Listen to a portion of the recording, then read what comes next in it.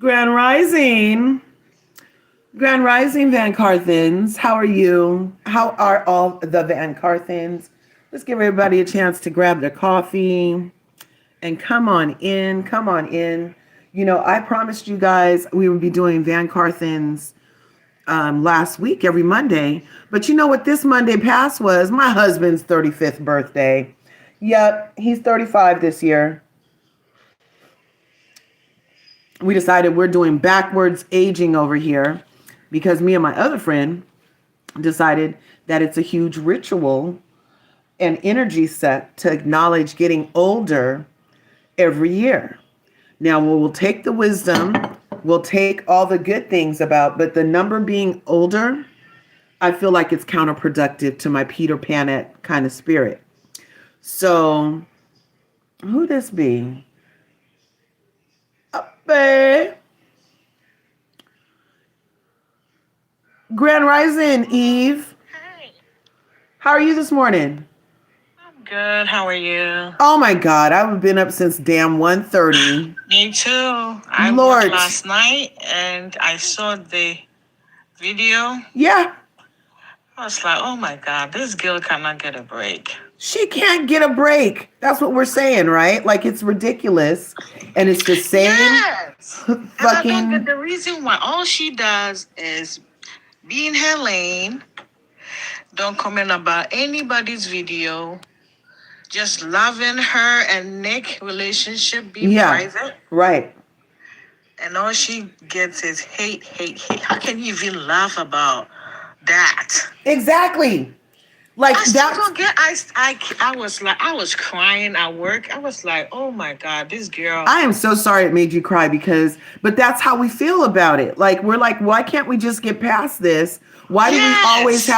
have, and it resonates as a black woman. I'm sure you've had like an hate towards you that you didn't do nothing to no fucking body. All you do is living your best Yes. life. And so it resonates because now we have Queen Ola. She's literally living her best manifesting life. And these freaking haters just keep trying to bring her down. But somebody in the chat said, well, under one of the comments here for this video we're about to play, was like, we're just going to have to keep it pushing the way that we know we can, which is Yes. keep And our then composure. the moment she said, "Oh, just be looking out. November is coming. I have so many good stuff," and then we are getting prepared, getting our money ready. Yeah, And look getting at our this. money ready. I love it, Eve. Yes. Hey, Get our money Nicolandria ready and look at this. They 333. want to distract us, and I feel so sorry, and I don't know what to say. I don't know what to say. I don't want to be in her shoes right now this morning. I know. And remember, and Nick just did that interview with Elite Daily, talking about how Yes. when she gets this type of, hate, that he's very sensitive to that, and like then neither one of them are going to be doing good today, you know. No. And then Nick has so many stuff going on this weekend that we didn't even want all this with him. We didn't want this. Yeah, it's like the last week of Greek Fest. Hey, Sadie, Shade, I always say it. How's everybody? Did you guys hear what happened? I'm simultaneous. Hey, Nicolandria 333, you've been up since 1:30 in the morning too. Yeah. I mean, I don't know. Like, I got up to make sure the boys were in bed because, I have a 12 and 17-year-old. And I take their electronics at night and then fall asleep. And I don't lock them up or anything. So they'll tiptoe back in my room and take their stuff back. And I'll wake up and I'm going to check rooms at 2 and 3 o'clock in the morning to make sure they're not still up, right? So last night I did that for 1:30. And I was like, I didn't really want to touch my phone. But you know how it'd be calling me, man. It'd be calling me. So I decided to go touch my phone, and that guy was live who did so many lives during Love Island. He has like the curly hair and sometimes he wears a braided. Anyway, he was live. And I was like, what's he talking about? He was going off, but he wouldn't say what it was exactly. I'm in the comments. I'm like, what happened? What happened? And then finally he retold the story. And then I ran over to Instagram to see what I could find out. And, just a second, sorry. And so I ran to Instagram. Sorry about that. I ran to Instagram to see what I could find out. And that's what we're about to play. It's everything I found out. Because I don't ever go to her page. You see, it still says follow. You see, I was on Louis live for a minute. do you support them or you were just No. I because I'm on Twitch a lot. So when I scrolled, he came up on my For You. Yeah. And Yeah, Wellington Air, exactly. And the part that was funny to me was she knew what she was doing but I think this Huda forgot that Louis was on live. So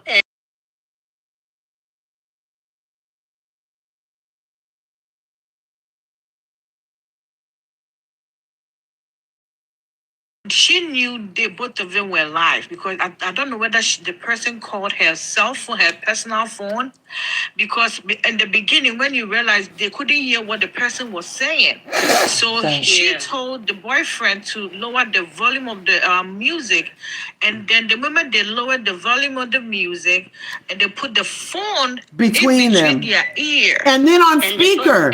But what was weird, they did it on. How could they hear? But then they did it on speaker. Like, why would you take a chance?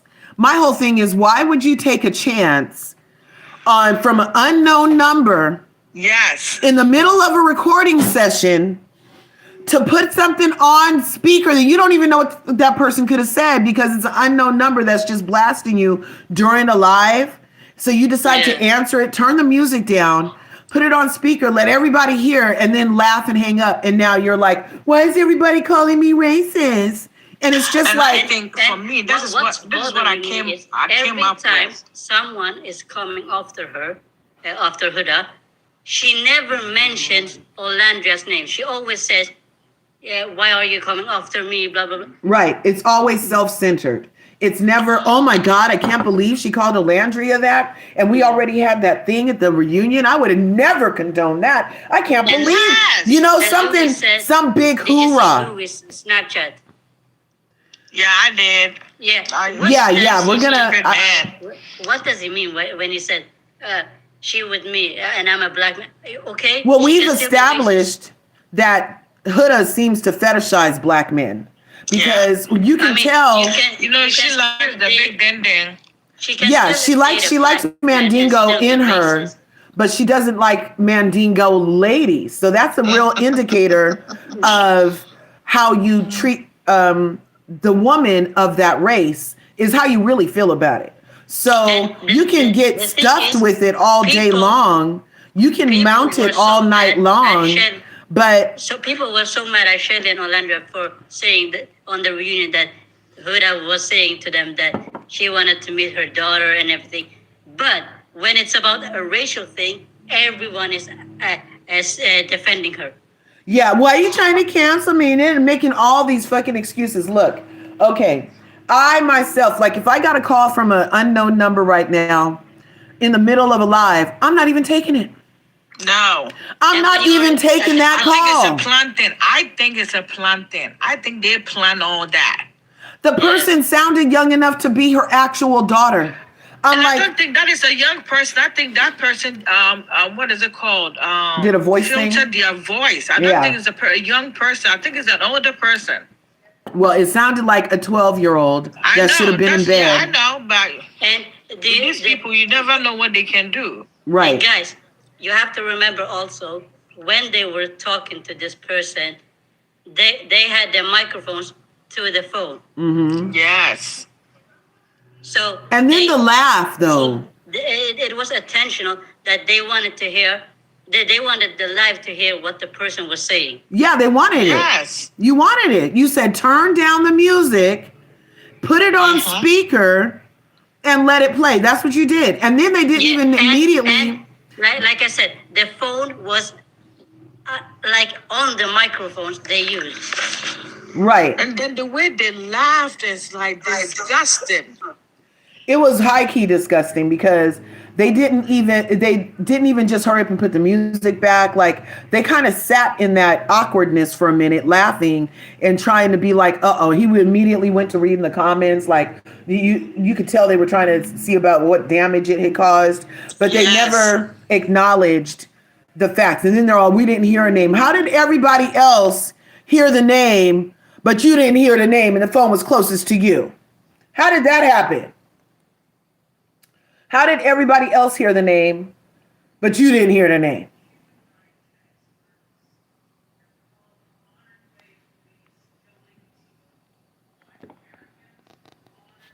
Right. Oh, I have my earphone in so you guys can hear me better. The whole thing, but it's gonna backfire in their faces. Right. But I also have to go after the brand deals because the brand deals say always we don't condone anything. But you already knew from the show. Racist, you already knew from the show what kind of person she was. Well, and you guys really, ladies rather, it has everything to do with the lack of accountability for the people who've done Olandria specifically wrong on this cast. They have not been held to account. There's been zero self-awareness. Everybody has brushed everything done to Olandria under a motherfucking rug. There's a big ass heap, a big pile in the middle of the fucking room for sweeping all the shit that's been done to Olandria under a motherfucking rug, and then victimizing the freaking villains, and Olandria just has to suck it up. This is bullshit. And I do not abide. I feel like, and that's why I was so hard on fucking Huda during the season, was because that type of behavior, going unchecked, being offered a redemption arc, gives her army of fucking rats, vermin is what they are, the right to be fucking vermin. Because nobody checked that bitch. So everybody's like, oh, it's okay to be that way. No, it's not okay to be that way.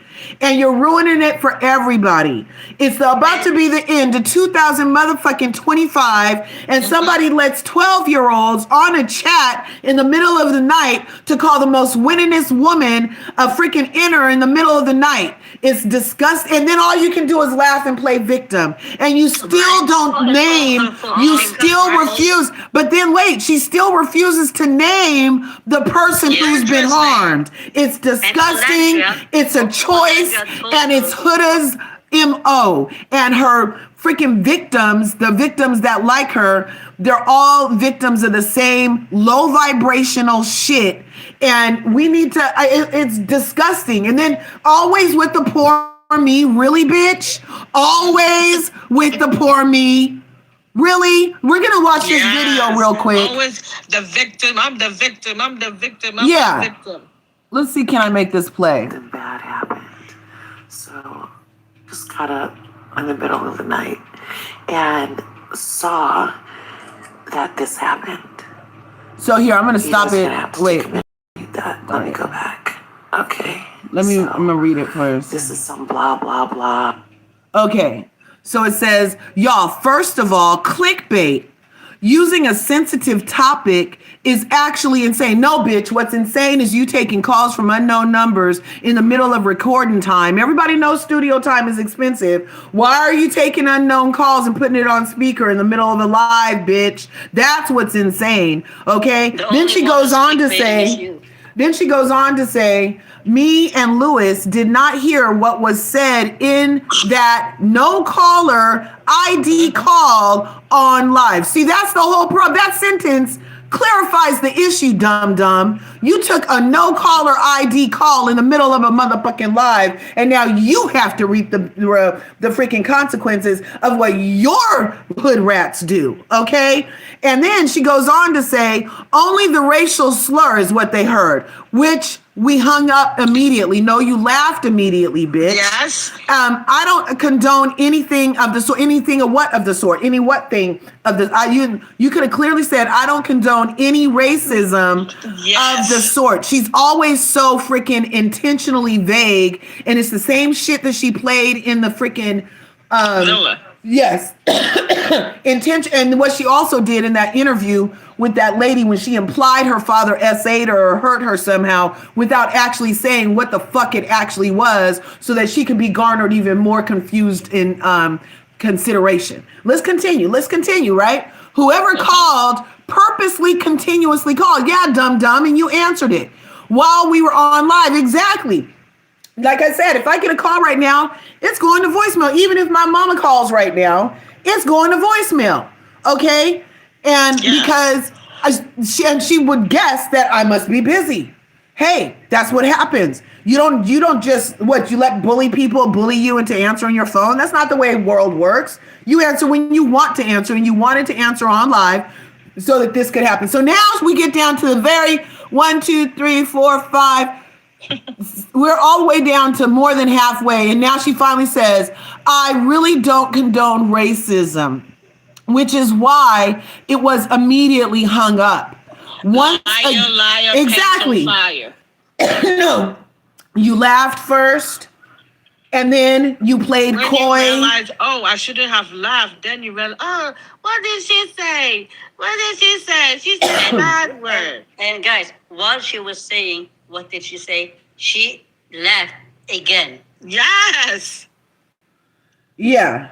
And one thing with the whole issue with Olandra is that girl loves and so loyal and so sweet and always want good things to happen to people who she's around, friends, family, and everybody. Yeah. And the first thing is when she was in the villa, the black men who were supposed to protect her never did.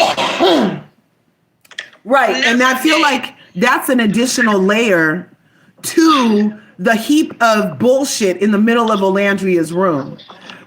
When the men from your own flock don't protect you, like elephants protect babies is what we're supposed to be getting. But no, we got some Fruit Loop Negroes that want to play the production instead of protect a woman that could have been their mother. I mean, it's disgusting. And then after they came, they even left the villa. Everything, all she was doing with Nick was praising everybody, saying everybody's relationship is sweet, everybody praising everybody, and the next thing is, small boy went to Speedy's podcast and then blow everything up. Yeah, I can't believe I'm saying this, but I actually like that Olandra is friends with Austin. Me too. I don't mind Austin at all. Because after the villa, on podcast or interview, he spoke so highly of her. Yes. And he's never said anything bad about Miss Jenkins.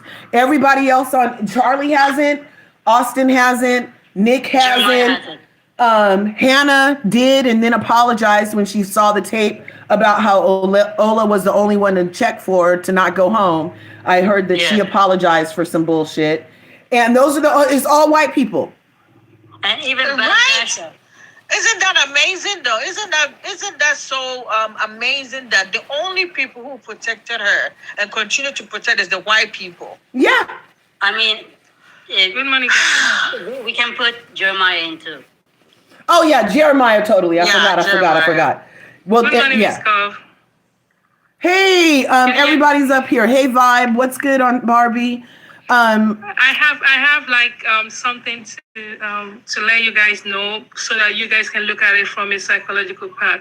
They said that the phone call was planned. I agree, but it's not planned from Olandra's fan. And I'll tell you why. No. That's not what I'm saying.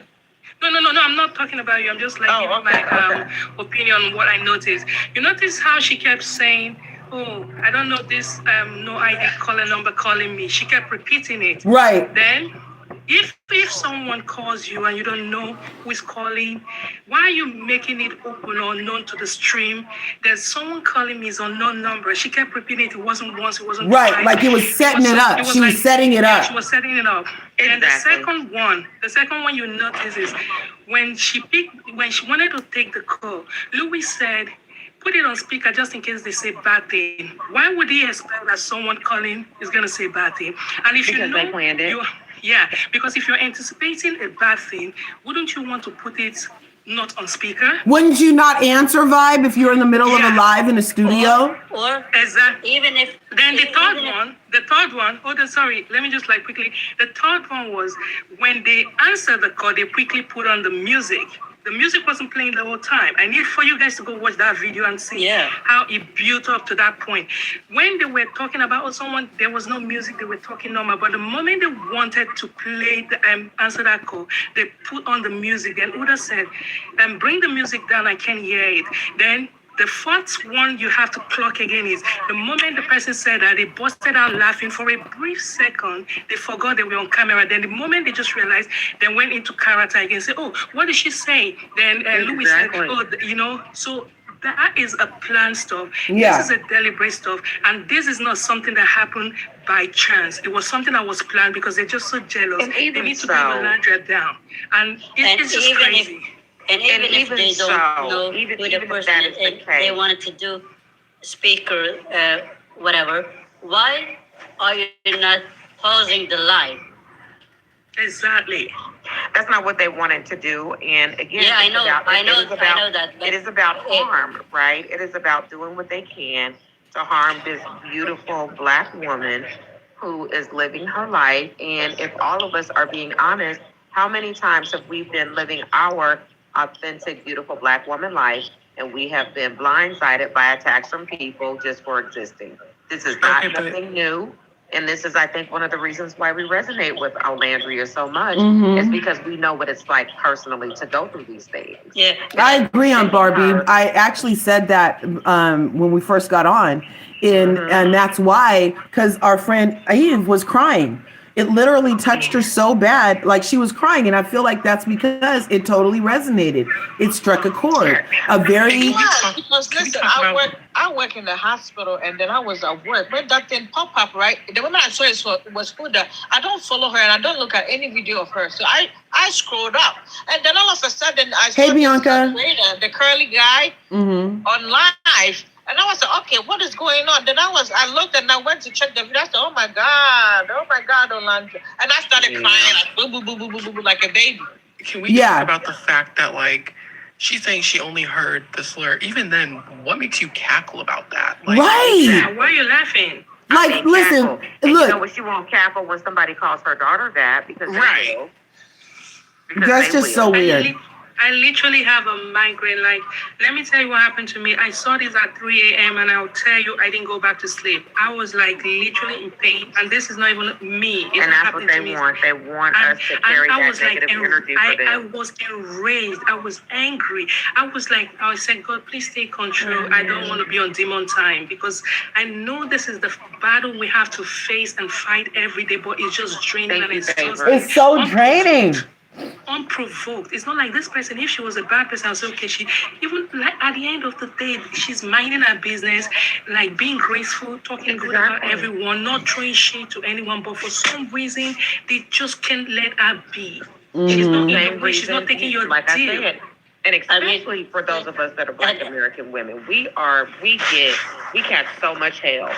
We do. We don't have other communities and cultures that we can run to for sanctuary. Right. We are out here. And We're so- actually the community the others come to because we're so inviting. Exactly. We're like the nicest people on the, we're technically the nicest people on the totem pole.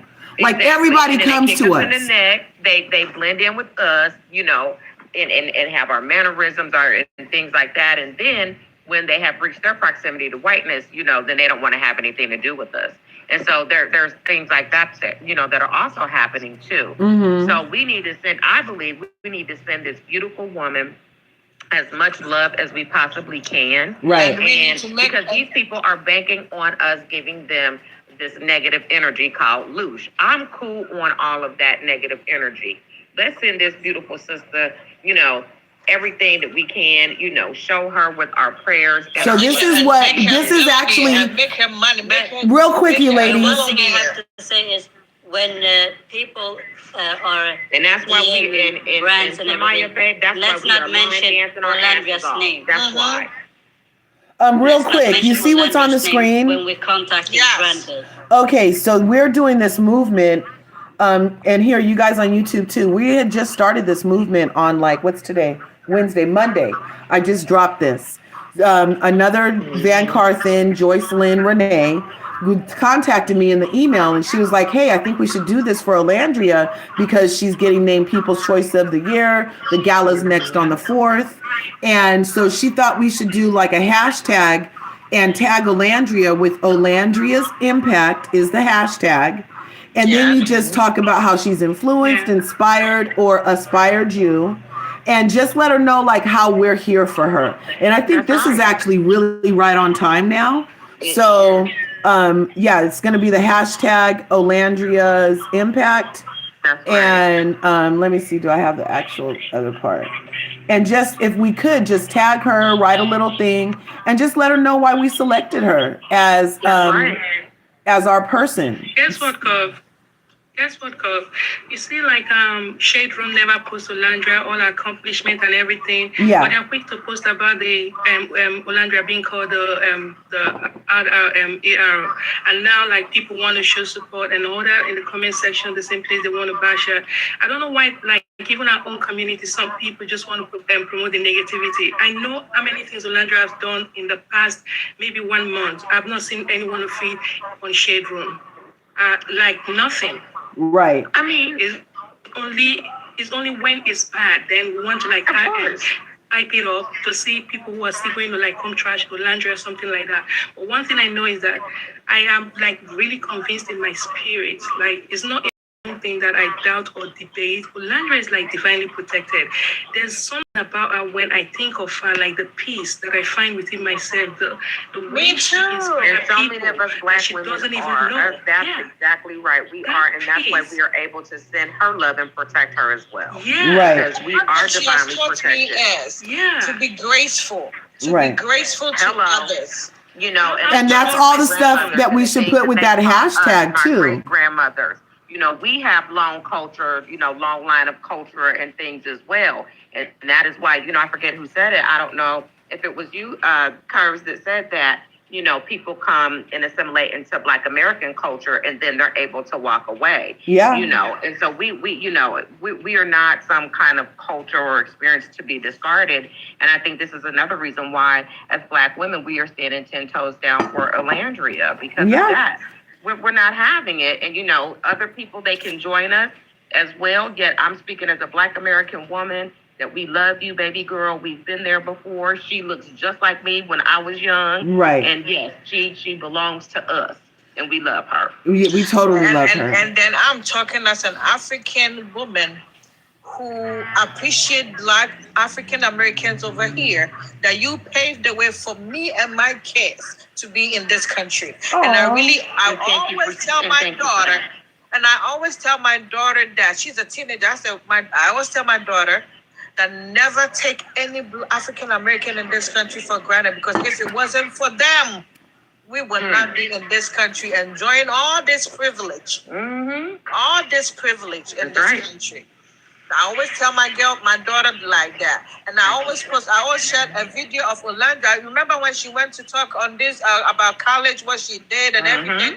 My daughter is about to go to college. I said, listen to all this video, take advantage of all this thing that Olandria was saying. Yeah. I'm an HBCU grad as well. And even from the HBCU that I attended, I loved it because it was such a microcosm of Black culture. We had the emo Black folks, we had African Black folks, African American Black folks, poor Black folks, bougie Black folks. We were all there, and it was such a beautiful experience for us. So please have your daughter consider that as an option to look at HBCUs for sure. Yes.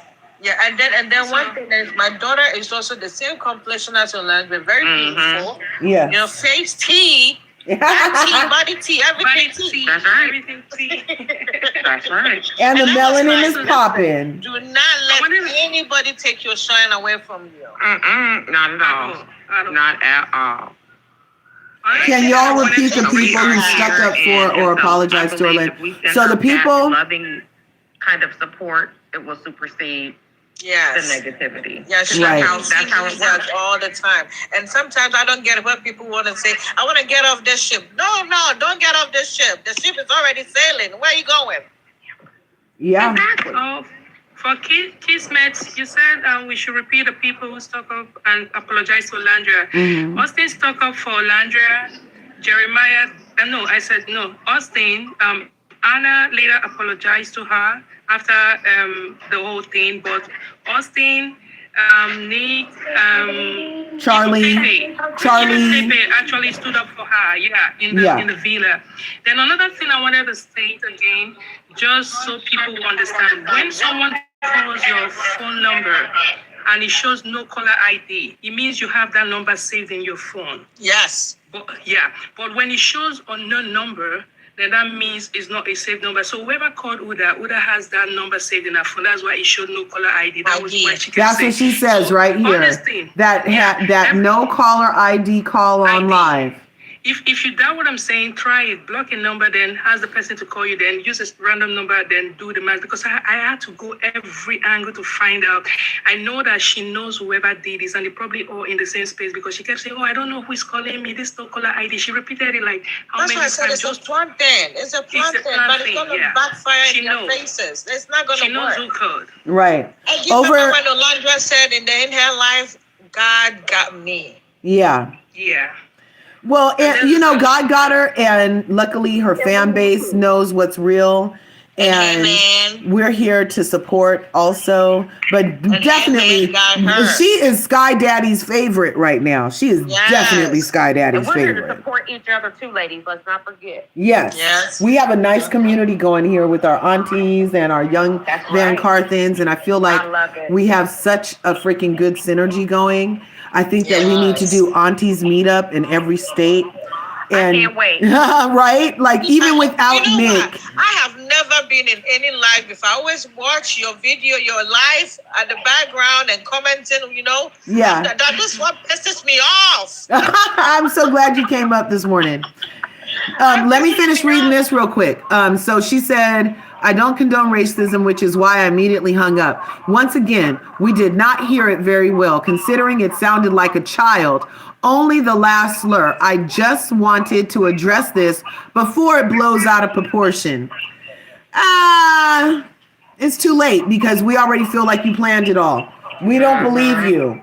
We do not believe you or your clout chasey dude. We don't believe you at all, ma'am. I'm going to let this play so we can finish hearing, because there's some people that just came in. Maybe they don't know exactly what happened. Let's see if it'll play. Oh, there it goes. I only laughed, blah, blah, blah. So what happened was her and Louis were on a live, and they were in a studio, and she got a call on her phone. And she held the phone up between the two of them and tells him, turn down the music so the person on the phone can call Olandria a inner with a hard ER you got. Real quick. Then she continued. Also, laughter was because it was awkward. Like, who the heck says something offensive like that on a call on his live? And as you can hear me say, what did they say? And they said a bad word, because that's all I heard was the bad word. It was awkward and inappropriate. Whoever said it was in the wrong. Man, you're in the wrong answering block numbers that you know on your phone on a live and asking people to turn the music down. That's what's wrong. Curve, let's even agree. She said it was awkward. How are you already awkward about not knowing what someone is going to say? Why are you expecting someone to say something? Because if something is awkward, your first response, even if you're going to laugh, is not like that, busting out laughing. You can have maybe like a smile or something, then you quickly get yourself, but that was not what happened. They literally busted out laughing. Yeah. And if you look at it, we're about to see it. Go back and watch it. We're about to see it. We are about to see it. Eye movement, you see that the moment she looked at the camera, Louis looked at the camera, and they went like, oh, that's not funny and everything. Yeah. Look at the camera before they stopped laughing. I don't feel like, to me, I've been saying on my channels, every platform I can scream it from the rooftops on, Racism is a big fucking deal. We need to stop calling it microaggressions. This shit is macroaggression. And if we started treating it macro instead of micro, then bitches like Huda and her rats wouldn't feel so inclined to keep coming for us because they would get checked in real time every motherfucking time. In real time, every motherfucking time. I'm not lessening what you just said. It's not awkward. Every time it should be made a big deal. You shouldn't even feel awkward. Awkward minimizes that shit. You should have a visceral reaction to fucking racism because it sucks. And you as a Palestinian woman especially, her whole fucking country is rubble right now, and she's laughing because it's awkward to hear a racial slur towards another race. That's bullshit. It's bullshit. It's a big fucking deal. You better preach. You better preach your sermon on this morning. The morning is here. I'm gonna let this play because now we're gonna get to see a bit of the video I was able to catch because they did take his Snapchat thing is down, so I couldn't get the Snapchats. And all Huda did was bust out laughing. And all Louie did was bust out laughing. And they laughed and they laughed and they laughed. And then she goes back and she puts this on her story with excuses and reasons and blah, blah, blah. So I heard that he had put some reason also on his, but I couldn't find his excuse. There's just this video that's gonna say, oh, you guys are just trying to cancel my girl. Well, let's see what it has to say. Where is it? Here we go. And here's the actual video clip that I could find of it because it's in the repost on his page, you guys. Of my girl. So this is just an opportunity for the haters of my girl to fucking run the hate. We're back. So this is just an opportunity for the haters of my. And didn't Nicolandria get the hate, fool? You as a black man are saying that, oh, this is just an opportunity for your non-black girlfriend to get hate when your black self just said you're black but they're what? Who really got the hate? You see how they're trying to gaslight us? Marching in the street, putting her body on the line. Yeah. The fact that he mentioned, oh, this is just an opportunity for the haters. He just told on himself because they don't care. No remorse, no accountability. They want to play the victim. Or the haters are after us. It's gaslighting and manipulation, but it's not going to work because every blog is carrying this right now and calling them out. Yes, every blog. How far they go with that brand deals. And especially since, again, we are surrounding this beautiful young woman with love and again jealousy. What did Aubrey say? Jealousy is love and hate at the same time. That's exactly what's happening here. They want to be her and they can't be her, and they want to have the exposure and they don't have it. They can, the org campaign she did. The hood rats are already on the comment section this morning, dropping more racial slur about Nicolandria. You know what? You can write. The script writes itself. You can't even make this thing up anymore. If she, we have heard people call us this word for 400 plus years. Right. Yeah. This is not. We have seen it, heard it. Ancestors. We have seen it. Look, elders, us, we have seen it across time. So why are we acting surprised? Yeah. I think that is the question. Right. We need to quit acting surprised. Like, this is what they do. This is always what they do. But somebody on YouTube, in YouTube, they said, why would a black man laugh at the slur? Exactly. And then they said, Be Yourself says, she deserves that guy. They're just as good as one another. They'll be each other's downfall. Boycott all brands that partner with either of these racists. The video pissed me off. It's bullshit in 2025. He needs to go back to, he needs to go back to his child. But look, Shade, she need to go back to her child too? Like, we haven't seen her with her daughter except for that one reunited video for her to get all those views, and now we ain't seen hide nor hair of her daughter. You know, I'm a mommy. To what? You must be a puppy mommy at this, because we ain't seen your daughter, girl. We haven't seen Because her. you don't want them to call her daughter the same thing that they called Olandria, exactly. She probably is not proud of her daughter, because our whole storyline on Love Island was about her daughter. She wanted to make it look like, I'm this mommy, I'm missing my daughter, I can't wait to meet her. I've not seen you with your daughter since you got out. Yeah. You've been playing fangirl to Louis, like literally everywhere that man. Even the video was disgusting, where she was talking about, I've been in pain. You know what it means to be in pain and want your man. And Louis was like, but I've been here with you all day. She's so needy and clingy. Yeah. She is so male-centered. She doesn't care if her daughter exists or not. As long as she's like close to that man, breathing him down. They deserve each other, but all I want Look, to they do said is I'm boycotting the Call of out their Duty. mouth. Why What does can say? she do to What does Call of Duty have to do with it, Talo? Look, I don't know. I would never show my baby online either. I'm not saying show her baby online. And she did show her baby online. When she first got out of the villa, she did, in fact, make that huge video. And so she's the one that already did it. I mean, and she did. I don't know. But let's finish listening to his blah, blah, blah, because then we're going to see the actual video. My girl to fucking run with hate.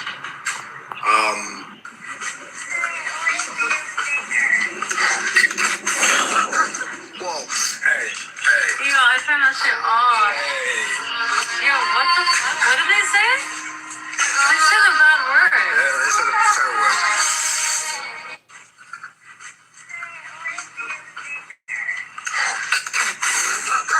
Whoa. That, see? Hey. Yo, I turned that shit off. Hey. Yo, what the fuck? What did they say? They said a bad word. Yeah, they said a terrible word.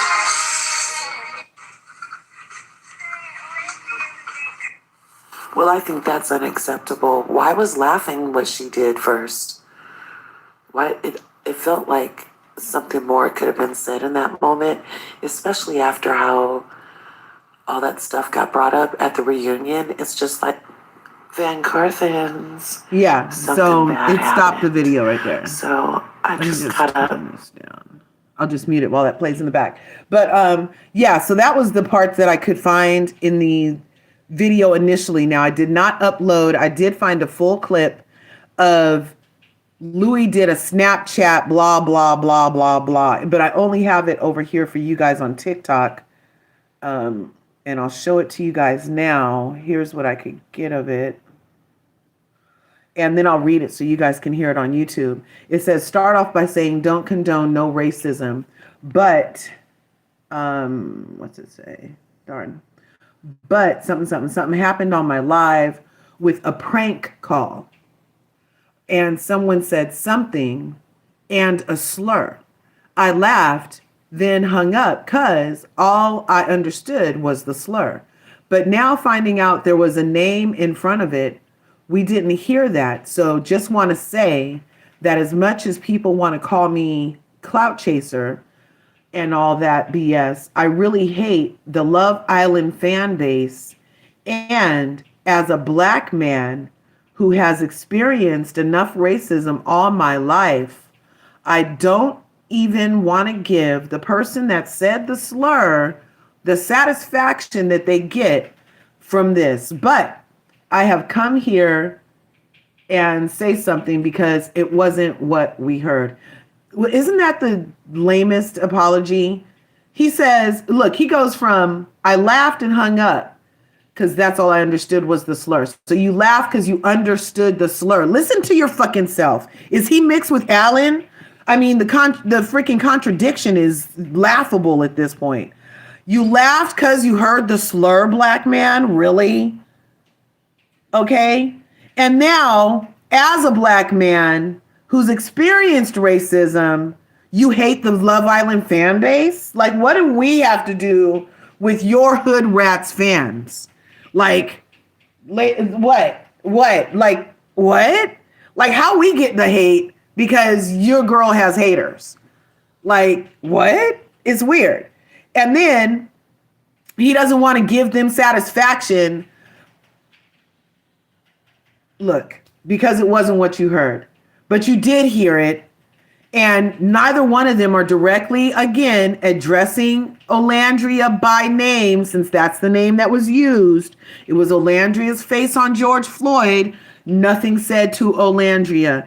This person said Olandria's name. Nothing said to Olandria. I'm telling you, the fucking carpet is really high right now with all the aggressions towards Olandria just being overlooked and immediately glazed over so that they can present themselves as a victim. It's so weird. What's wrong with these people? YouTube is going off. They said, we don't like evil Louis either. Louis is simply trying to do damage control. Yes, be yourself. JD pretends he's not Haitian, allegedly invited 404 to Agua party. No, it wasn't.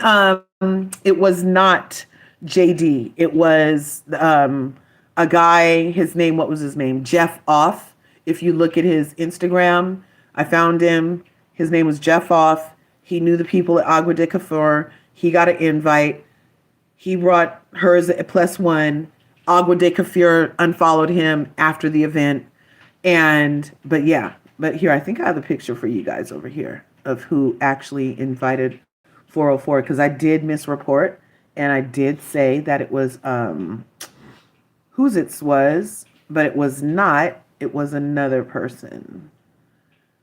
And he had on a green clover thing. If I can find it, I'll show you guys. But it was not JD. It was not Jaden. It was nobody from the cast that invited 404. It was this dude. I don't think I have it for you guys. I'll look for it though. Let me see if I can get it over here. Green screen. Searching. It's already on your screen. Huh? You already have the guy on your screen. I'm saying it. Yeah, no. I'm simulcast. I'm on YouTube and Okay. where we are. Okay. Yeah. So I was just trying to get the picture for them on this other device, but I can't find it. I did not forward it. So because I'm using my burner phone to go live on YouTube while we're live on TikTok. Okay, sorry YouTube. I do not have it, Sam. I do not have green eggs and ham. Darn. Well, oh no, I do. Bam. Here you guys go. Okay, there he is. So that's the guy that really invited old girl to the party. And his name is Jeff Off. And he seems to be into a lifestyle where he likes showing his ass cheeks a lot on all over his Instagram. So, yeah. And there's nothing wrong with that. But I guess he thought he was being cheeky, inviting her to the party. And that's how she got in. It was nobody from Love Island, not JD, Mr. Dominant, and not Jaden. Okay? I needed to clarify that because I did misreport. Let me stop. I'm just getting off work. I'm going to join you maybe when I get home if you're still on. Yeah, for sure, Vibe. Thanks for popping up. Okay, I appreciate your input. Later. I don't know. His name is Jeff Off. I don't know who it is. He's the one that invited 404 to the party last week. And I just needed to make that correction again because that video I did on it with the mistake got a lot of views. So I just wanted to make sure that I went ahead and corrected that. So it doesn't have anything to do with this conversation, but because we were here talking about this. And over here for YouTube, we're supposed to be doing VanCarthens last week. So we will be getting to it directly, but this is how this week is turning into. I came on here to tell the YouTube about all the awesome stuff VanCarthens did last week because my YouTube family, some of them only have YouTube as a social platform. They don't have Instagram, TikTok. They choose not to have their phones and lives tracked by the other apps. And so I bring it over to YouTube and vice versa. So we are definitely doing VanCarthens last week, but this is what's happening this week on the damn VanCarthens. And it is all damn, it's bad. It's bad. You know why it's bad? Because Huda had another chance and she laughed first. And it kind of, fine, it could have been awkward, fine, whatever. But then these apologies to still not acknowledge Olandria specifically and be like, oh, damn, I'm sorry this happened to Olandria. Or for her to, I don't know, like, she should be telling her fans the way that, the way Nick and Olandria go to sub only, or tell the people they'll get blocked, or, like anybody who's popping off wrong, if she started blocking fools, maybe they would leave people alone. But she kind of rewards them by letting them hang around, And I also think too, a lot of times people really don't have, like we do, we have that reaction like, wait, hold on, stop. Like this is unacceptable. Just like when we hear like, when Ola's live the other day, they were like, we're not going for this. Yeah. For some reason, it seems like they don't have like that reflex to shut shit, the fuck down. Excuse my French. No, it's all good. And look, I completely agree. That's exactly my point. Our VanCarthens lifestyle, we address stuff in real time, and we set healthy boundaries immediately to protect our peace. Exactly. That just goes to show the type of people that we are in real life. Right, exactly. And so, a lot of times, like we said, people don't want to do the work. They don't want to learn. They don't care. And, this is attention. So this is giving her, giving Huda attention. She's getting, views. She's getting follows. She's making money. Yeah. Off of this. And, I always used to tell my kids, and I used to, say this, the best way to deal with an attention whore is to starve them. Oh, yes, starve them. That's what I would tell my kids. And they'd be like, damn, Mom, that's brutal. No, you starve them. You starve them of attention. Well, no wonder you're a VanCarthens, because Olandria said her success is the clapback. Like, she doesn't have to, you don't even have to waste your breath. Oxygen is precious. Because I know all about that. So, yes, starve them. Starve them. Starve them. Don't even give them your eyes. You get nothing from me. I ain't get nothing from us. Like, And and maybe that's what Louis was trying to say, like he doesn't want to give those people. But the point is now that it's done, you can't put yourself as the victim over the person who was victimized. And he laughed. So what is he a victim for? Excuse me? As a black man, I've received a lot of racism, and so I laugh about it when it happens to black women. Like, weirdo. Exactly, but God forbid, that's how come, we got each other and we got Ola. Yes. Thanks, Bianca. I didn't even put that goal up there. Let me put a goal up. I'm going to pin this goal. Got a goal this morning. They said, you know what? You guys can't hear me because I'm on an iPhone 11. They said we're taking up a collection and get me a new iPhone. So... Okay. Listen, put me up a collection plate too. Right. Yeah. All the aunties need upgrades on these devices. Yeah. We're gonna keep Olandria and Nick flush, but we need some upgrades too. ain't that typical black mama? Yes, we always make sure the kids got it. All the nieces and nephews got it. Always. Yep. Always. Mm-hmm. Always. And I just want to say to everybody out there, I just love y'all. And, thank y'all for being so supportive during Breast Cancer Awareness Month. I am so glad to still be here. And so please, make sure y'all take care of yourselves. It does not matter if you are under 40. If you feel something is off, trust your body. Yes. Trust your body and advocate for yourselves because, nobody cares about us more than us. That is a great PSA. So YouTubers, you heard that. Like, we need to be listening to our bodies, and staying healthy is another form of resistance. You know what I mean? I feel like specifically Black joy is the highest form of resistance. You know it. And also Black health, optimal. That's imperative for the resistance because they count on us being unhealthy. That's right. Yeah. And so all of this joy that we are putting out here is pissing people off. Uh-huh. We did line dancing all summer too. Oh, yeah. Oh my God, they mad. They banned the fans. They were like, those Negroes. They like, look at the wave. Look. On these cruises with these fans. We in the magical book of Negroes, y'all. We got every. Jimmy Fox, okay? Ooh, we have not been given. And then even Bill Maher was like, oh, at the No Kings protest, I didn't see any melanin. We're like, yeah, we had a meeting. Right. We had a meeting. No, y'all got this. You got it. We said we gave you the blueprint. Enough of our bodies have been riddled with their rubber bullets. Exactly. Yep. Grand Rising, L. Taking care of ourselves. Yes. So we just gotta keep it pushing. Last night, our girl Olandria, it's not on my YouTube phone yet, but she was with a Microsoft event. You guys know that Microsoft's AI is called Pilot.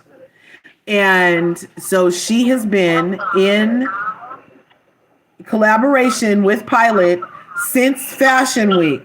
And that was the week before Tuskegee, right? So ever since then, she's been using Pilot and doing commercials and stuff. Oh, Copilot. Sorry, Copilot.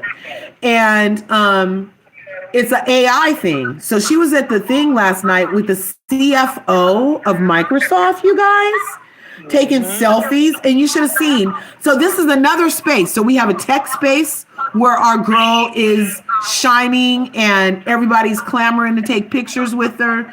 We have fashion spaces where everybody's clamoring for our girl.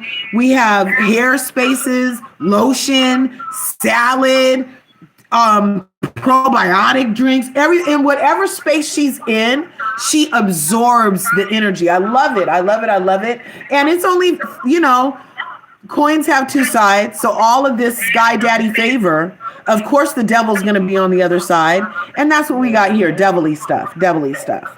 And the devil is a lie. The lie. That's why that's why he has to make all this confusion, And then look at I saw this face in the fucking villa. I'm not buying it. Exactly. You not sad. Not at all. Not at all. She's just like, poor me. She immediately went to poor me. No. That's a typical playbook, right? Yes. Olandria has played this perfectly. Exactly. And we're teaching the younger folks, this is how it is, and not to get roped into it and to understand where it comes from, and that, the whole concept of being an ally is, a lie. Yes, definitely. Yeah, allyship is very, I don't know, I kind of feel like so many allies think they're allies until it's time to do the stuff that were you ever an ally? You know what I mean? Hey, Elle, Grand Rising, what's good? Hi, Curves. I just wanted to join because I know this was like a couple of weeks ago. I couldn't join.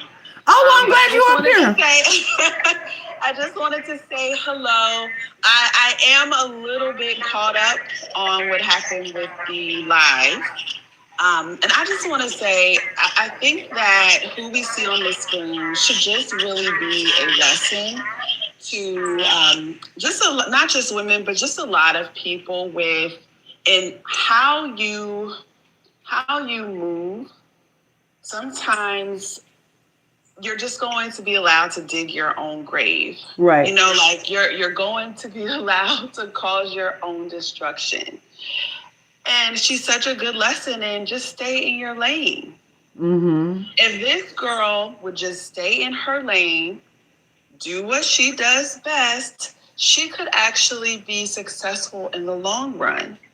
But what we're going to see is a lesson play out of being your own worst enemy and of not having the character to be able to take you where you want to go. Right. And it's so unfortunate because I wished everyone on the cast, the best and wanted to see them succeed and pursue their dreams. But it's just really sad. And it's also sad that this is someone's mother. Right. And it's unfortunate that this is the behavior. But this behavior is just one of desperation. It reeks of jealousy. And I am so glad that Olandria has decided to play this out the way she's played it, which is staying above the fray, which is not getting drawn into the noise that everyone's trying to create and clamor for attention. Right. Yeah, I agree, Elle, because I like how Olandria handles it. This one is definitely digging her own thing. We haven't seen her in much. I don't pay attention to what she does, actually, because of her lack of accountability the first time around when this shit happened. And this is now the second time. So this is pattern power.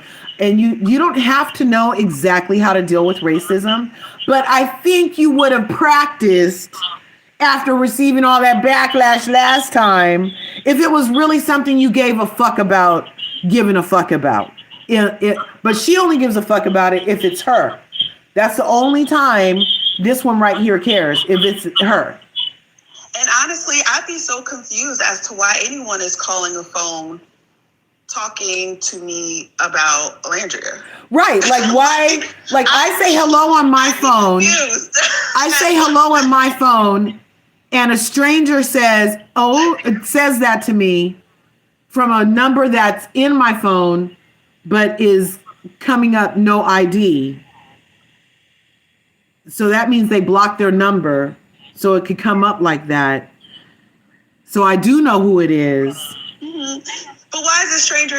But why is someone even talking to me about Olandria? Give it a Exactly. Like, why? It's not making the sense that it should make. She should just be staying in her lane and trying to rebuild her character. I know that her fans have co-signed her poor behavior and her poor character, but she really should just be focused on herself. Yeah. She's going to go down by her own hubris. I love that word, hubris. You know where I learned that word? Adrina from Real Housewives of Miami.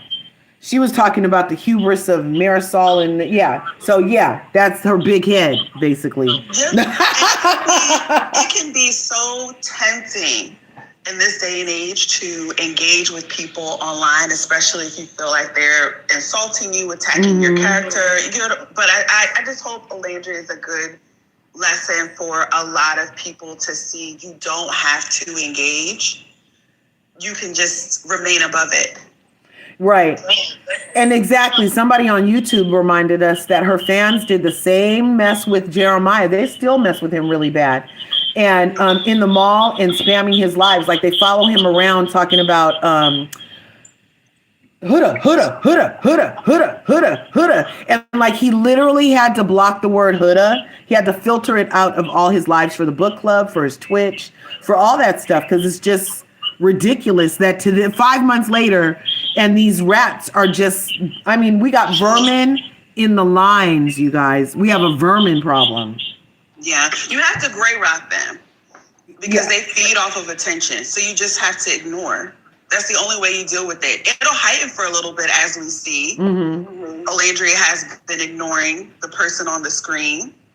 And yet she's still needing her attention or needing to attach herself in some way. You know what? You have to starve them of your attention.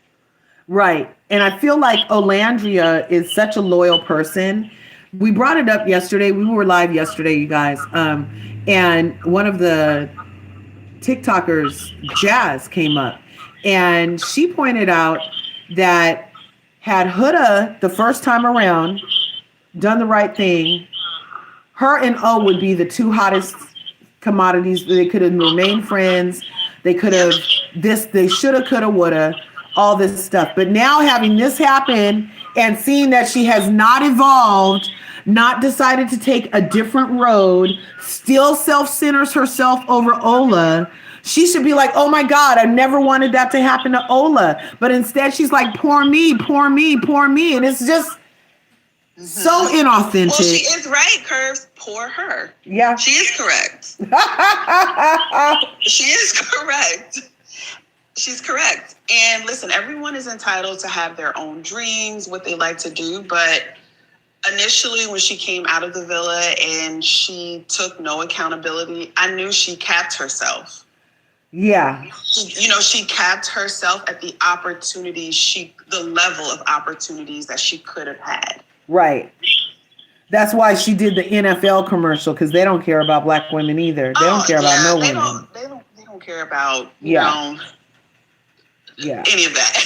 Right. Like if you look at the deals that she has got, it's deals that don't care about that kind of stuff. Yeah. Whereas she'd be great on like Zeus Network. Oh my gosh. That's where she needs to go.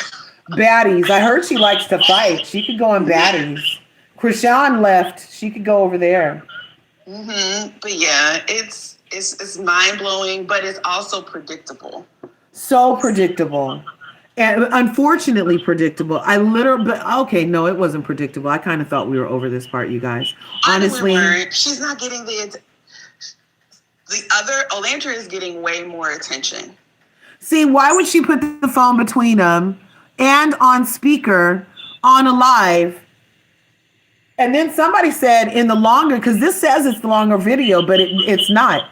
It's the longest one I could find. But there's another clip out here floating around, you guys, where right before she takes the call, he says they might say something bad. Put it on speaker.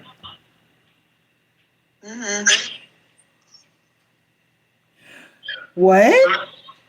Yeah. I mean, it tracks. And then for his response to be, I'm black and I hate Love Island fans. You're weird, dude.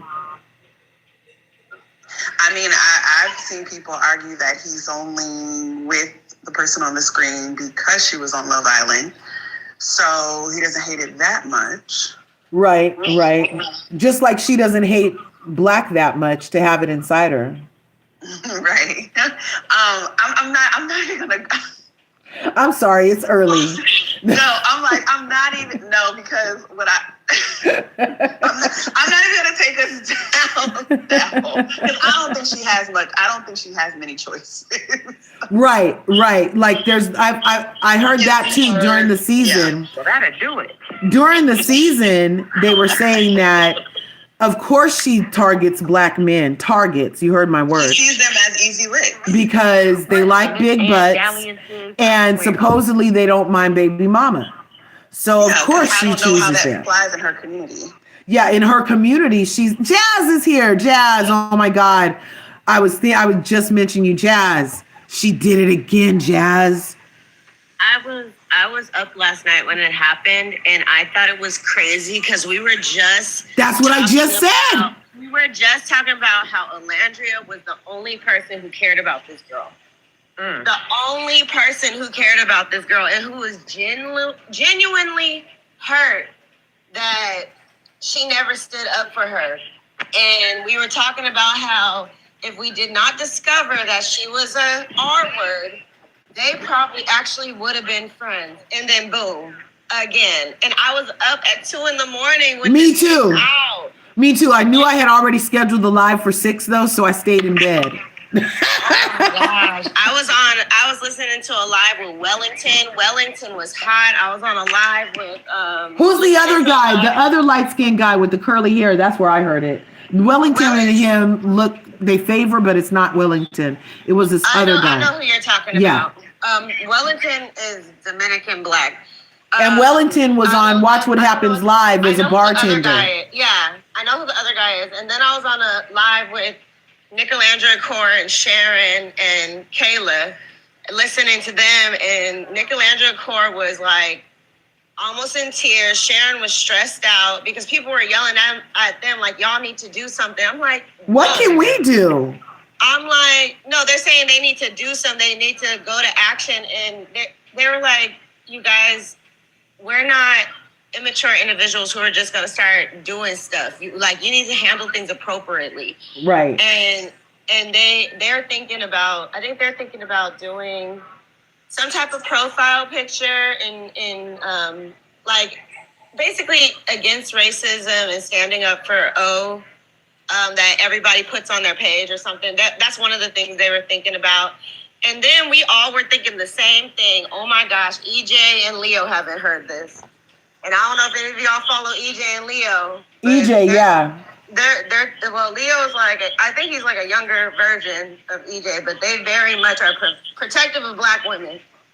And oh my gosh, I don't even know what they're gonna say, but it's just crazy, and it's so crazy because right before this came out, Nick left his Greek fest, and right before this came out, he on Snapchat it literally said, headed to New York and Kentucky. And I was saying, depending on how bad this gets, I wouldn't be surprised if he canceled his Greek fest in Kentucky. Right, like if it's too bad.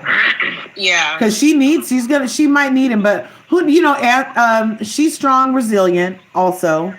So this is what I was thinking. This is now right on time.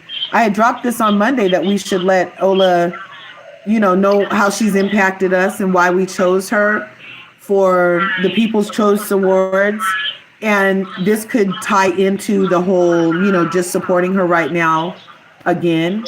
Tag her with the hashtag Olandria's Impact and just, flood her with the why she's so awesome.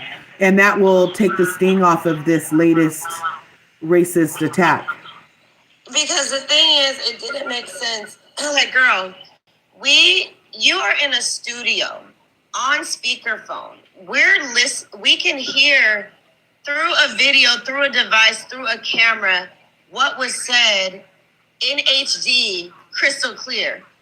And after you laughed hysterically, you tried to hit us with the, oh, what did they say? I think they said a bad word. Yeah. Girl, get out of here. Like, we are not on Love Island anymore. Jazz, is her daughter half Black? Yes, she is. First of all, I never used, first and foremost, label of biracial. First and foremost, I never use the word half. If you're Black, you're Black. Thank you. The world's gonna see you as Black. Her daughter is Black. And exactly what I as for Lewis, we did not claim him. I don't know what he is. Well, I use biracial. I get it. I still respect the other culture that people are. Don't get me wrong. My nephew is half Black, half Filipino.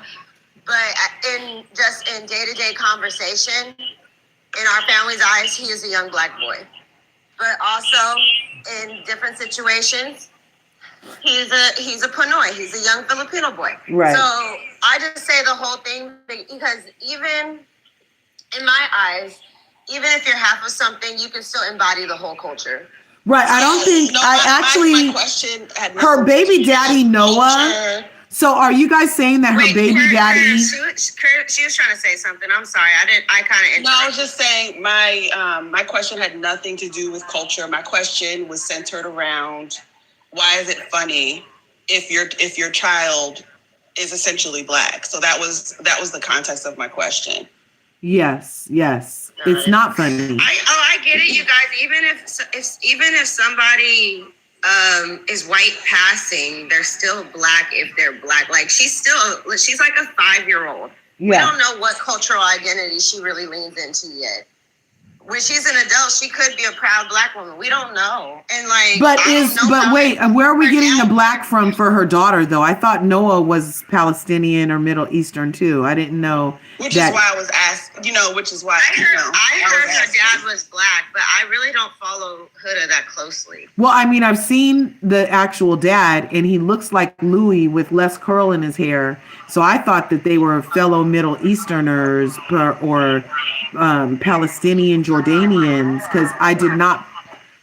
There's nothing about. Somebody said Noah is mixed too. I honestly, you guys, I respect whatever person identifies with. So if Noah says he's Black, I'm gonna say he's Black. If whatever, like not whatever in a bad way. If he says he's Middle Eastern, I respect that too. Yeah, so, but I'm just saying I never heard what he said. She has Black blood in her body. That's what. Which is why I didn't understand why that would have been funny to her. Because the thing is that people need to realize that just because people. Not saying you need to realize this, but other people need to realize this. Just because people sleep with Black men does not mean they're not racist. I always say it. Just because you like black in you doesn't mean you like black. Exactly. Yeah. Exactly. And this is why, again, we need to continue with the positive energy towards not just, Ola, but towards ourselves, because this has been traumatic, for a lot of us to witness this, right? So what is it that we can do to kind of like change what we see? Because this has been painful. I was looking for your page last night because I was saying that we were literally just talking about how Alandria is the only girl who cared about this woman. And we really thought they had a true friendship until we found out she was the R word. And then boom. I was looking for T's page last night. She was in the comments yesterday. That's what I'm talking about. Those pictures. Yeah, we're done with them. Those pictures. We are done. Yeah, forget that. Those beautiful pictures. Exactly. Yeah, these people are going to say things and do things regardless of. Yeah. So this is her just last night at Copilot. I don't have it over here for you guys on YouTube, but she was at the TikTok summit representing Copilot. Right. And but look, so she's in tech spaces, food spaces, fashion spaces, health spaces. Like there's so many genres, right? And she's in all of them. And I love it. There she is. Breathe. Exactly, T. Ever since last night, exactly, T. When the boys, all the guys, when they were saying brother to each other on the show, they were saying it in a way of like my brother, my friend. But whenever Huda would say brother, she was definitely saying in a way to replace the N-word. Oh my God, totally. Totally.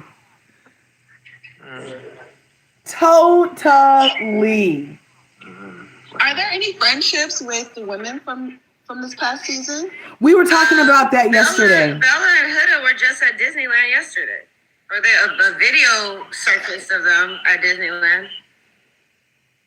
There's a lot of women who are still friends on the show. I don't think Alandria has distanced herself from a lot of them, though.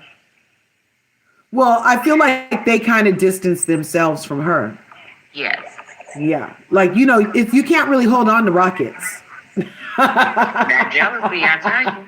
That jealousy. Oh, somebody said that was a few weeks ago about the I just saw the video yesterday. Okay. Well, some of them are friends, but I know Alandria has distanced herself as she should. As she should. I don't mind her distancing herself. Like we said, she's a full-on rocket. Like, why hang out with freaking land dwellers when you're on a rocket? To be honest, Nick distanced himself too. They're only with them when they come to them. When they have to. Mm-hmm. Yeah, like they showed up to their Agua party. Exactly. They were with them. They were with them. Some of the guys were with them at the Chargers game, but they also kept Max and Quan with them. Yes. So yeah. Mm-hmm. They keep their real friends close. Right. And that's exactly what you got to do. And she's going to start hanging out with her real friends of 20 years, 10 years. So I can't wait to see that connection too. Listen, they are, I don't know if y'all saw that I have posted about AB and Ali. And I had said that Nick and Landria are next. So. What happened with AV and Ollie? They got married. Oh, when?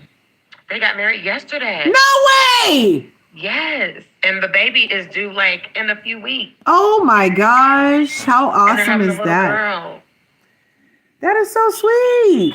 Yes. So last night, Jeremiah was leaving an event and one of Louis' friends tried to dap him up on the way out the door. And Jeremiah said, "Nah, I'm good," and kept walking. Good. Oh my gosh. Well, did you see the night before they were at that reality games event? And Louis was sitting at the table talking about, I don't want any Love Island people around me. I don't any Love Island people around me. And then on the way out, all the Love Island people were leaving, and he was standing there giving everybody daps and hugs. But Pepe had his drink in his hand and didn't move it and walked right past. And then he's all, and the chat was saying, ooh, Pepe dissed him or whatever. And he's like, who's Pepe? Fool, you know who Pepe is.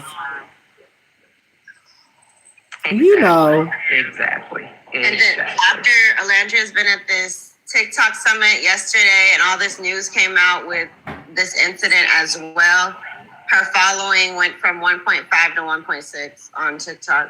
Oh. In one day. Yeah, Pepe got his chain back with that one. Mm-hmm. And then plus he was at the game with them last weekend. Yeah, he was. With Labubu's again. He was trying to get them a new baby. You know, Fifi bit the dust. That dog ate Fifi. I don't know. Sometimes Pepe's still a little cringy on that line. He is, only because I feel like he's a little male-centered in his responses about like his willingness to overlook, oh, he's a good guy. He is. So I'm letting that stay over there. I'm trying to compartmentalize with Pepe because, yeah. He cringes me out a little bit. Yeah. I don't know. Yeah. Bless his heart. Exactly. Yeah, he's in All Lives Matter. But I heard that it was the way he said it. I don't know. Yeah, I feel like he definitely said that out of ignorance, but that's not the best line to say. Because you know who else said that shit is Layla Ali, Muhammad Ali's daughter, is a All Lives I feel Matter. Like sometimes people say that out of ignorance. Yeah. Trying to be nice to everyone because they don't want to say the wrong thing, but yeah, people are cautious about Pepe. After somebody has already said the wrong thing. Exactly. He seems okay. He seems cool, but he like goes in and out. Like the whole, we'll see. He gets one more time with me, and he might end up on the other side forever. But this time, I liked him walking past. I like him showing up. I like the handoff to Nick when they saved her in the villa. I don't like how he's still friends and so tight, but you can be friends with whoever. But it just feels duplicitous to be so tight with, 3D and all that stuff, and then still try to come back over here because it doesn't feel clean. It just doesn't feel like you can dwell in two places. The thing is with this Love Island cast, they need to learn the difference between being nice and being kind. Exactly. The perfect example of kindness to me was Nick in the villa, constantly standing behind Huda to send her home. But after standing behind her, talking to her, saying, this is why I tried to send you home. Yes. Like, you clearly are not stable. You're causing all of us stress. And I don't think you should be here. That's a kind thing to do. Yes. That is not mean, that is kind. Nice would be not standing behind her and just still taking all the turmoil of her hurricane just so she can stay on the show even though you're stressed out. There's a difference between nice and kind, and they need to learn that walking through this life. Mm-hmm. So Alandria and Nick deciding not to speak about these people in their interviews, but keeping their distance from them, that's being kind. Because they're choosing not to drag them, but at the same time, they're going to protect themselves. And I feel like... Yeah, we're kind, but not always nice. There's a big difference between being nice and being kind.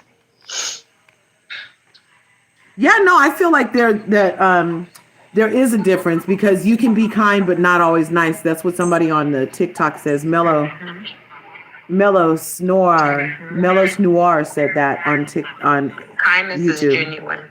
Yeah, that's how I feel as a praying woman. That's how I feel. I feel like God is kind. He ain't nice. And that's how I feel about myself and walking through my life. Ola just hit 2.6 million on Instagram, you guys. That part. See, what the devil presents to tear you down, God can use to build you up. I love it. And that is so true. That is so true. All we have to do is just walk and continue to believe in Thanks for ourselves. coming, Elle. We got this. Yes, and I'm gonna have to drop here in a second too. I gotta get ready to go into this office. They keep calling me. I understand. I appreciate you coming up, Aunt Barbie. You guys go follow our panelists. They have great content. Yes, for sure, for sure. This is crazy. Crazy. Yeah, I just, I hope that this, for us, it's a little blip in the road. I just hope that our girl Olandria is still riding high on all of her awesomeness. I hope she doesn't let any portion of this in. We let it in so she doesn't have to. We're filtering it for her, hopefully, so she can just stay up in the clouds where she is, because, I know she's going to hear about it. But I also feel like she's in such an awesome place that she might not take this in, because Sanko is here. Sanko, it's early, Sanko. Yeah. Like Grand Rising, Sanko. Sanko knows right from wrong. Sanko knows right from wrong now. What that mean? I feel like you're not about to defend Huda. Oh, hell no. Exactly. This was crazy. It's just so sad. Because, don't really be doing nothing at all. And it's just, they keep making her, the laughing stock. It's just, I hate it for her so bad. It's insane. I really feel for her. Sanko, thanks for coming up this morning. Did you hear about it at 1:30 in the morning like all of us? No, I woke up, and I saw Huda's apology thing. And then I had to go looking for the video. I saw her and Louis' apologies first, and then I was like, wait, what's this about? Right. And then after that I went deep diving, and I found it, and I was like, holy shit, that's insane. Because when I saw the first thing, I was like, what is going on? And then I heard the video, and that laugh definitely, it sounded really malicious. It sounded like it was she meant it, she laughed from her belly, from her BBO gut, right. So it's it was hilarious to her. It was. Yeah. And what do you think about it being the same situation 4 months later and a similar response? I'm like, you haven't learned nothing in all this time, girl. I totally would have been ready and waiting for a bitch to call me and do that again so I could prove to everybody that I'm not a racist. Yeah, definitely. I think this was her opportunity to, but we know she's just not all the way there, right, mentally. And also, is what really pissed me off now, putting the whole situation together, putting the whole picture, is that she didn't even apologize to Ola. I still would have side-eyed her and dragged her probably if she would have apologized to Ola, but now it's 10 times worse, because that whole apology was backhanded, and she didn't even acknowledge the person. Exactly. And then Louis gonna talk about, oh yeah, we didn't know a person's name was attached. Nigga, you know who you're talking about. Say her name. Why are you? Exactly. It was really funny acting to me. Why y'all being shady? Why? Give me an apology post. It's so weird. Isn't it just bizarre? They're refusing to say her name. And that's what I feel like with the whole Love Island cast. Anybody who has dissed Ola that we've seen, we have proof. The 8th housewife played it back for us. It's in motherfucking HD that you did some shit sideways to her.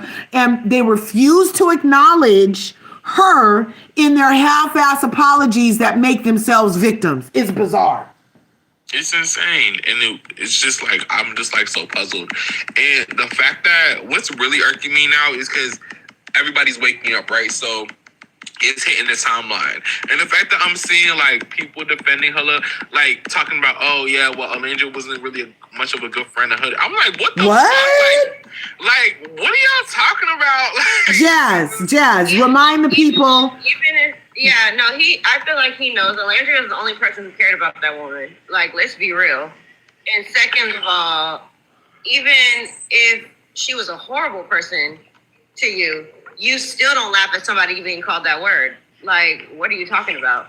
Literally, how old are we? What the fuck is an awkward laugh? And on top of that, isn't your daughter half black or something too, allegedly. So it's like. And then Louis is, I'm black. She can't be racist. She can't be racist because I'm black.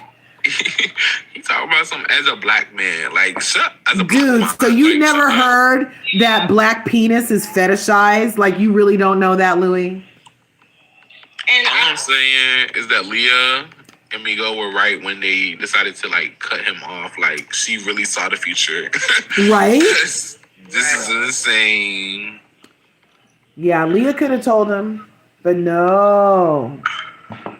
I'm sorry, but I just can't let her get away with this. Like she's getting, like she's gotten too much like grace. Like she's been able to get away with a lot of bullshit that she hasn't been able, like that she shouldn't have been. But it's like now it's becoming too far. Like no shit. And look at the sweat stains coming down her face. Like girl, now listen. The thing is, like, she tried to play this whole situation like she was still on the show.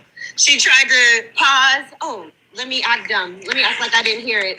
Girl, there ain't no editors. It's alive. There's no production team gonna save you this time. Right. But we heard you. We saw the genuine laugh, genuine kiki. Then we saw you take a pause, like, oh shoot, I'm on live, and say, what? Well, this about what? Like she turned into a 4-year-old out of nowhere. I was like, huh? Exactly. And then if you watch the rest of the video, they quickly say, oh my gosh, babe, your song's being leaked. Y'all don't even care. Y'all laughed and then y'all went about y'all business. Right. Literally. And then I was just in another live when they was talking about Ola's cousin. I'm just like, okay, first of all, this lady, y'all talking about Olandra's cousin, who she's never like publicly like claimed, and this lady was hopping from live to live during the whole Love Island season, saying she was relation to Olandria. Olandria has come on the internet and she has told us everybody who has supported her throughout her Love Island journey. And I'm just saying, people on the internet are crazy, right? So anybody saying they're related to somebody, we should take it with a grain of salt. Yeah. We don't even know the full context of that to say that, oh yeah, Olandra's cousin was calling her a slut, this, that, that. Like, let's be so fucking for real. No shade. Like, and they're trying to use it as justification. That is so weird. That people always want to justify. What does Olandra's cousin have to do with this actual woman? Cousin that we don't even know if it's her cousin for real. Don't have no brand deal. She's not a celebrity. Right. We don't even know if they're related for real. Like, honestly speaking, like, but this laugh was coming out of this girl's mouth. And his mouth. It wasn't Huda's cousin's mouth. It was her. Right. Exactly. And his mouth. They were cracking up. And they want to talk about they brought up like an old video of Nick and his TikTok, and I guess the white person in the video has said the N-word, but there was another black person there too, and they're trying to say, oh yeah, well, we're calling y'all racism, let's call it all of racism. Nick like this, like, what the fuck are y'all talking about? Like, well, okay, yeah. You know what I say to that? Yeah, we can get to the other racism, but let's deal with your shit first. Your shit is stinking the worst right now, so we're going to wipe your ass first, buddy, and then we can get to the other ass that we can hardly smell. How about that? Right. And it's just like, bro, there was another black kid in the video. No shade. How you want Nick to hold somebody else account? Like, girl, sit down.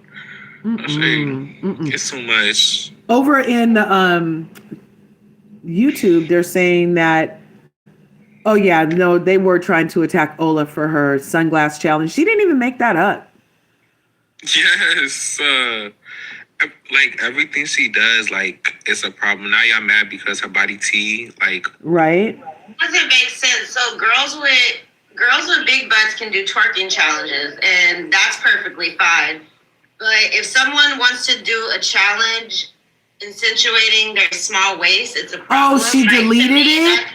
To me, that's backwards body shaming. Did she delete her sunglass? She had over 1 million things on that. No, I didn't say that she deleted it, but I'm saying... Oh my God, no way! That's a full-on... That's body shaming reverse. That is reverse body... Hey, I'm not even hating. It would take a pair of those glasses that you use on... that Flavor Flav uses, the real big, gigantic one. Like, I need 3 of those melted together. Okay? I'm not tripping. I think it's a really cute I think challenge. she just privated it because she still has the likes on her thing. Like, if you look at her likes. Oh, she hasn't gone down by 1 million? Yeah. Okay. You want to know how bad this is? Honestly, I think she could, because, you know, okay, EJ can handle being a fan of Shelly and Ola gracefully. He's doing really good at it. I think that Jessie Woo was having a hard time, so she kind of backed away from the Alandria fandom. But this situation brought her back, and she was dragging Huda this morning, and she's going live today. I was like, dang. I don't know if I can even stand it because you unfollowed Olandria, so that already. She didn't follow Alandria, but she was a fan of Alandria the whole season. But why did she unfollow her then? Why did she do that? I really don't know why. I really don't know why, and I can't speak on that. I really don't know why because we don't know these people. But what I will say is that she never said nothing about her. So right. Let's be real. Ola probably declined her interview. Yeah, that's probably what it was. And she felt away. She felt away, but I did hear that. Even if somebody feels away, I still respect the fact that they're doing the right thing and standing up against what happened. Right. So I will say that, like, it's like put your pride aside and do what you need to do for your people. You know what I mean? She could have saved it. Honestly, we didn't need that. No shade. I'm gonna accept the support. I'm gonna accept the support. Girl. Yeah, until she takes it away again, though. I'm just not into Indian givers. Like either stay over here or stay over there. You know, I feel like she's just doing it because it's a hot topic, not because she's supporting. Yeah, exactly. Well, Christina, you don't have to yell at me. Oh, did I? The DFR with the exclamation point. No, I get it. It is a hot topic. But Wendy Wu is problematic in herself. No shade. I'm not even a fan of Huda, but the way she was talking about her was problematic too. Like she has. I stopped listening after she unfollowed Amanda, so I don't know about what she said about her. She has like a lot of like toxic like energy around her. It's not a good look. I'm sorry. Like. She can save it. She said like problematic things in the past about Black Americans. Like she's just weird. I'm sorry.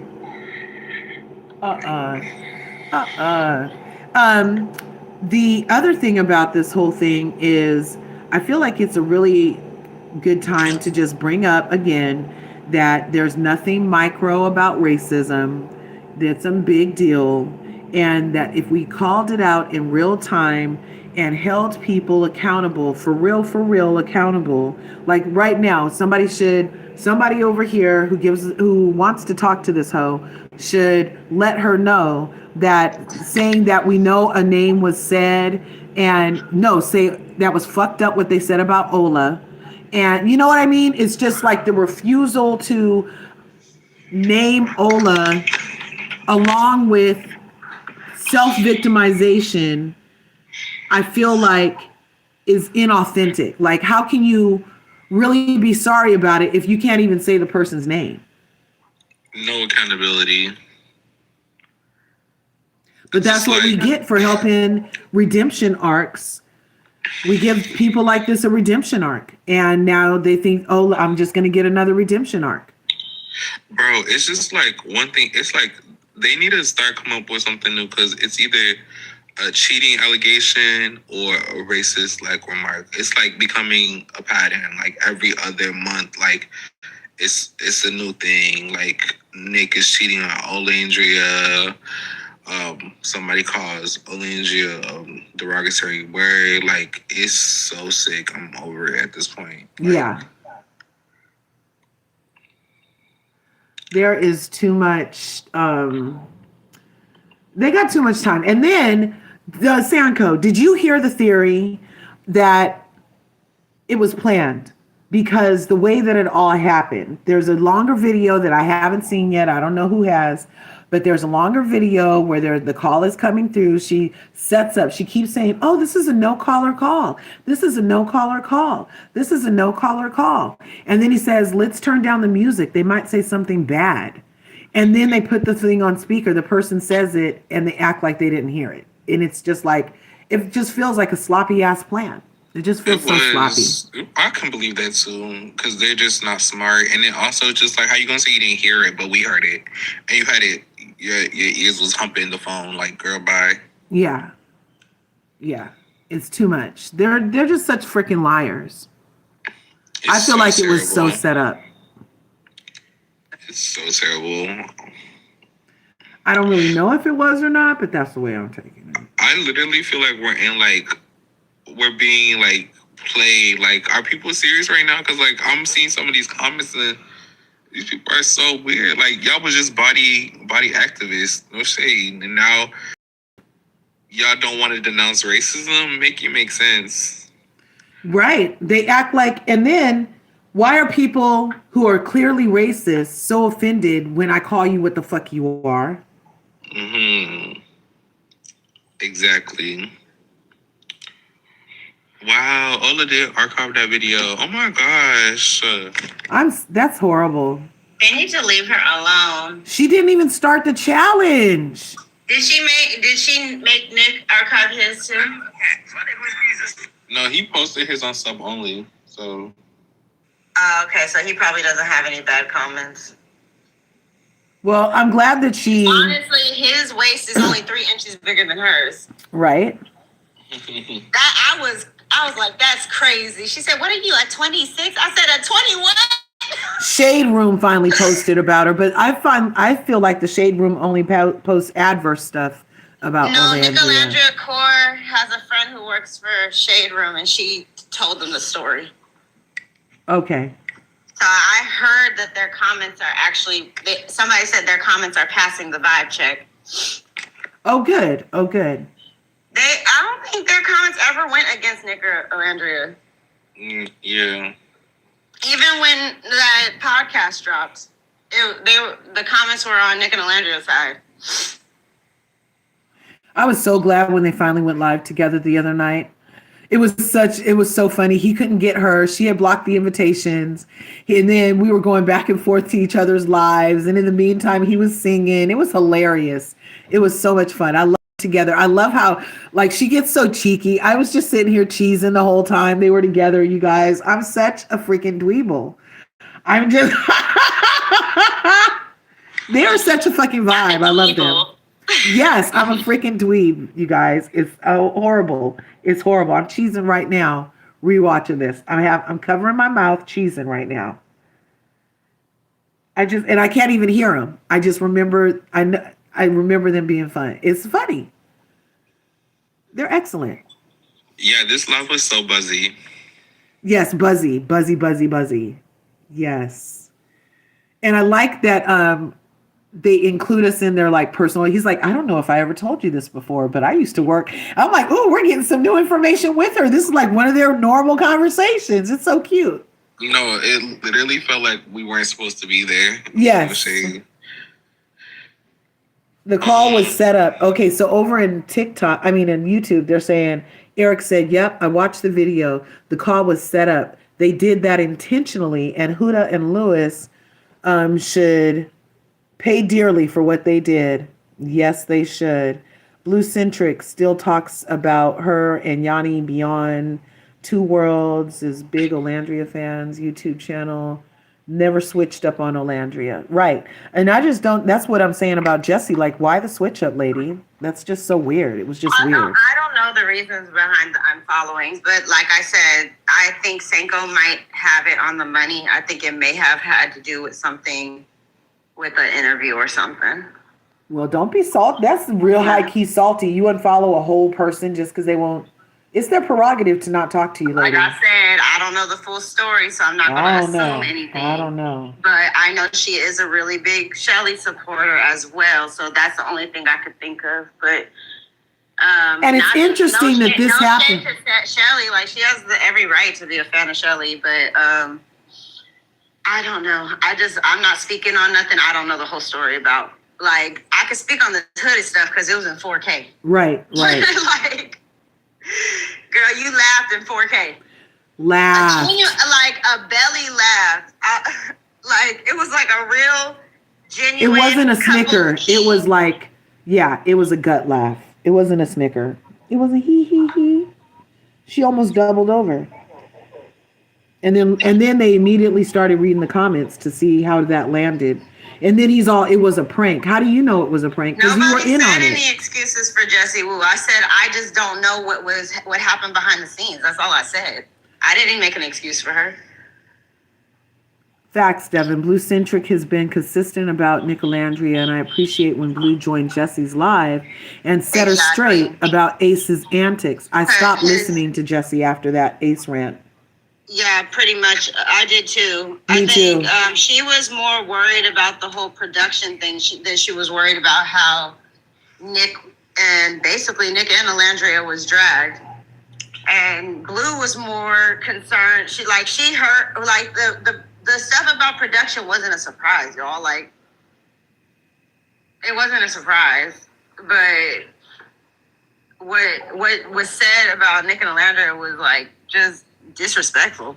High key disrespectful. So many, and it wasn't just one thing. It was layered. It was the STI. It was the saying that Nick's a liar, basically calling Ola dumb for falling for it again. If Nick is playing her, the waiting to get to a public platform when you were just with her at a birthday party and you still hadn't told to her what happened. That was part of it. It was so many layers in that whole disrespect. Wait, so is Nick in New York now? So they're gonna be together? I'm glad if he's there to help her. No shade. He said last night, before this came out, he told us on Snapchat earlier in the week that he was gonna be in New York on Thursday. But then last night after Greek Fest, he was driving and he said on the way to New York and Kentucky. And then all this happened. So I'm wondering. Somebody check his Snapchat. Is he up yet on his way to New York right now? Did he drop everything? No, he said he's in New York.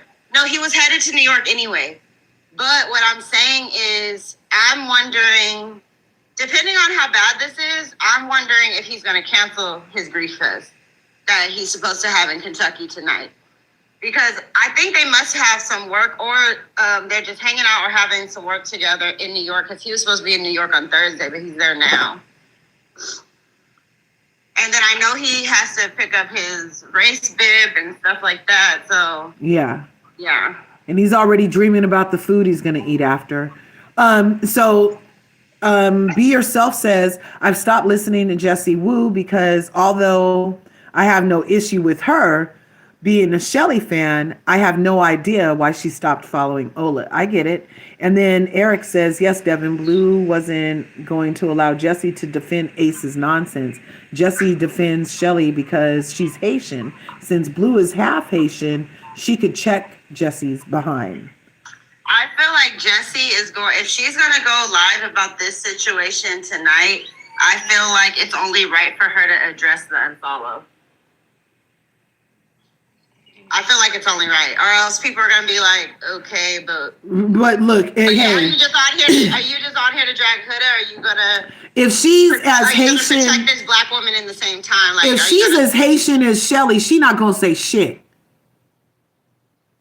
She's gonna gloss over it. She's gonna act like nothing happened, and she's just gonna talk about what she wants to talk about because that's pretty much how Shelly handled the whole Speedy thing, which is why there's a rift in their relationship from what we speculate at this very moment. Honestly, but Jessie Wu's more problematic than Shelly. I think we just need to pay Jessie Wu does. Like, she is like a problematic person, and I don't even want her to like defend Alinji because it's done in like bad faith. Right, honestly. exactly. She can keep it. It's like she's just doing it because it's a hot topic. Like, she's associated with so much like toxic shit. Like, that lady is insane. So I do have before she switched up on Alandria, I do have a video of all the times, and it's not even all the times. So all the times she was like just geeking over Nick and Alandria the whole season. I put it on my TikTok. It's still there. Yeah. And she liked it. She commented on it. She reposted it and everything. And I don't know how to hide posts. So I didn't delete it because I didn't delete it because I wanted the evidence of how much she was all over them. So I was like, I don't think I should delete it because this is a lot of evidence that she was like the biggest fan and then all of a sudden unfollow. It's just it was very weird to me. I didn't understand it. So I just stopped watching her videos. Bro, so Huda does something racist and Ola's the one that's getting racist remarks under her. That's insane. What the fuck? This is so crazy. Oh my god. They're gaslighting us. Cause I'm seeing now I'm seeing like people screenshotting Ola's comment section before she deleted the video, and it's just like they were putting like monkeys and stuff. Like what the What? Yes. Just when people were like, wow, nicolandrians got through the 27th all right, and then the 29th said, hold my beer. Right? Like, no, they're like, you're not getting out of October without some more scary shit. Bro, this is insane. Why is she getting what did she do? She didn't do anything. Hey, being Sky Daddy's favorite comes with a lot of demons. No, I've never seen no shit like this. So she gets basically called the N-word, and then she's the one that gets dragged. Yeah. She got called the N-word. She did. With a hard ER. Yes. Now she's getting dragged. And even the people that were in on the thing, listen, Huda and Louis both in essence blamed her because they victimized themselves. And the thing is, till this day, Olandria she never publicly showed hate for this girl. Like, when she was at the reunion, she looked sad because that was her friend. Uh-huh. So I know this is just heartbreaking because this time the laugh came directly from the source. Yes. It wasn't a picture of a racist attack. It wasn't your fans on a show. Mm-hmm. I mean, in the comments, it was literally you laughing. Right. You, your male-centered self, and your ignorant boyfriend. Who's black. He the one that said it. He's not invited to the cookout. We do not claim him. He's a dum-dum.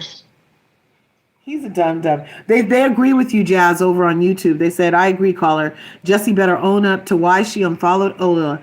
I'm not here for Jessie flip-flopping. We have no room in Nicolandria Nation for half-steppers, right? The Ace interview was divisiveness and lethal as all get out. Jessie looking for views and everything. Ola's getting views. This was hula hoops. Dog whistle, yep. Honestly, I don't think it's him. her looking for views. I think it's her disdain for Huda. But that's why I'm saying, please do not just go on there to drag Huda without saying Alandria's name too and protecting her. That's Right. what I'm saying. Because she hasn't liked Huda this whole time. So if anything, I think that's the reason why she's doing it. But at the same time, even if you unfollowed this black woman who did nothing to you, nothing from what we know, because we gotta like, people, we do have to realize that we do not know everything. Right. We only know what is online. So the thing is, you still need to do as a black woman, you need to protect this black woman as well. Don't just use this story to drag this other woman. Mm-hmm. I hope she can. I don't know. I kind of feel like Jess is a little... Sorry, you guys. I'm trying to put this charger in. I feel like Jess is one-sided. She definitely has her fave. Caramel Light. What happened was last night, very late, Louis and Huda were at a studio and they were on live. And somebody kept calling Huda's phone, and she was like, dang, should I just answer it? And he said, yeah, answer it on speaker. And then she said, we can answer it together. They answered the phone, and a voice that sounded like a kid said, Alandria is a N-word with a hard ER. And Huda and Louis started laughing. And then Huda started playing dumb, like, oh, wait, I didn't hear. What did they say? They said a bad word. But it wasn't live. It was live in 4K. You could clearly hear what the kid said or the person said, and then they started laughing. Yeah, here, I'm gonna play it for him. Turn it up a little bit. Okay, let me see. See, can I? I'm gonna drop. I have to go get ready. Thanks, Sanko, for coming up. You guys. Appreciate you. Have a great day. Laughing what she did first. What? And here's the actual video clip that I could find of it because it's in the repost on his page, you guys. Here it comes. My girl. So this is just an opportunity for the haters of my girl to fucking run with hate. So this is just an opportunity for the haters of my girl to fucking run with hate.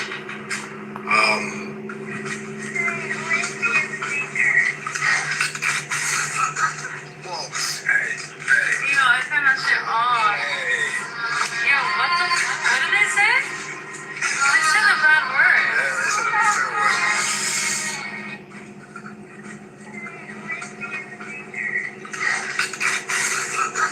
Whoa.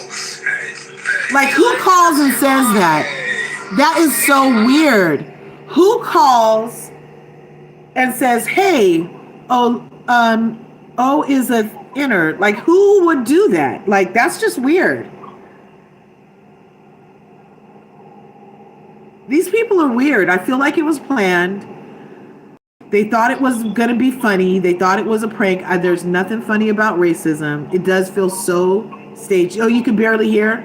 I put it up as loud as I could get it. Let me see. What did they say? They said a bad word. Just a second. I'm going to let you hear it. Yo, I turned that shit on. Yo, what did they say? They said a bad word.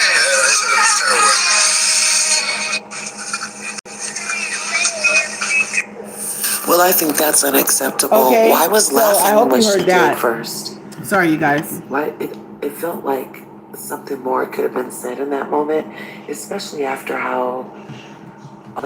I hope that played better for you. I hope you could hear it that time and put it as close as I could get it to the thingamabob, where it's just a little voice. It sounds like somebody is all of between 7 and 12 years old. And they're saying, hey, Landria It was is... great talking to you. I got to get some work done and be an adult. Okay, thanks for coming through. I'll be listening, though. Right on. Thanks, Jess. All right, bye. Peace. Okay, you guys. So we have been listening to... sorry, I don't know why this right key came on. Let's get off of that one. Get off of that one. This is what we were playing in the back. I'll leave it there for now. Even though this is VanCarthens catch up, this is what we're catching up on this morning. Yeah, they laughed. So she was in a studio with Louis last night. They were there. They were kicking it. All of a sudden, and who in the studio would answer a call that says no caller ID? See, she said it said no caller ID specifically. And somebody else in the live earlier told us that calls come up unknown when they are not in your contacts. Calls come up no caller ID when they've hidden their number before they call you. So for her to acknowledge that it was a no caller ID call implies that it's a person in her contact list who hid their number, and then as soon on speaker with the music turned down like they said, because Lewis said they might say something bad, let's turn the music down. Allegedly. I didn't find that part of the video, but I've heard that story several times. But I also heard that Jaden invited Sierra to the Agua de Kafir party, and that was BS, you guys. So I'm not sure if that actually happened. All I got was her say, turn this down, put the speakerphone on, turn it up, put it between both their heads, and while still on live, let a random person say something on their live. Who does that? Unless you want all the smoke you're getting for the fire you just started. Who does that? Right? So over here on YouTube, they're saying Shelley never liked Olandria. That sisterhood was one-sided. Yep. And yep, with the Crown Royal was organized like Huda and Herman. Yes. Because we were like, why was Crown Royal sponsoring Speedy's interview? Crown Royal sponsored 3D's Twitch live that he had simultaneously. And Crown Royal had sponsored Shelley's birthday party. And then it was revealed that about the actively deceiving Olandria for 3 weeks of her Love Island experience. And it's just a lot. Zaza, come on up. What's good? What is good? What is good? Okay. Someone says, it was staged. There's just no way. Yeah. Freaking bots. I don't know if it was a bot they hired or what. Someone had her number. Thus, it was known to her. That means it's someone she knows. Who is taking call? Look, you guys, I'm on a live right now. If an unknown caller or even a call I know comes through while I'm live, I reject that call, you guys. I'm not going to sit here and take a call while I'm on a live. It's just not the way it works. So why would these two people who've only been going live every chance they get since the thingamabob, she just get in trouble last month because they were live someplace and she asked the content creator to leave, and then she had to go fake apologize and say that she didn't ask the person to leave, but then they kept showing clips of her whispering to Louis' ear, and then him text something to the guy that's in charge of reality games, and then the guy from reality games had somebody go over to the people and ask them to leave the screening room. Didn't that shit just happen? So it could very well be that either you're not learning from the experiences in your life, or it could very well be that you're in on the shit, and that's why even this Lewis Russell guy is talking about it was a prank. That racism is not a joke, motherfucker. That's the problem. It wasn't a prank. It was a racist attack. A racist attack. I don't know why you're trying to reason away and create space for a fucking racist attack as a black man. And then he's going to turn all his ire into, oh, I hate Love Island fans. Do you? They're kind of the only reason you're relevant right now, bruv. Because I didn't even know who the fuck you were until you started dating a rat keeper. I didn't even know who the fuck you were, bruv, until you got Love Island adjacent, fool. But you hate us. You hate us, really? We're your bread and butter right now, because I don't think a fool is checking for you without Love Island. I don't believe that anybody is really interested in Lewis Russell, you guys. I do not believe it, Sam I Am. I do not believe it. Okay? So, no, they haven't said anything yet that we've seen. Mirror, mirror. We haven't seen that they've said anything. We're speculating and alleging right now that Nick is on his way. He's going to drop everything in Kentucky to run to be with Ola.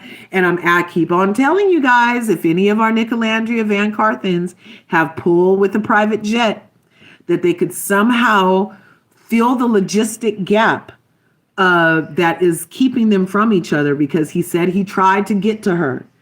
And there was not a train, plane, or bus that would accommodate getting him there and then back to where he needs to be in time. So if somebody has a private jet that they could help these two lovers get to each other during this tenuous time, that would be magnificent, because he loves Delta, but Delta was not able to get him where he needed to be. Okay? And you know he'll take a train and miss the other one. Okay? And there was not a train that could do it either. So if by chance there's a PJ owner that could lend their services to get these two together, because we know that Ola's going to need Nick right now. And we know that Nick is an empath, and he already knows that she's going to need him right now. And they said he's in New York right now. And we know that she was in New York for the Microsoft event last night, right? So hopefully they are being together right now. Oh, I hope so. I hope so, because Sharonda and Naples say he's in New York right now. He's in New York, got there today, and Ola was already there from last night. Okay, we can hope. What's going on? Why does she need him? Because last night in a live with these two people on the screen, Huda and Lewis, they were in live. They're in the studio. They were allegedly playing his new music. I didn't know he could sing. He doesn't want anybody from Love Island to buy any of his music, though, because he wants you guys to know he hates you. He hates the Love Island fans. So be sure not to download shit from Lewis Russell, okay? Because he hates you. But anyway, they were in the studio listening to the music you better not download because he hates you, when Huda kept getting a call from a no caller ID number, which is different than an unknown number, okay?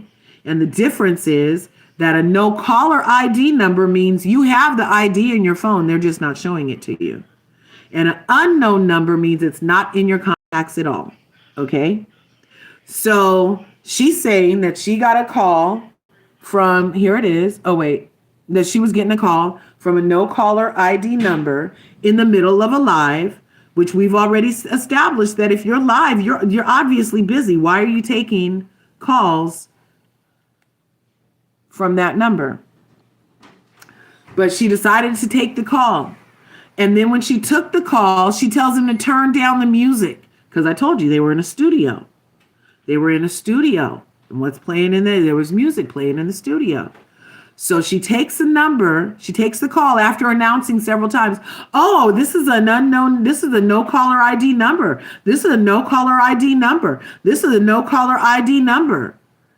And then takes the call and says, turn down the music, puts it on speaker, puts the call on speaker on live from a no ID number.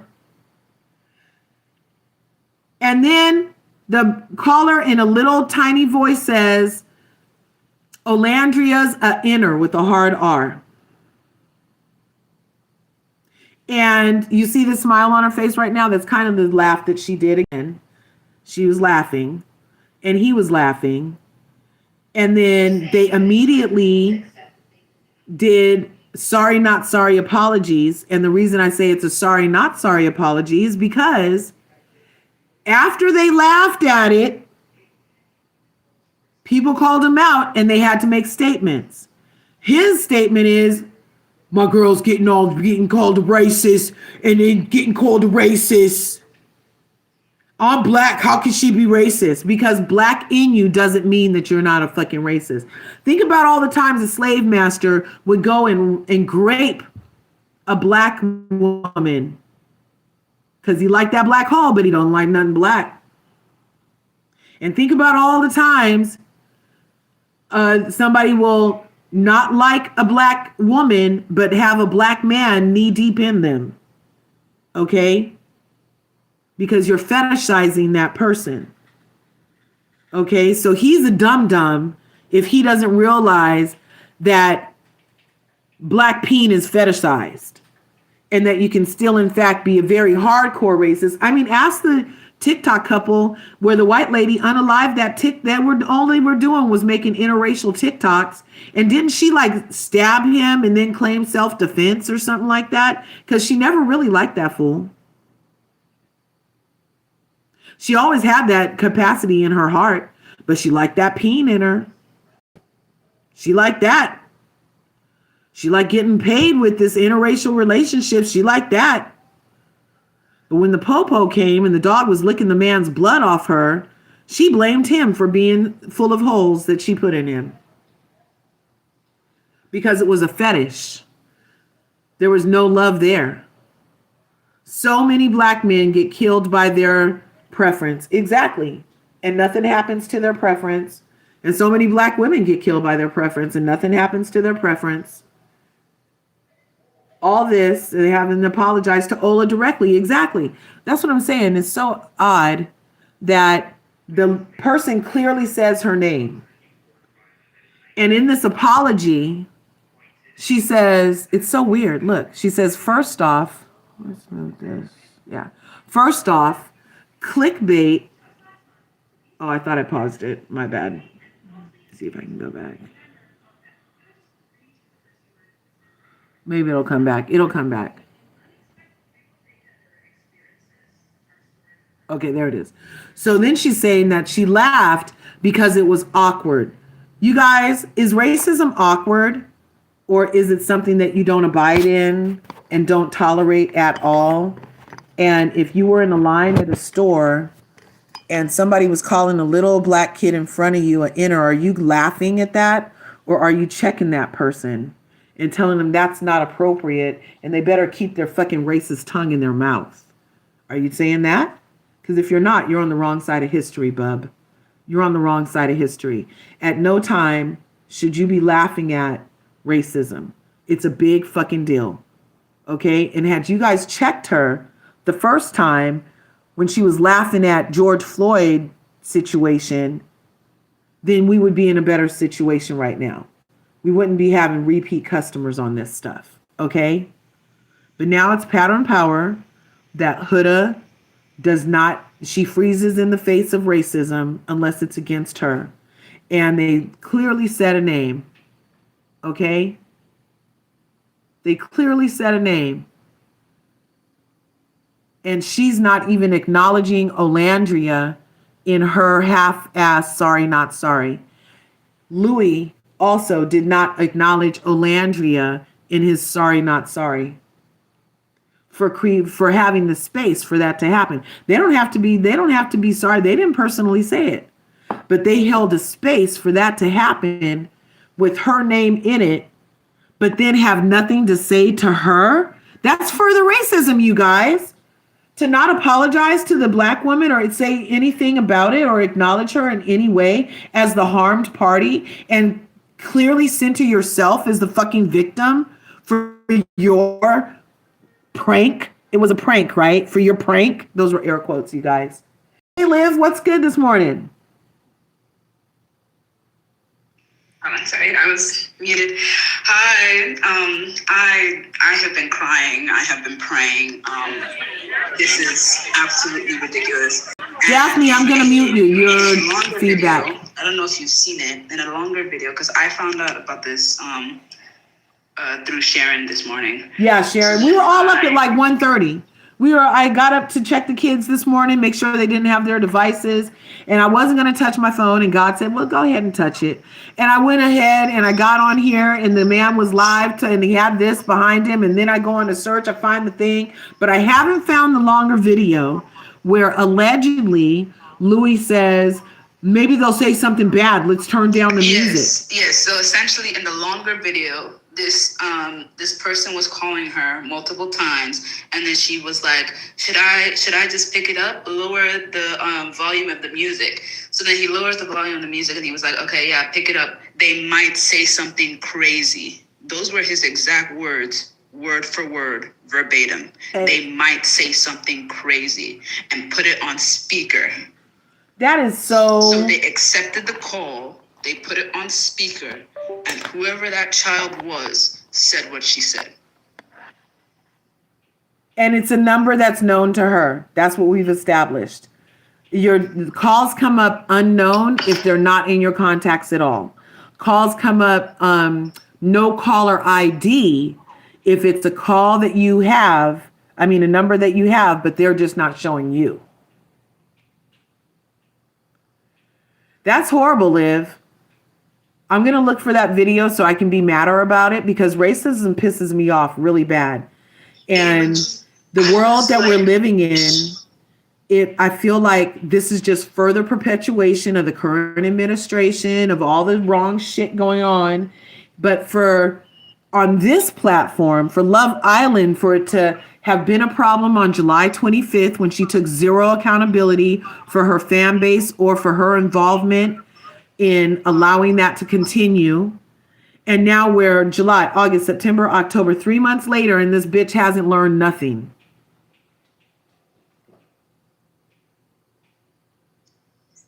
Nothing. She hasn't learned anything from any of this. And literally, the astrologer that I follow on here, who's like mainly accurate in all of her birth charts, Glow, she did a video about what happened this morning. And she said that like hallucination has trials that she needs to succeed on before her Saturn return happens. But every single time she keeps on failing it. And this was another example of how she failed. Oh, wow. She is out here not apologizing to Olandria, who has a very big media attention grabbing I think like Neptune thing in her chart, which means that like this is not going to be favorable for Huda. It's right. not. It's not, which means she's gonna lose even more brand deals. She's gonna lose even more. Well, has she had any brand deals? I don't follow her, but I've only seen like a couple of things. All I know about through Noelle, because I don't follow her.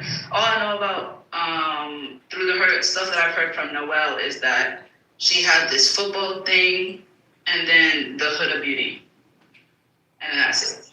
That's all I've heard. Yeah, it's crazy. I honestly can't. Miguel, because Miguel and Leah knew that's exactly why they were like, no, we're not gonna associate ourselves with y'all, because y'all are clout chasers and just money hungry, and we're not gonna do that. And it's so hurtful. Watching that video was so hurtful. I literally didn't know that I was going to be crying today. Like I was just crying. I was praying. This is so hurtful. Right. And what hurts me the most is that she says this in this live, and then the people that are going into Olandria's comments and dragging Olandria for whatever godforsaken reason, because I have no idea why you're doing that. She hasn't done anything. She hasn't said anything.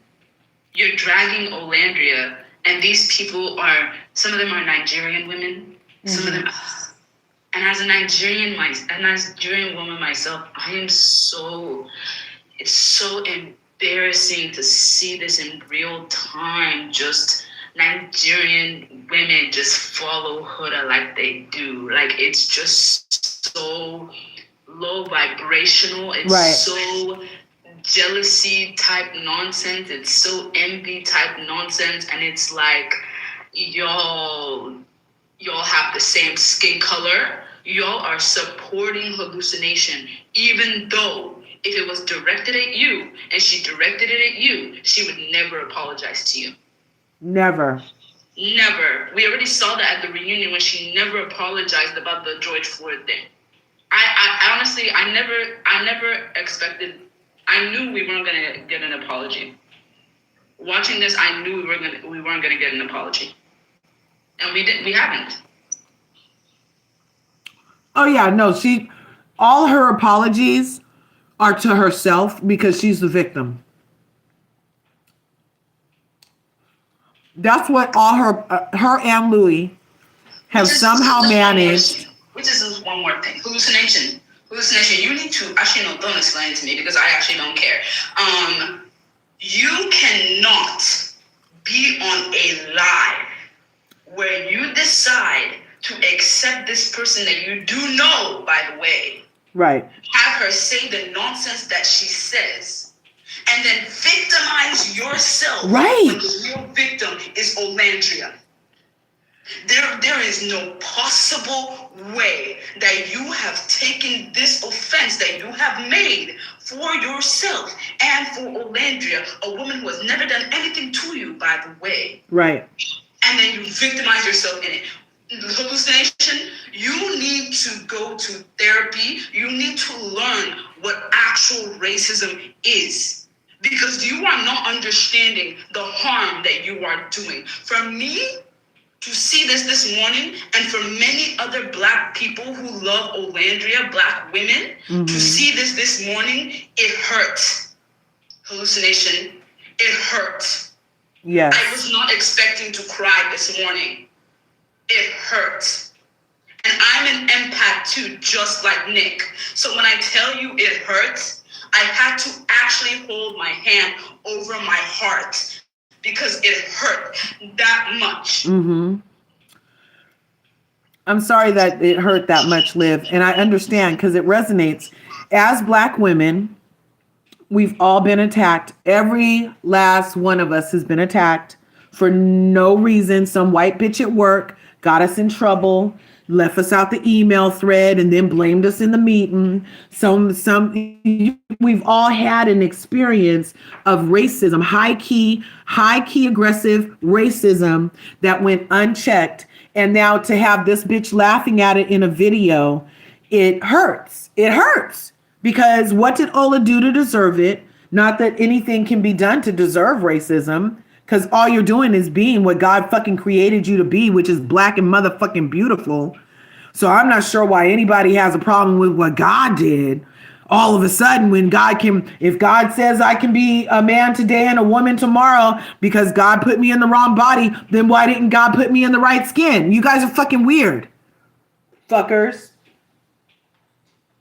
Minding our own Black business, being brilliant, melanated beings on the planet, okay? Keeping the vibration high, okay? And no, minding our own business at a Microsoft event, being fabulous.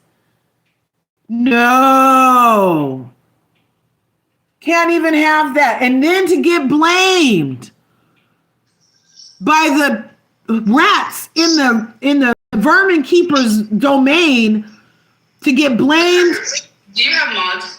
Because there are some huda people in here, and I'm not gonna deal with y'all tonight. Okay? I think I do have mods. I'm not sure. Come on here. Oh, there's bots in here. Let me see. Stupid questions about why we're hating on hallucination when it wasn't hallucination. I do have a mod, but I think they're at work. I'm not understanding why we are mad at hallucination. Go somewhere else. Don't come here. I will not do it. Yeah, racism is a big deal. If you need to come on here and have us be the ones to explain it to you, Nicolandria fans, then y'all have us bent up. Well, just tell me who to drop. I can't. They're going by kind of fast. If you know the name, go to somebody who can explain it to you who is not Nicolandrian. If you know the name of the person, I will definitely. Stupid questions. If you know the name of the person, I will definitely get them off here. But I don't know who it is exactly. I don't see my mod isn't in here. Judy the creator. Oh, Judy the creator. You're out of here, Judy. I hope you kicked rocks already. Let me find you, bitch. Let me find you, bitch. You're out of here. You're a girl. It wasn't her who said the slur. Why are you hating Huda? You know what, Judy? Okay, that wasn't that bad. But it just sounds like you're high-key ignorant on purpose. Okay? That's how I'm going to start this response. Because your question is, girl, it wasn't her who said the slur. Why are you hating Huda? So this is the second time. Be a mod, and then you can say what you want to say. Yeah, let me make you a mod real quick, Liv.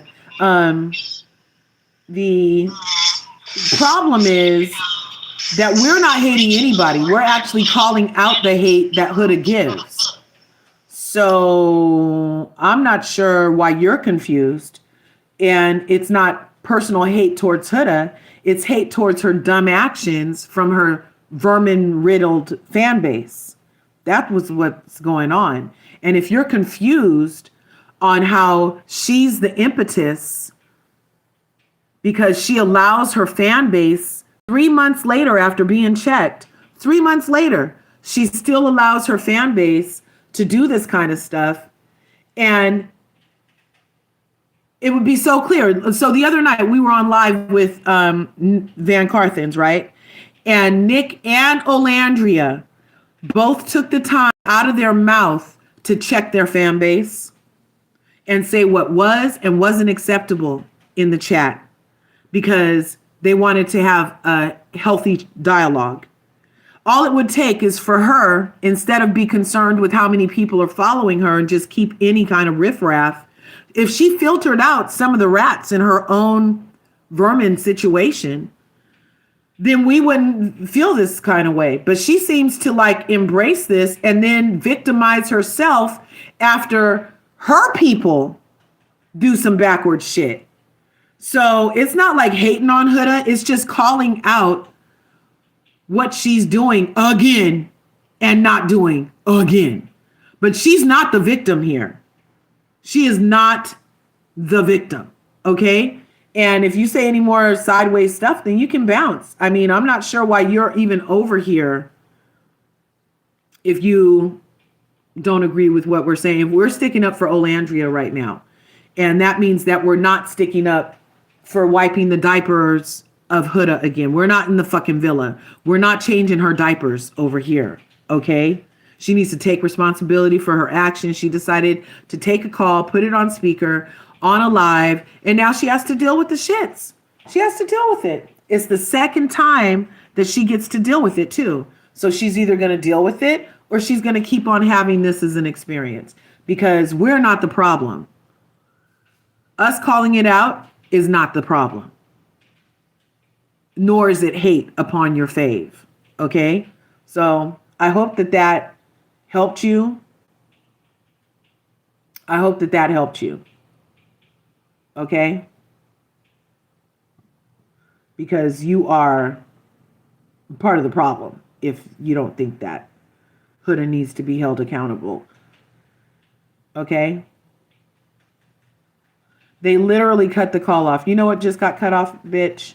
You got cut off. I'm not going to sit here and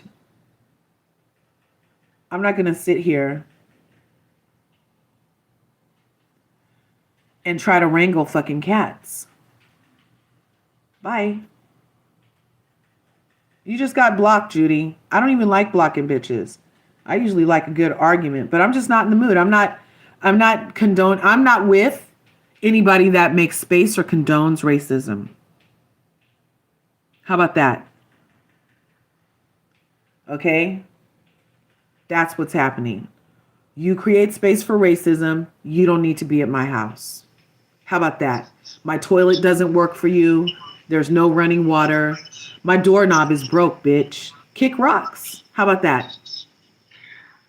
Danae, you can go because if I go, I'm going to start dragging black women and I have too much anger in me. I need to calm down. I couldn't sleep last night. I'm very aware that I'm glad that I was able to wake up and make it to work on time. But I'm so pissed off. And for publications that be able to post all night long, they take until the morning to post about this. Like, that pisses me off. Like, if this was the other way around, it would have been posted, blasted. And for these her YT fans keep going into the other person's comments, writing stuff, you need to grow up. You never watched Love Island until this season. Go find someone else to mess with. You didn't mess with the wrong people and woke up the wrong people this morning because Alondra has been nothing but living in grace and been positive. She hasn't said nothing about none of these other freaking Islanders, and every time they want to keep bringing her down. But like she said, she's using her success as her clapback. Yeah. But these people need to stop. It's just getting ridiculous. And for her and her man not to say, "Oh, I didn't hear that." Girl, you know what you heard. And for people trying to cut the video, people trying not to post the video, like, no, don't let this stuff slide. Because y'all been letting this stuff slide since what she happened on the show. What they said she did on the show was 10 times worse. Right. So for people to sit up here and condone and try to give her some grace and say, oh, she wasn't the one that posted. Where's Olandria's grace? It doesn't matter. Because you sit up there and laugh about that shit. You laughed about that shit and think it's okay. And the only reason why she didn't make the first damn post about the other racism is because she does not like Michelle. So for you supposed to be, oh, Alondra is my best friend. Alondra is this. I love Alondra. But you can't take the time at this second time that something happened like this to address it correctly and say, you guys, I do not condone racism towards Alondra. No, you want to make it about you. Right. And then your man want to make it about, oh, I'm black, da, da, da, da. Exactly. No, stop using that. That be part. real, be honest, and y'all had that shit, and y'all post that. I don't mean to cuss, but I'm just so angry. No, I mean, you got to get it out, Danae. It's a safe space. We need to be able to vent properly, and that's. I don't care if they clip me, because this girl has been nothing but positive to black women. All she do is uplift black women from her schooling, from all the things she done with Microsoft, everything. All she done has been positive, and all everybody else want to do is just tear her down, tear her man down, and all they did is been positive toward people. I get so mad when they both get teared down because all they've been was show positivity to their fan base, to us, and every time, every day, it's like somebody want to keep messing with them. It's like, for me, I'm going to keep defending them. I don't care what nobody does to me. I don't care what people do to my social media. I'm going to defend them. Every comment, everything I'm going to say is keep lifting them and giving them positivity, because that's what they need right now. And to all those brands that are going to keep supporting that girl and her man, they should feel sorry for themselves. Correction, real quick, Danae. Danae, real quick. Let me just interject. We're simulcast over on YouTube too. And YouTube says correction is grace. Correction is grace. Whom God loves, he chastiseth. Okay? And we love Ola. So by proxy, we have to chastise Huda because we love her so much, we need to hold her to account. She needs to be corrected. She's had 3 months to realign her proverbial chakras around racism and how to handle it the next time it happens. And she missed the mark again. And now all she's doing is crying victim. And then she has a freaking weirdo dude who's also a victim while simultaneously hating the people he's using. Because we didn't know who you were, bruv. We didn't know. It's weird. And then also over here on YouTube, they're saying facts. She's grown. She needs her ass handed to her. Nobody is bullying her, right? She lets her stands bully and attack Olandria for clout. It's nasty work. They're evil. Olandria hasn't talked about them for months. Everyone is using Olandria's name for clout. The best part, it's best not to give hate any attention. Block, block, block. Hey, Mamir, thanks for coming. So, the hell, those bots are everywhere. Yeah, it's like these Huda bots. I don't know. Somebody paid them good. Somebody paid them good to check algorithms. They just run around and defend her every fart. And I'm like, they all stink. You don't smell that? Why are you defending that? She needs a liver detox, okay? Not today, Satan. I get it. But go ahead, Danae. I'm sorry. I just had to sneak that in. Correction is definitely grace. I'm crying because this girl is so beautiful. Like, I haven't seen this in my lifetime. Like, lately, like seeing this, like a couple like this be loved so out loud, and especially with our country right now. And like, for people to hate on it so much, it just hurts me because like they've been nothing but just positive towards everything. Like in Nick's interview the other day, they asked him about other Islanders. He didn't say nothing about them. And it's just so sad that these other Islanders love to just use them. And it's like, I just hope that people will just keep being positive, uplifting, send her uplifting words because she needs this right now. Oh, totally. I think these are going to be my 2 points from everything that you said. Something just occurred to me. They're not going to stop because it's the silence that's getting to them.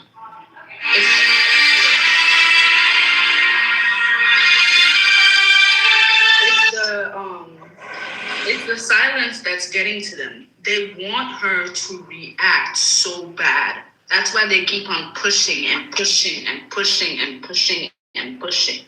They want her to react and show us that crazy black woman stereotype that they've been wanting to see from her from the very start when she got onto that villa. Yeah.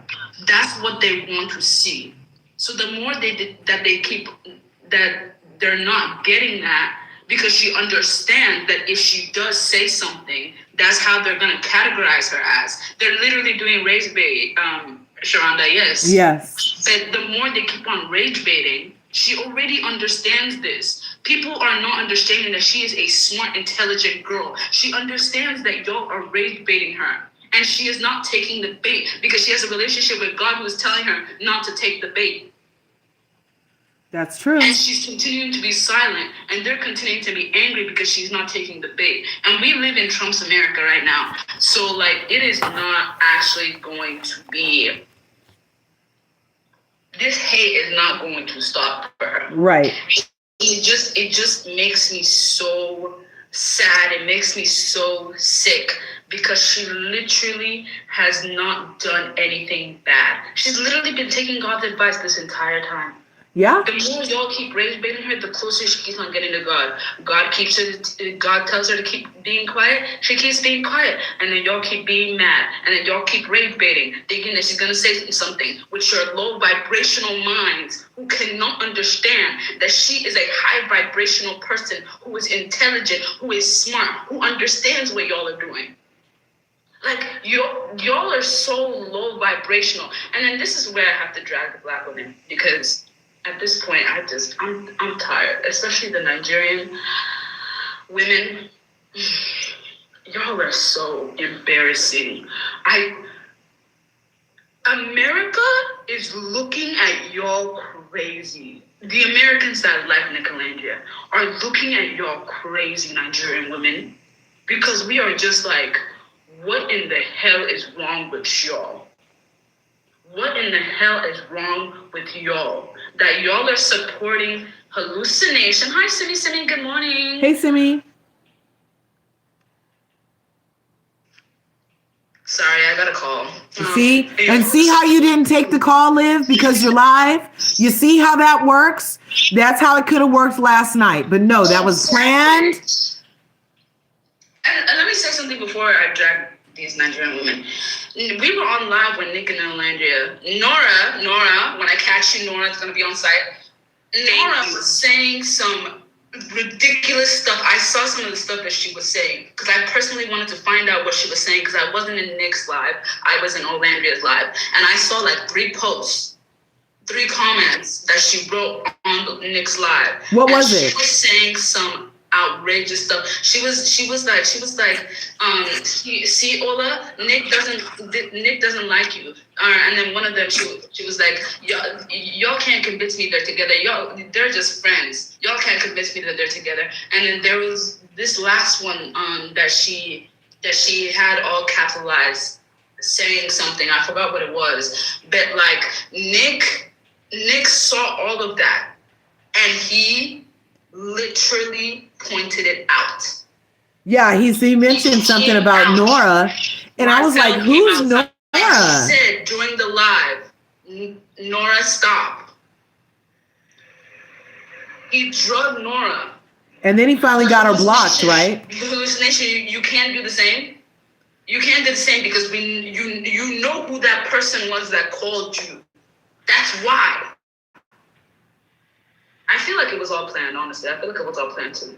Well, somebody did mention that because he has music coming out, he is in Lewis, has music coming out, that maybe they were pulling like all publicity is good publicity kind of situation for it. And that's why he called it a prank. That's why they turned down the music. And then, because at one point, didn't she say, oh, they can hear your song? So it was about the song. Who's even going to listen to that song? Hey, Simi. Besides low vibrational kids who don't understand what all these words mean. Well, because Louis has made it clear that he hates Love Island fans, I hope no Love Island fans get his download or anything. Love Island fans are not even the ones that are doing the hate. My goodness. For him to come for Love Island fans when we literally saw you on 4K with hallucination pick up this call that was calling you several times that you have in your contacts hallucination, but they decided to hide the number so nobody would know that you know the number hallucination, and then decide to pick up the call after several phone calls from that person, and then and then tell him to turn down the microphone. He proceeds to tell you that she might say something crazy. Put it on speaker. So you put it on speaker. She says the rubbish that she says. You'll turn off the call and start laughing. Mm-hmm. You never address it, even though somebody in the comments said that Jeremiah said that she addressed it later on in the live. I need evidence. Yeah, we'll need evidence. I need evidence. We need evidence. She didn't address anything. She just went to Instagram and didn't even have all her stuff together. Okay, so she didn't really address anything. Because then somebody's clipped it on Reddit. There's a 9-minute video of them laughing about it, talking about it, and after she was talking about her too.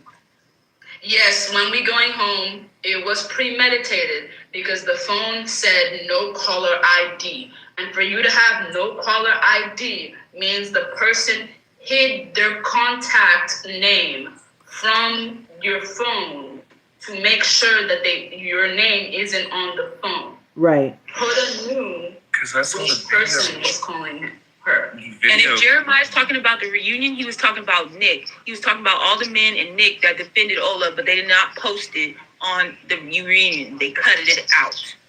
See there. So let me get this straight, because I woke up this morning to see the this is a live. It cannot be edited. Phone call of Huda laughing at it, and then I think she did 3 stories about her apologizing back to back about how she wasn't comfortable with it. It was an uncomfortable laugh.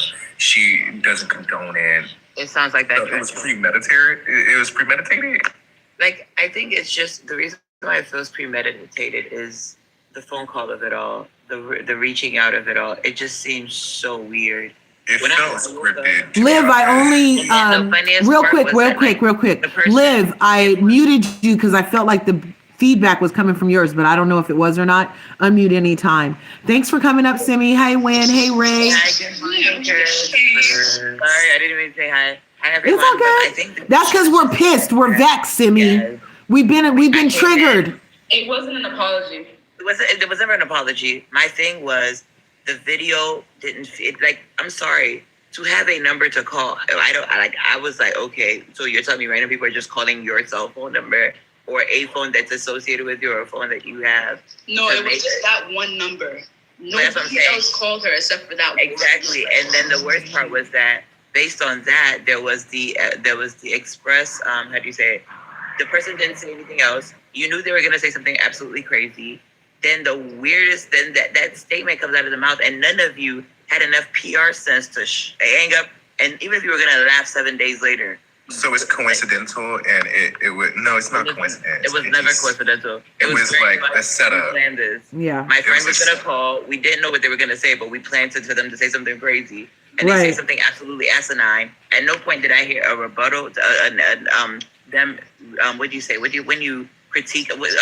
Oh my goodness, they didn't criticism. Yeah, they didn't refute the statement. They didn't instantly announce it. And Louis being somebody of African descent, I don't care if it's grandmama's grandfather's grandpapa is. There's black in him.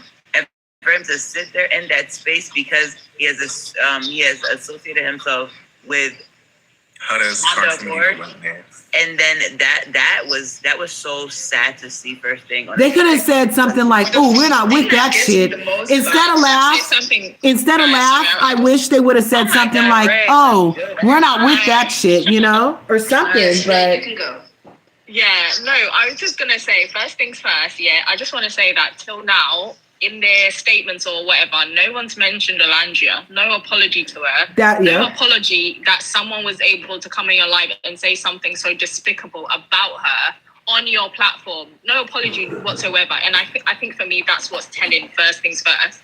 Second, I just want to remind everyone, in the UK, Louis not a black man. I'm pretty sure this is the first time I've heard him call himself a black man. He's a mixed race man, okay? So I want us to remember that. I don't think he identifies himself as a black man. In the UK, mixed race is a race. Trying to last night. Yeah, and that's what I'm saying. That will be the first time. Mixed race is a race. So, when we have forms and things like that, he would tick mixed race because that's what he is. The option is there. So he's that. So yesterday would be the first time that he's addressing himself as a black man because obviously it suits him now, doesn't it? But yeah, my third thing is that, my thing with, Huda fans, and this is the issue that I have, if Olandria's done wrong, I'm going to say, listen, Olandria's done wrong, but she's my girl, I'm going to support her. And I feel like I would prefer to hear that from people to say, okay, she did wrong here, Louis did wrong here, but I like them, so I support them. I don't understand why you would do, but I feel like that would make more sense to me. But for people to practically deny why what happened on that live is an issue, that's what bothers me out of everything. And for the black people who are constantly defending Huda, and because of that now sending, unalive threats to Olandria in her comment section on Instagram. Yeah.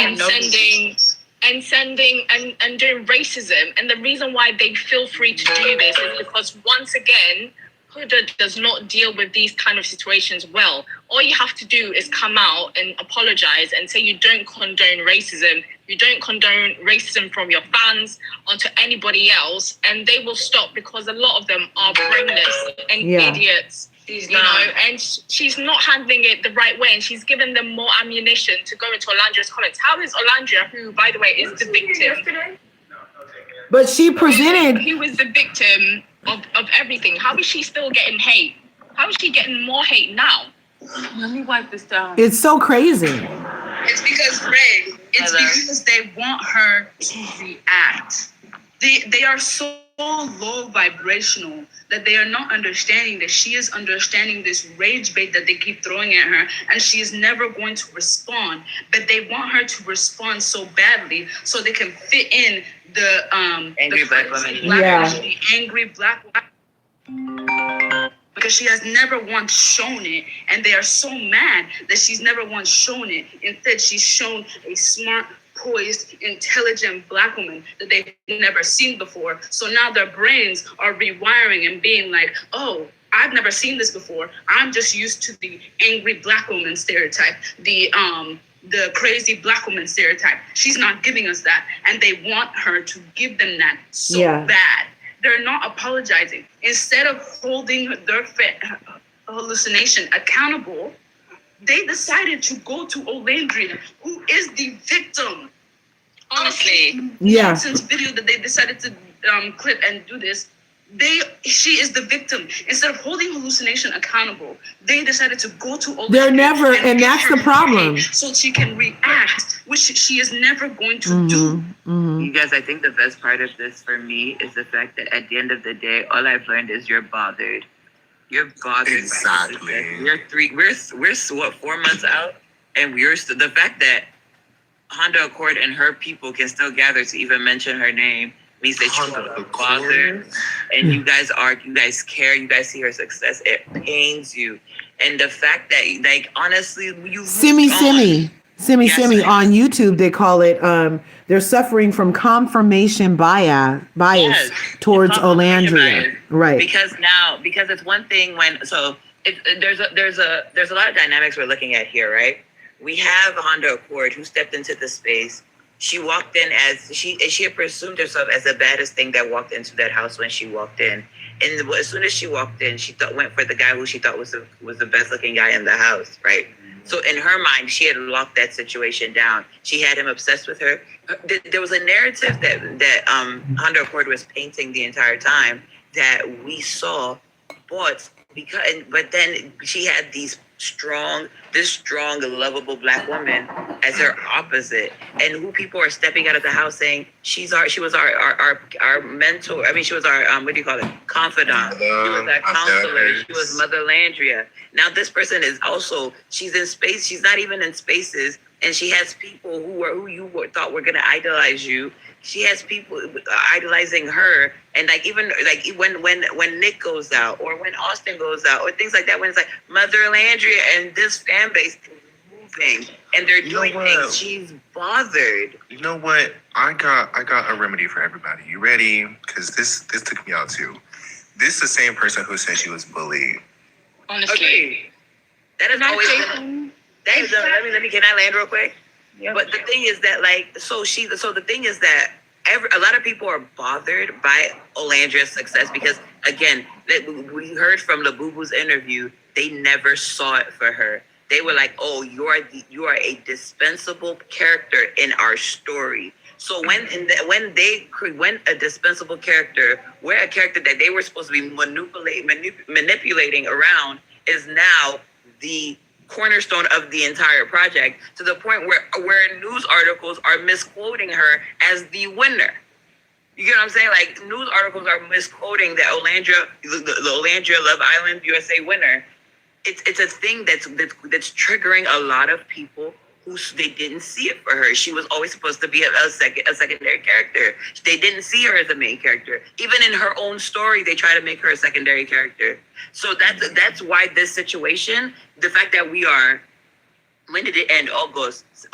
July. June, July, August, September, October. We're entering November at the end of the week. Like, the point is, like, these people are absolutely bothered, and then they have fans who are also feeding their delusion. Hence why there can be such a situation. This situation can happen, and I'm expecting Huda Beauty to make a statement. I'm expecting. Oh, she's not though. That's you giving her grace for that, because we have seen that. No, but you see, again, and when I say I expect, I don't like when I say I expect. This is something that it's also what I mean is that it's not just you're making social media waves. You are actively doing things that are hurting your image in the terms of not just publicity, but professionally, is what I mean. Listen to me. What I'm saying is, when you said we're expecting like something to come from her, we're not going to see it. We didn't see it when Love Island ended in July, like early to late July, and we didn't see it at the reunion. The quickest way to remember was when Olandria said, "I told you at the airport about the racism I was feeling." Then she dejected. Two things can be true at once. Yes, Huda could have been experiencing ethnic, racial discrimination and hate, but at the same time, she dodged the fact that Olandria was getting that like shrewd hate. That hate that went from her to Shelly and then right back to Olandria, because guess what? She went on the podcast and talked about her. And then afterwards, it then became apparent anytime her and Olandria will be in any videos or any interviews, she has some kind of standoffish vibe between her and Olandria. It was kind of weird. So when all of this started accumulating and that video from last night happened, it's not to my surprise that she's going to do something like this, because at the end of the day, what she did at that reunion, she did again. She was going to consistently, when people bring it up to her and be like, "Oh, that's racist as hell," especially to your castmate, she's going to sit up here and be like, "I don't condone it. I'm experiencing racial allegations too." No, you're not. Yes, and he's right. And also, we have to deal with let me say this and then you can go. We have to deal with the fact that we are living in racist America right now. The brands that are racist, that love everything Huda is doing right now, they're the ones that are going to want her on her brands even more. And that is just a sad reality that we have to deal with. It's not going to end for her. Her even doing this, I feel like it's just going to make more racist people just like back her more. I'm ready. Danae, you can go. I just want to say before I drop, I agree with what everybody's saying, and that for her, this could have been her time to finally address Alondria, and for her not to even say her name. They know what they heard on that phone call, and I hope that other people will keep speaking it up and not letting this slide, because this does not need to slide at all. This Black woman has been nothing but beautiful and been so gracious in the media, and for her to be teared down like this is so disrespectful. And for all those people that are going to her comments making racial stuff, I hope to God that God will put positivity in your life, because you should feel disrespectful, you should be disgraced, and you shouldn't feel no type of sympathy, because you should not be hating on this woman like that. All she's done has been beautiful and been showing us how to live and be graceful. Literally. And what you were saying, I think what I also want to say is that it's one thing when you're saying I'm experiencing racism, me too, I'm experiencing racism. That's a different conversation. The content that was dropped last night, if Huda Beauty or any brands that support her does it, that's when I will come and be a troll. Me too, I can troll. Let us all troll together. Literally. I will not trolling Huda Beauty's comments. I will start trolling Huda Beauty's TikTok. Let's all be mad as a unit. Since you all can misbehave, let's all misbehave together. Because in Nigeria, I still have to come for y'all, because y'all, no. Listen, I think people with no purchasing power don't matter. The people who can't raise $3,000 for their own fave, they don't shake my world. Please go and sit down. Listen, I remember earlier in the season, this girl was like literally tagging Olandria with harassment like all the time on Twitter. So I was like, well, every time I see you tweet Olandria, I'm gonna tweet you back. And you know, I'm the biggest troll. I'm the biggest hater, okay? And I trolled her so bad that she ended up blocking me. I was like, no, don't block me now. We're going tweet for tweet, right? I said, every time you tweet Olandria something nasty, I will tweet you back, and you're not gonna like what I say. Do you know what I mean? I went on her Twitter, and that was as far as I went parasocially. And I could see, you know, obviously she was Nigerian and, you know, bleached, and yeah, so I gave her all that business, and she didn't like it. And I know people are like, oh, don't stoop to like her level, but sometimes some bullies would only understand bullying. I'm sorry, but there's no other way. There's certain things that they say about Olandria that like you can't just let it slide. And even like today's one of those things. With this whole video thing, some people are like, oh, let's just keep it positive. No, we need to call it out, and she needs to be held accountable, if not for what this person said, it's for how she and her man reacted on the live, because that's not reaction to racism. That's not a good reaction to slurs. It's enabling. I'm sorry. At the end of the day, if people sit up here and will be like, we have to tone how we react to a situation, it's giving passive enabling. And and I'm sorry, but if someone had said, if that person on the call had said the slur which applied to her, Huda, I don't think she would have laughed, and I don't think she would have found it funny. You know what I mean? So she was laughing. They were laughing hard. But we also talked about this. I think during during last week when Curves was playing the interview for Go Off, and they asked her a question about Shelly. At no point did ever Olandria make a statement about her. She literally just drove the conversation a completely different way. She drove it to talk about her real friends, the people who support her. This girl does not feed into negativity. Like if O was more like, you give me hell, I give you. If she had my personality, I'd be like, yeah, go off. But the fact that this person has actively avoided drama, she never comes onto a public platform and talks about any of them in a light that is other than positive. If she don't got nothing nice to say, she don't say shit. Same with Nick. So if that's what we're gonna do, the fact that y'all are bothered by somebody who ain't even checking for y'all, who is minding her God blessed business, because the girl is the definition of I am blessed, I am God's favorite. And let me come on, join me. I like to roll in the mud with. I will roll in the mud with you. Let us go. Same. Don't threaten me with a good time. Don't threaten me with a good time, okay? Sit with me for a second. Sit with me for a second, because some of y'all have the same black skin as our blessed Olandria does. Some of you have the same light skin that I do. For y'all to sit down here, hear what a hallucination just did on that video, and still defend her, knowing that if it was you,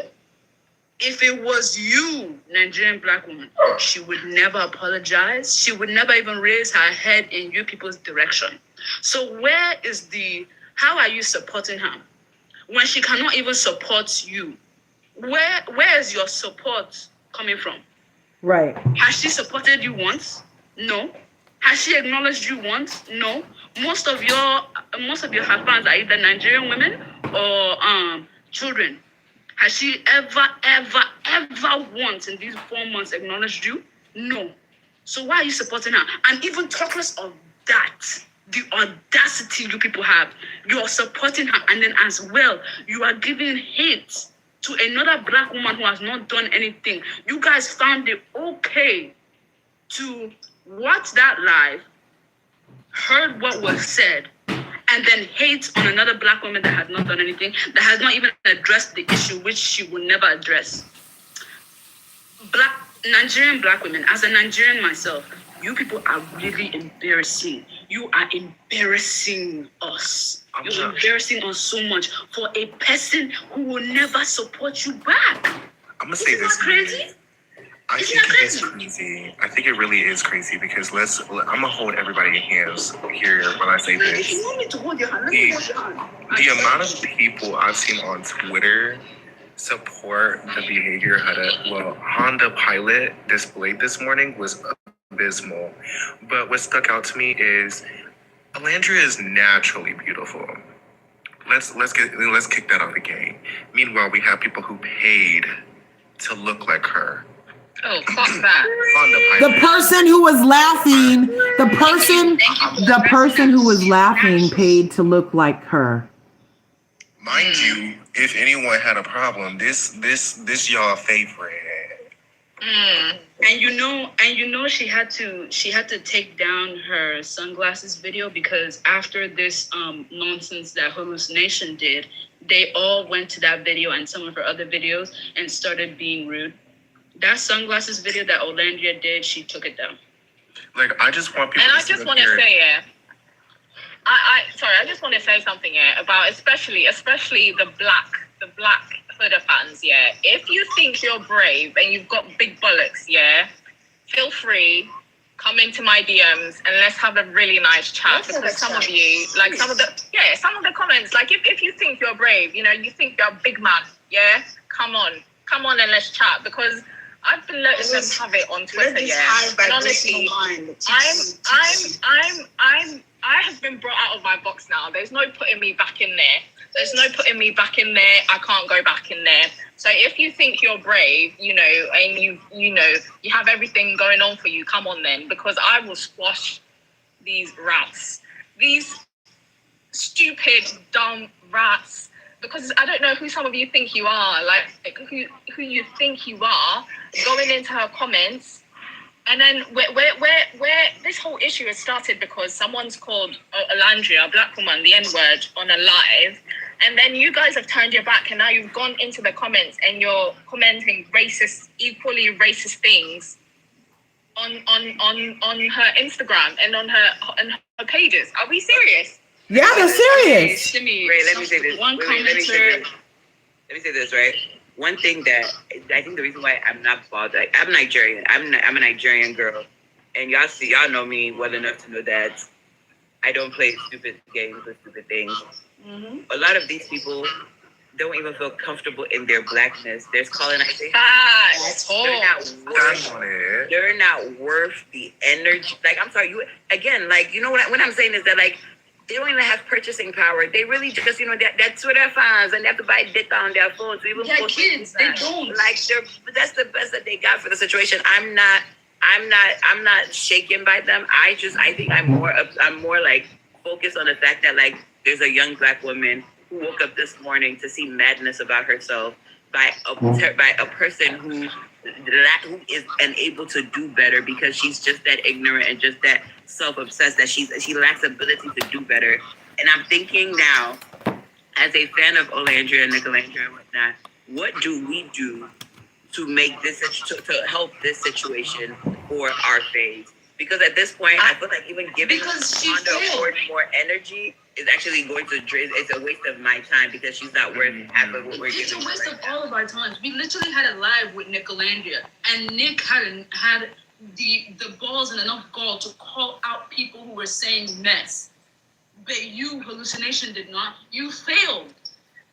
I just think I think for me, the reason why I'm reacting like this is because at the moment I've just had it up to here. Because first we had that whole thing with Ace, and his mess that came out. I just don't understand why constantly Olandria is the one who is the person who's been affected here. And I quite frankly have had it up to my tits end with everything that's going on. Because it feels very, very targeted at this point to me. Because what do you mean? Every time these islanders are coming out and saying things, there's one person who always seems to be getting who seems to be getting everything. Everything's targeted towards them. What is going on? What is going on? I'm sick of it. I'm absolutely sick of it, and that's why I'm saying they're crashing. Yeah, and I'm just like, what? People like, let's keep it positive and stuff. But what do we do? Sam just said that apparently Gymshark made an announcement that they're no longer affiliated with Huda. No way. That's what I'm saying. I'm saying, I bet you they're gonna go right back to her too. No, but that video is one thing to be like, I'm a victim as well. It's another thing to actually come out and do things let's be real. No matter what America is doing right now, the black dollar is a thing. The black dollar is over 5 billion of what's in our economy daily. I'm literally about to go out and get me some aqua de Capir right now. Right? So that kind of content, I don't like. Lewis was never a celebrity in my mind. Lewis is a guy. He was. Listen, forget about him. Like Louis. So for me, he doesn't matter. He has no brand deals. His brand is being Honda Accord's boyfriend. That's the only thing I know him for. I'm sorry, but so he's not a factor. But when Honda Accord's bill is getting when her pockets start getting hit, then I'm gonna be at peace. And I think that's where it matters to me. Huda Beauty already got dropped by Sephora, and I think that was the only place I was seeing Huda Beauty being sold anyway. So the fact that yes, baby. I feel like not even just with her brand deals, quite frankly, I feel like if the entirety of her platform just gets destabilized as a whole, I would sit and I will be peaceful. I really would. I really would. At that point, as petty as I am, I don't need her pockets to just hurt. I need her financially hurt, physically hurt, emotionally hurt, mentally hurt. I need it. And they will, because this is another Saturn test that she has failed. Her Saturn return is going to hit her hard. It's not even going to be funny. She keeps don't make me book a ticket. I don't understand. Can you not go on YouTube and research what racism is? You have all this research in the palm of your hand, but you keep on failing. If I may, just to give perspective. Hi. So we understand that even though we're not in spaces in which hallucination is, right? We understand that she... Real quick, can you guys mute between calls? I'm hearing lots of feedback. If the other people not talking could mute real quick, I'm not sure if anybody else hears it. Oh my God, it's gone. Thank you so much. Okay, go ahead, Gigi. Sorry. So the way that she moves is simply because they didn't expect Ola to be as big as she is. They didn't expect her to be this breakout star who's constantly being featured by magazines, who's being put in the correct spaces, who's being set up for places of actual influence, right? And we see that in the way that she talks, the way she is linked up with not just fashion, but also academia. So we see her moving in these spaces in which she's extremely versatile, right? And nobody expected her to be able, and in tech, and nobody expected her to be able to do this and to be able to launch this way. So when they do these things, it's because of the clickbait, and they didn't anticipate what do you want to bet? They did not anticipate the backlash that they would have received. And that's why Louis went to this whole, she's with a black man and I'm black. Let us not forget that us African Americans, us Black Americans on this side of the pond, do very much understand and have called out all them light skins, on the other side of the pond and how they feel about dark-skinned Black women in America. Right. And Black women in America, period. So it is not surprising to us at all, and I would hope that it's not surprising to anybody who's listening, that Louis had the reaction that he did. Because historically, we happen to know, based on our interactions with Black men from across the pond, they tend to not be in defense of Black women in America because they have this singular view of us. And I'm going to take, y'all don't think I'm stretching a little bit, but that's why that a lot of Black Americans had the reaction that they did to Cynthia Erivo. Absolutely love her down as Elphaba, but we did not forget Thanks, how she reacted about her comments that she had about Black Americans. Because in their minds, they see us as lesser. Yeah. So this is, we're not saying that. Now, Huda was using it as, Huda very much uses the Black people in her life as the, I can't be racist because I have these people in my life. And we know this.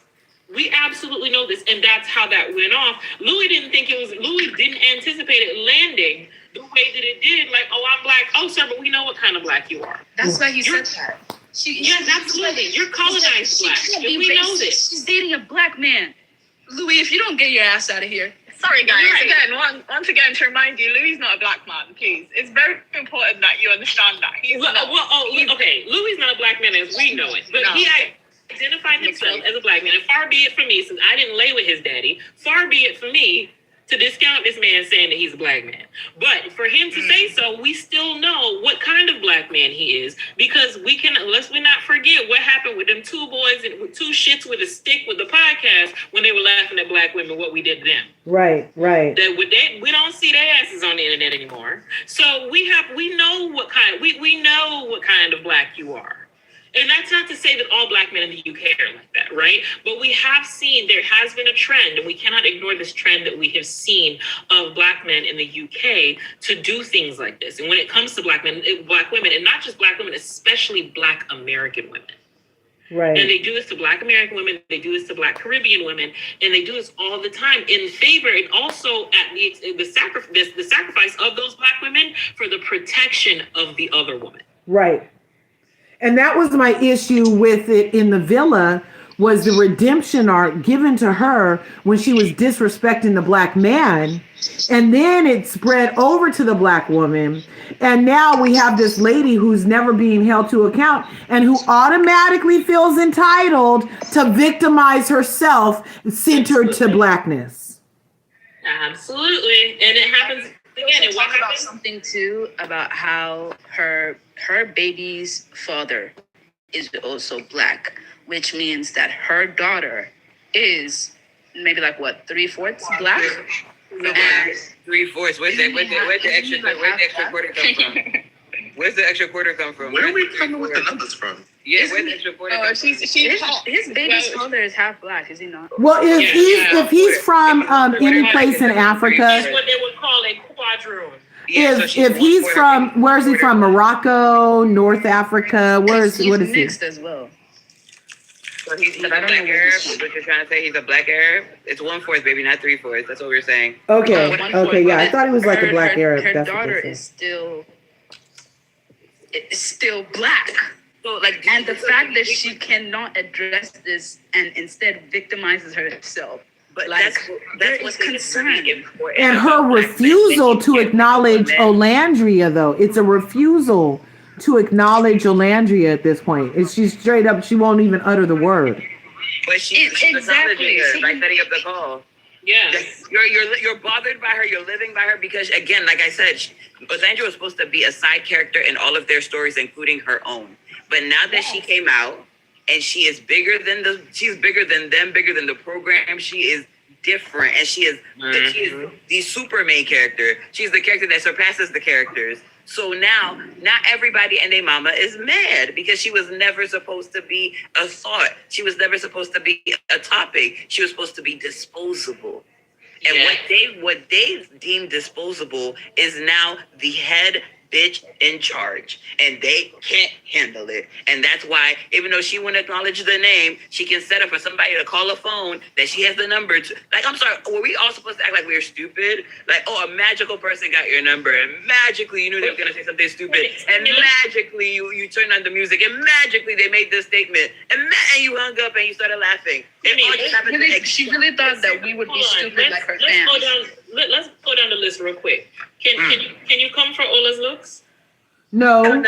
Okay. You see that, Number two. Wait. Number two. Can you come for her academic achievements? No. Hell no. Okay. Number three. Can you come for her corporate achievements? No. She could even come for her pockets. Okay.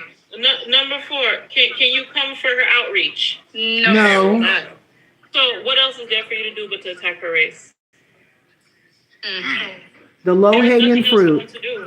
Just go for, and that just shows what a lazy fuck they are too, because they're gonna go for the lowest hanging fruit, you know? They are. It's rooted in insecurity. I'm sorry. Oh my God. I just want to say as well, some of our fans have now on Twitter are now saying that the person didn't say a slur.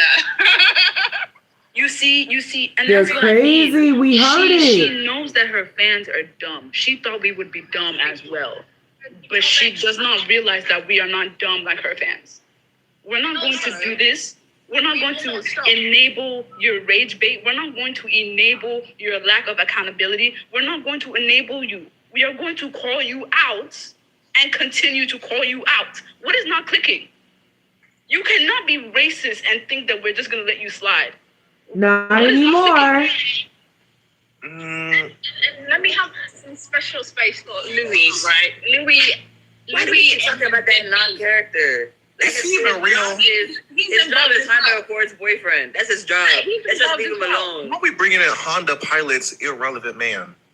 Like, he's not a reality star. He's not a celebrity. He's not a nothing. I get what y'all are saying, but there was two people in that video, and I will hold them accountable, whether or not they're a big star or not, because he laughed as well. In fact, I would go as far to say that his laughter is what pissed me off the most, because he's, mixed race. He has black relatives, so I'm not saying that I expect racism from like people of other races, but I especially am affected when black people or mixed race people with black heritage, perpetrate these kind of things. I'm going to call it out. I'm sorry, whether he's famous or not. So I'm going to give him his moment since he wanted it so bad, and since he was so funny that someone's calling someone the N-word. It's funny. It's hilarious, isn't it, Louis? Yeah?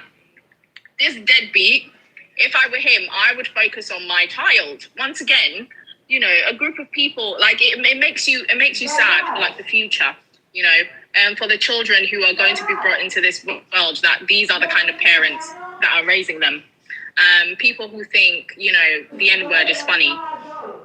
It's absolutely ridiculous, and then the responses that they gave after as well, their statements in quote that they gave after as well is honestly, like, I feel like I've gone through so many emotions today. At first I was sad, and now I just feel like I'm so pissed, and I don't think at this point there's anything that they can say, because once again, your reaction to when this happened, for me, that's what I take first and foremost, and that's what I take as your honest reactions, and their reactions were terrible.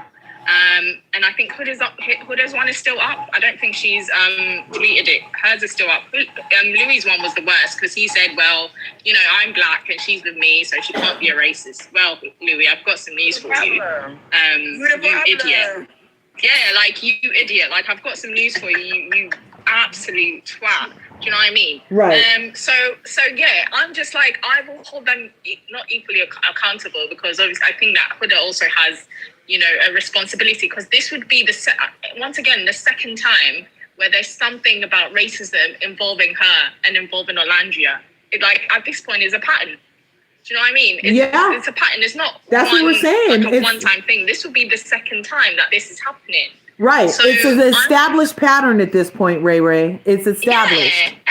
And I'm just like, and that's why for me, like, we can't let up. we cannot let up, and we can't have people give like all these kind of excuses and stuff. I've seen as well, some of her fans are circulating this fake like chat thing where it's making it seem like this was all planned and things like that from someone to try to make Huda look bad. I'm like, no. When this came out at first, you guys said that the video was edited, right? That was you guys' story. What? So we're the one who made her laugh? No, like it was planned that the person would call Olandria the N-word. So maybe make Huda look bad. Wait, do you have Huda's number? Listen, they don't make no sense. I'm just saying that's what they're saying. But we know they're not the smartest people, so it's not gonna make sense. But my point still remains. It's like, you know, we need to be focused and make sure that none of us fall victim to any of the things that they're trying to spin it as, because it's not something that we must let go of. It's like a serious topic. And racism is never funny. And I will never be in the presence where someone would say a slur and my first reaction would be to laugh. Exactly. That's the part. That's the crazy part. They laughed hard. Have you not drawn the parallels between her fans and a certain sub-intellectual political group? Come on. I was about to get on that because there's a clear line here. In a certain sub-intellectual political group, there are parallels between the two, because one of them banks on her fans being stupid, the other one praises their fans for being stupid, and they know that both fan bases go to bat for their grand poobah every time. I will take it a little bit further, Gigi, because I don't know if you remember, I don't know if you did see this, but during the election, a part of, you know, a certain group of people from a certain West African country were holding vigils and, you know, prayer circles and things for a certain orange man. For a certain orange man, you know who I mean to me. A certain orange man. Don't take one now. Okay, I would say Nigerians. Yeah, a certain sector of Nigerians were doing prayer vigils and prayer whatever circles, so that a certain orange man would be president of a country that they don't live in. But wait. Let me tell you why. It's so stupid. They don't like their president. They're not doing anything about him, but they're holding prayer vigils for the United States. Just to let you know the level of madness that goes on in that country half the time. Let's be honest. Take it anymore. That's why people with sense don't move, because these are people who have no power, no education, no nothing. But their president is oppressing them in their country. But they have holding knife vigil for America, and so America is supposed to save them from stress. So that's where and I'm saying this as y'all know me. I'm a Nigerian girl. The madness is the problem. Liz, please, sorry. So that's why it's embarrassing and it sucks. But like you can't, that group of people, they're so illiterate and ignorant. It's not worth the energy. Except that they are also part of the people who are fans of this person. Not worth the energy, I promise you. Honestly, they don't have buying power. They don't have. They literally. And if they had the power that they could have given Huda, she'd be a bigger star than she is currently. I'm gonna say this. The recent actions between Nigeria, Huda, the election, the piss poor election, I'm gonna just chalk it up and say people are intentionally playing they're playing the unintelligent field really well. And I'm doing it on the preface of they're having the resources, they're just too lazy to utilize it. They're having places to educate themselves, and they're lacking the motivation to do so. So at the deficit of everyone around them, they will put everyone else into a kind of retaliatory position because they themselves don't want to sit up here and utilize the resources that's allotted to them, i.e. their cell phones. But also these are a very small group of Nigerians. Like when I say again, Nigeria is a 200 and almost 50 million population. These are less than a 1% population. They just have access to, and they're just loud. You know what?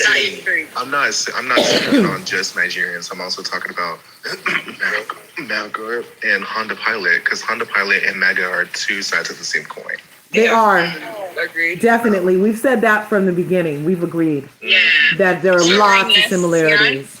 The woeful ignorance, everything from the woeful ignorance to the level of racism to the dumbness. They just seem dumb, you know? No Child Left Behind. I'm so sorry. And I never thought that in 2025 I would encounter this many dumb people in my entire life. Honestly, when I tell you, George, G-Dub, if G-Dub gonna have to catch this fate when I see him, because this whole No Child Left Behind with all these people doing all this foolishness should have been like a pearl necklace or somebody's stiff sock, because it don't make no damn sense. Being 22 and I'm going for hallucination, because hallucination obviously does not know what racism is, the exact word, what other words mean, and her fans also do not know it, and it's just like, bro, I really am living in a world with these many dumb people in my life. Like this is actually crazy. Hear me out. It's actually the enabling. I think the enabling is what's getting me, and then also the way Louis laughed so hard. You as a half black man. I think what stresses me out the most is the fact that we have all these resources to kind of educate ourselves with it, and exactly. I feel like it knocks on death's door to sit up here like you did at the reunion and say you're facing racism when it's ethnic discrimination. Like the audacity of you as well. Because like racial phenotype is one thing. To sit up here and consistently be like, oh, I'm getting racist ideology towards me. However, you're also playing the hand like you're casting rocks and hiding your hand, which is kind of weird to me because you're in a glass house and everyone sees you doing it. You right? Like, it's no longer behind closed doors. You're over here monetizing yourself on people's lives, especially your good for nothing deadbeat, well, unalive beat, very much dud of a man. Like this man, I haven't heard of him at all till this reunion. Like I heard Honda Pilot had a man, and I said, who? Me neither. Who give a Hurricane Honda? Look, I didn't hear that. What I heard was, oh, she got another body in 3 weeks. I'm trying to figure out why she over here. You know what? You so real for that. But for me, it's the fact that we can't forget the fact that she gets with black men, then utilize the fact that they're black to I don't want to say it, but like, you know how white women would get with black men to secure their proximity to blackness? Yeah, but also where simultaneously it improves her proximity to whiteness because she's whiter than the black man that she's dating. So on the totem pole, it puts her over them in a weird way. You know what I mean? Yes, and hear me out, right? So like we remember in the last few weeks of Love Island, there was a specific islander that was uncomfortable, right? And all of her followers was like, oh, he tweaking, oh, he this, that, and third, he making it up. She literally tried coercing him, and the whole world was split. Like there was some people who was advocating for her, and there were some people who were like, scorning her. I was one of those that was scorning her because that was literal essay. I don't care what no one says. Agreed. I was with Chris. Like, the amount of people sitting up here forgetting that happened, forgetting the fact that we also had to experience Jeremiah go through it. JD was over here getting bashed left and right. For establishing healthy boundaries. Like, let's be so serious. She wants to get with dark-skinned men and then utilize her proximity, weaponize it, and if anything goes south, use her proximity to whiteness to cry about it, weaponize her tears. And I'm not saying she's white, I'm saying the fact that she's the closest proximity you can to whiteness. Because your demographic of dating, your preference is dark-skinned men or men who are of a dark complexion towards you. You don't see that as, weaponizing your... Can I win just for the back of the class, because I already know that. Doesn't see it as problematic. Give me 2 seconds, just because I know people are going to take what Wynn said and they're going to run with it left. Okay, for let's get a social studies lesson class, okay? I need you to pay attention and put your listening ears on, okay? Her ethnicity, we know that she doesn't present, we know that logically she is not a white woman, but race and ethnicity and nationality are not the same thing. Okay, she is Palestinian American, that is her nationality. Ethnically, she is Arab, we understand that. Racially, however, she is white. So I need you to know this before we go on. So when we speak and you hear people with intelligence speak, I need you to pop up and listen. If you don't understand, you can raise your hand and somebody on the panel will answer and clarify. But don't go running with shit just because you don't understand. Your ignorance is not an excuse for you saying stupid shit. Thank you, Gigi, because a lot of people got mad at me when I said that she was the closest thing to whiteness without being fully white. And I was like, just to be clear, I think people also don't understand that Arabs, North Africans, and Europeans are all classified racially as white. Also, Google, North American, and Europeans are classified as white. Thank you for coming. Also, can I just say that Google is free. I would imagine that if you're on here, you're grown. If you want to learn something, go Google that shit. Like, you expect people to come on here to teach you. You expect people to come here and explain, simple things to you. Yeah, you're not going to get that from me. Sorry. Maybe someone else is going to do the thing. It's not just Google. What did we learn recently? It's not just Google. You can get a sexy co-pilot man to talk to you too and tell you. Honestly, go to AI. Go to YouTube and actually learn. There's many resources. There's many resources. Nobody's here to teach you. There's certain things that I'm sorry you should know. If you don't know, then maybe you're just dumb. I'm sorry. But based on the conversation we're having right now, Ray, we already know that everybody don't got common sense. Like, it's not my place to come teach you, though. I'm not going to do that. You can self-learn by yourself. Honestly. You don't have to do research by yourself. If you wanted to learn, you would know. You're missing what I'm saying. No, I get what you're saying. I get what you're saying. They lack education. They lack common sense. It's two different things. Well, find it, guys. But no, find the common sense, guys. I feel like it's kind of knocking on death's doors to expect, people to feel bad for her. Like, for me, seeing her from episode 1 all the way through, even knowing what I know now, I never liked her. I really didn't. I never liked her. The minute she had her first crash out, I said, no, I don't like you. Gigi can tell you I was 100% hating her guts. And I still do. Because quite frankly, I feel like she was, if not the worst person I've ever seen in Love Island history to walk this show. And that's giving Andrea grief. That is giving Blue telling me what did she say? Blue said that hallucination is a, what did she say? Not only narcissistic, but also, what is that word?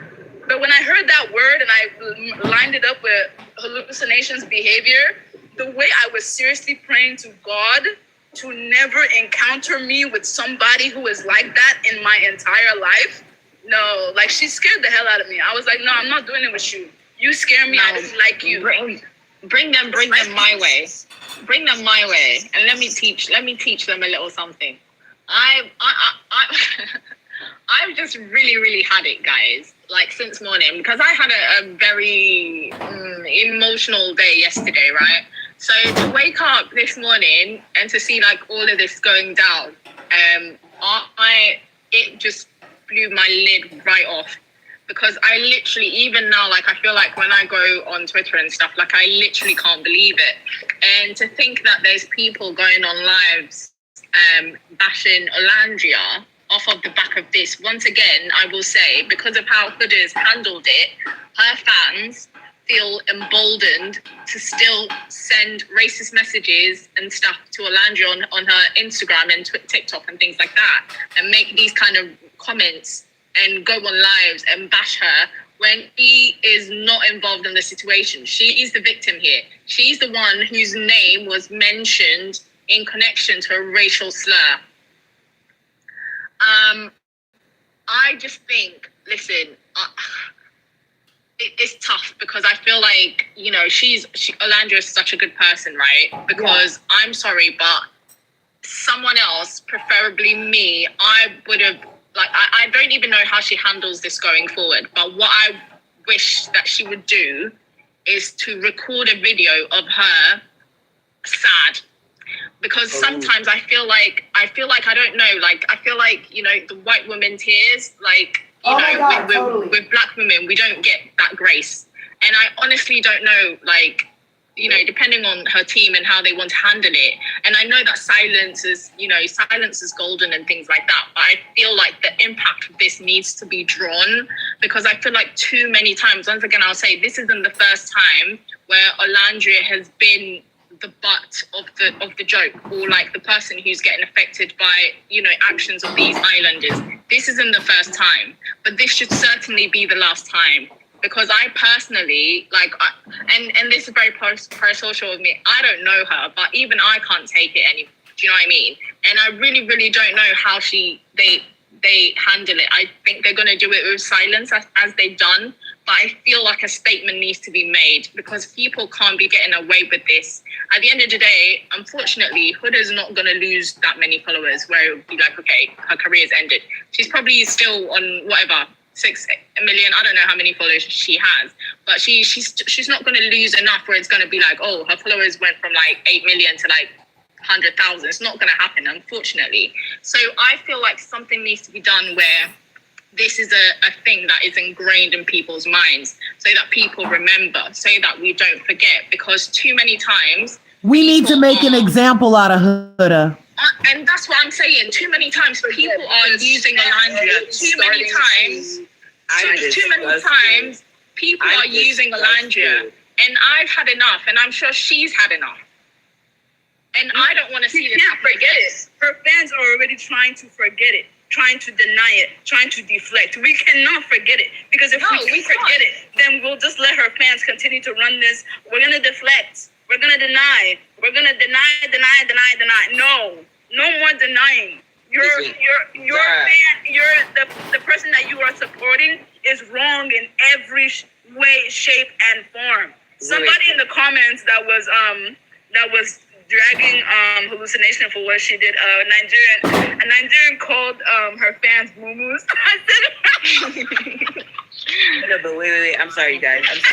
Exactly, that's what they are. Because at this point, you cannot tell me that you, as a supporter, you saw this and then actively decided to deny and deflect, and then actively decided to start going into Olandria's comments, who didn't do nothing, and start saying racial stuff and racial slurs in her comments. No, we cannot forget this.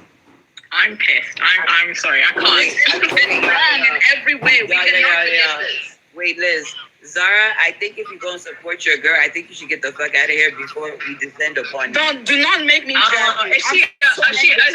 We don't have a mod. Can somebody? A hood rat. She says she's supporting her Muslim sister. And Can somebody call the exterminator? Do I have any exterminators in here? I'm feeling particularly. We need pest control. Can somebody call pest control? We have rats. GG, handle the light work. Whoever Cindy said are in these comments who are Huda defenders. How about you go? How about you get off this live? I'm actually so not having it today. How about you get off this live and so what I will say is that you are supporting, accountable for what she did. For those of you in the comments, careful when you group Muslim with rat, because then we will be no better than them and we will be trading slur for slur. So if there are people who are in the comments, I did mute a couple of y'all referring to Muslim and rat at the same time, and that's not cool. We don't do that shit around here. No, we don't do racism at all. Let me be clear. As a black person who's heard hood rat their whole life, by no means am saying that that's specific. Like, you know what I'm saying? I'm using it the way I heard it. I know. And I understand the pejorative you're using, but there was somebody, and I actually muted them, who was in there, and they were saying they had put together, and what I don't want it to do is to debase it into, you know, we're aligning Muslims or people who are Arab with rats because it is a slur to them. It does have a history. It's for the Muslim. Y'all have heard me say hood rat, and y'all have heard my definition and my understanding of it, and my defense of it. But y'all, sometimes we do take it a bit too. Now I'm not talking about us on the panel. Sometimes it does get taken too far, and I have muted a couple of y'all, so y'all keep it fucking cute. Keep it cute in the chat, and also someone did say in the chat that they want Olandria to stand up for herself. I don't think her not talking is not her standing up for herself. So let's get that right. Let's make sure that we're not. She's not the you know. I don't want to say she's not the focus here. She is, of course, and we want what's best for her. But she's in a tough position because she's got a lot of things to think about. That's why we're here, and that's why we're talking about it. So her not speaking doesn't mean that she's not standing up for herself. Let's get that right first thing. And we will keep the focus on hallucinations and her clout chaser of a man. Because they're the ones in the wrong here, and they're the ones with the focus. And Olandria can take as much time as she needs to react to it however the fuck she... however the hell she pleases. Because, she's... I need a time to cool off, guys. Honestly, and I just want, I really, really just, I don't know how. I feel like talking about the nonsense is cool. It's okay, we're talking about the nonsense, but how do we move forward in this space? How do we support our faith while, dealing with the nonsense? Because I low-key just want to go on a reporting spree. Report on Olandria's. But my question is, how do we show up? We definitely can do that when we see it. I choose not to engage in it only because I know how I am. If you go high, you go low. We going to the devil's dinner party together. So honestly, that's very much me. I tell people I am healing, not healed. So thank you. Y'all don't want to see pre-therapy Gigi because Gigi. Actually, I think we do. No, she can get a little. She might get banned. She might get her IP address banned. So I can't say something I want to say on the internet. I'm so glad you bring that up because that's also my problem with Honda Civic. Because honestly, I feel like it's better. At this point, she's not Voldemort. We can call out her name. I don't want to. No, I don't. Well, you know what happened is, just call her Honda Odyssey. Okay. Quite frankly, I feel like it was very disingenuous for all of us to disregard the fact that she is unhealed. This lady is unhealed in a space where people are healing. So I feel like as a person who is healing, she should do an in-depth analysis with a mental hospital far away, right? But that is only giving so much grace to her because Olandria is being unbothered while healing in her own ways. Right. We're all on a healing journey. We are not going to encroach our unhealing efforts and habits to people who are healing, unlike a certain hurricane. Okay? Mm-hmm. I feel like as a collective, we have to remember some people just aren't healed. It's not an excuse. It's an astute observation. Right. Absolutely. But I think we've been saying this from the beginning, Len, that it's not enough for her to just talk to somebody in a hospital setting with, a jacket, a special jacket, and a cushion walls. And I don't think it's enough because at the end of the day, if she is not surrounded by people who will force her to do the work and hold her accountable, instead of profiting off of her unhinged behavior and her unhingedness, then it's not gonna do anything. We continue to hamster wheel with her. And that's what we've seen from the very beginning. And I said it, and I said, you know what? It's real. I said it from the beginning that she would benefit when she had her initial crash out and they were threatening to send her home. That she would benefit not just from seeing somebody to help her do the work, but also being surrounded by people who are actually vested in seeing her do better and having her get well. But it's not lucrative. It's not financially beneficial to them for her to get better. So they're going to continue to feed into this and be fans of this as a result. And that's why we get what we get. And it is unfortunate, but that's the reality. Now, when you have this semi-black man who is out here, you know, defending her and doing these and saying that, you know, she's not wrong, driving us backwards even more. You know, that's exactly what I was saying. That's exactly what I was saying. The racists who love her, who are brands, they are going to love this. They're going to want her. Like she's. Well, that's what I was saying yesterday. I was surprised that she should have been included in Von Dutch at this point, because you know Von Dutch is named after a racist Hitler lover. And so I was like, when I saw the other people in the Von Dutch True Religion thing, and now this came out, I'm like, oh, they have the wrong person there. Oh, and for the person who was saying, why can't we say her name? I'm so sorry. I call her hallucination because she triggered me to the point where, like, I thought that I was just hallucinating her all the way throughout the show. So I call her hallucination because of that. I will not call her by her name unless people want to know who exactly I am talking about. But yeah, hallucination is going to stick, especially because of the absolute nonsense that she has pulled today. Hallucination is going to stick. She is my hallucination. I don't acknowledge anybody else. To me, she was a hallucination. I agree. You cannot trigger me like that. It's called Love Island. You know, and me so much triggers. Love Island to Horror Island. I'm so sorry. Right. It went from Love Island to Horror Island. And she's the one that did it. So she's the same. Real quick on that, you guys. Into Horror Island. I was like, no. Real quick on that, Liz.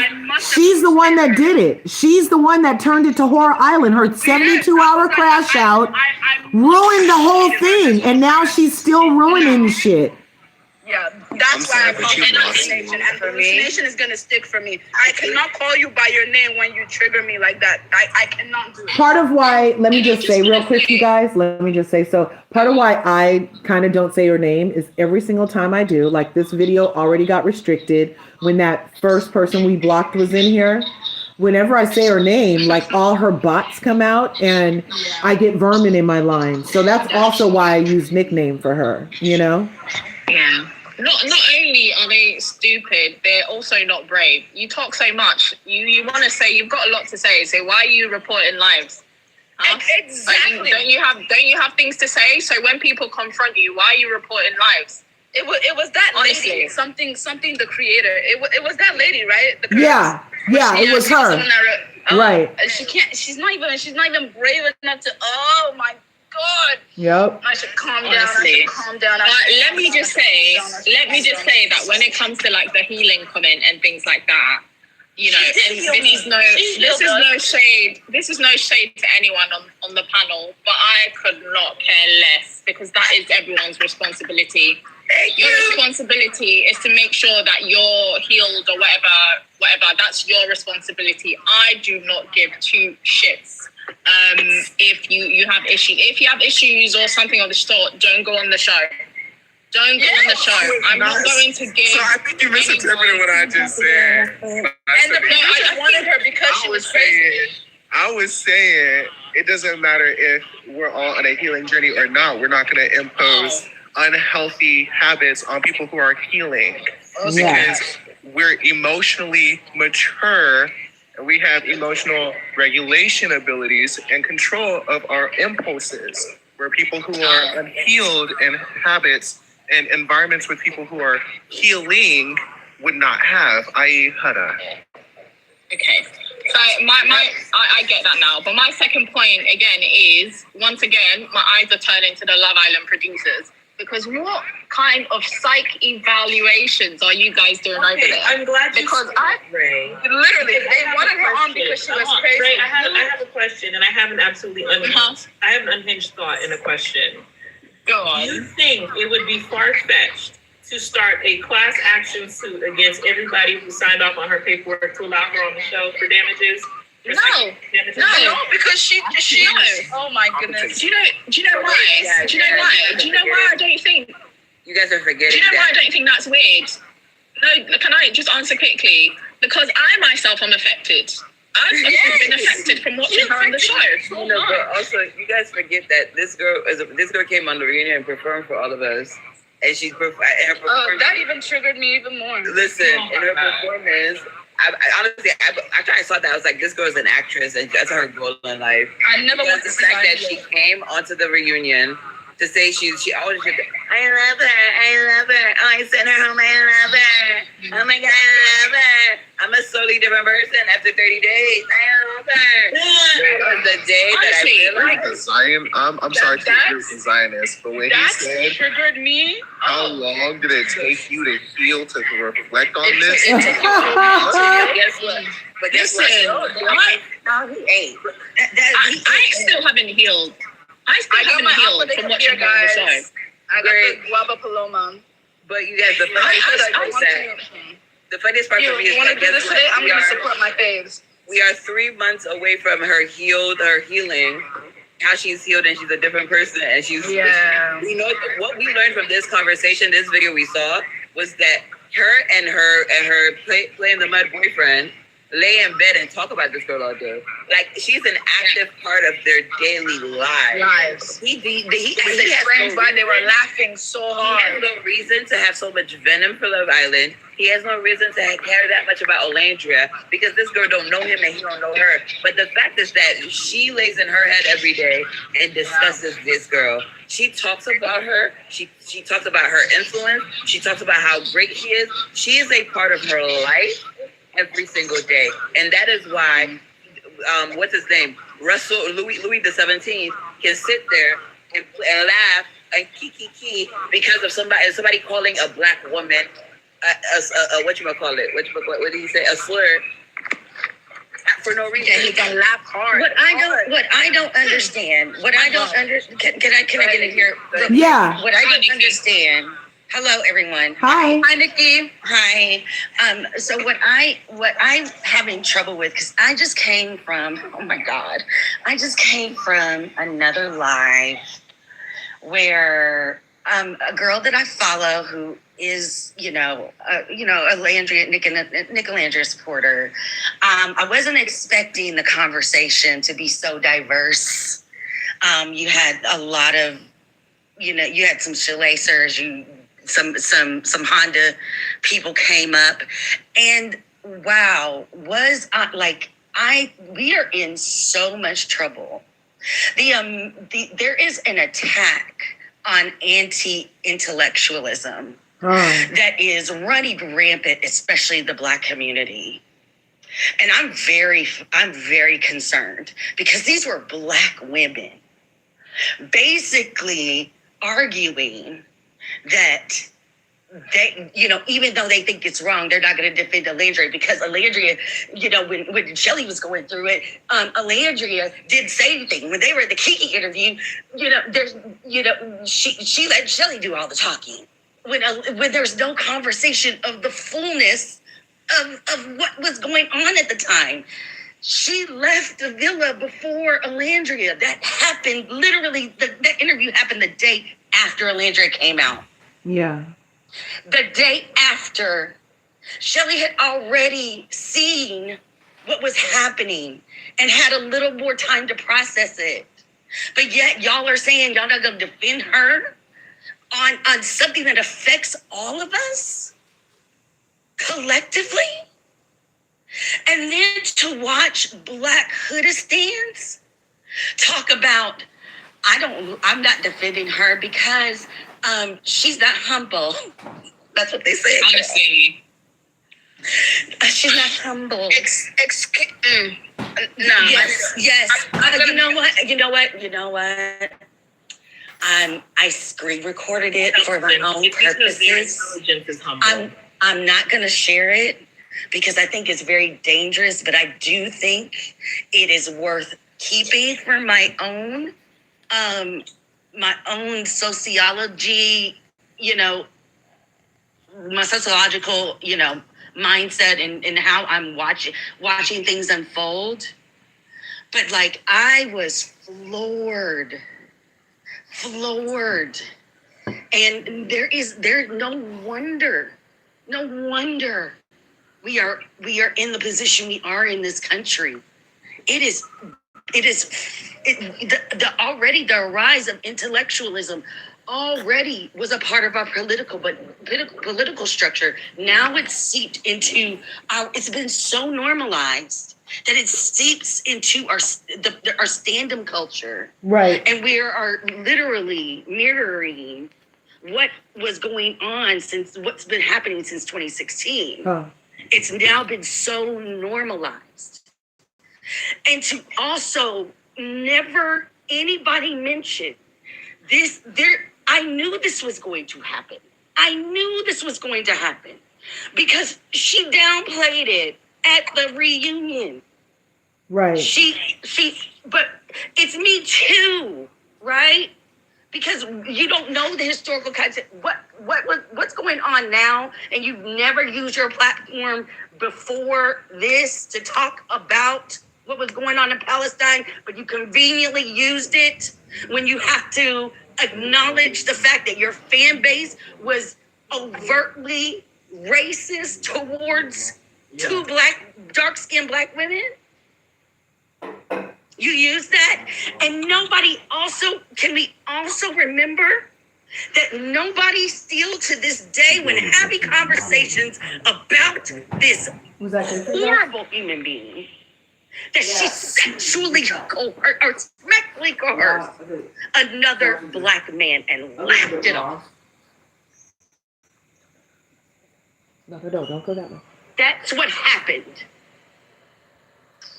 I agree, Nikki. This is why Nigerian women, black women who support hallucination, come back to the front. My little hands are shaking. I am literally about to cry again this day. There is no way that you can literally, ethically, morally support a woman who sees your skin color and will never support you back. It doesn't make any sense. That's the biggest thing. You can't even push money towards her because of the place that you are living in right now.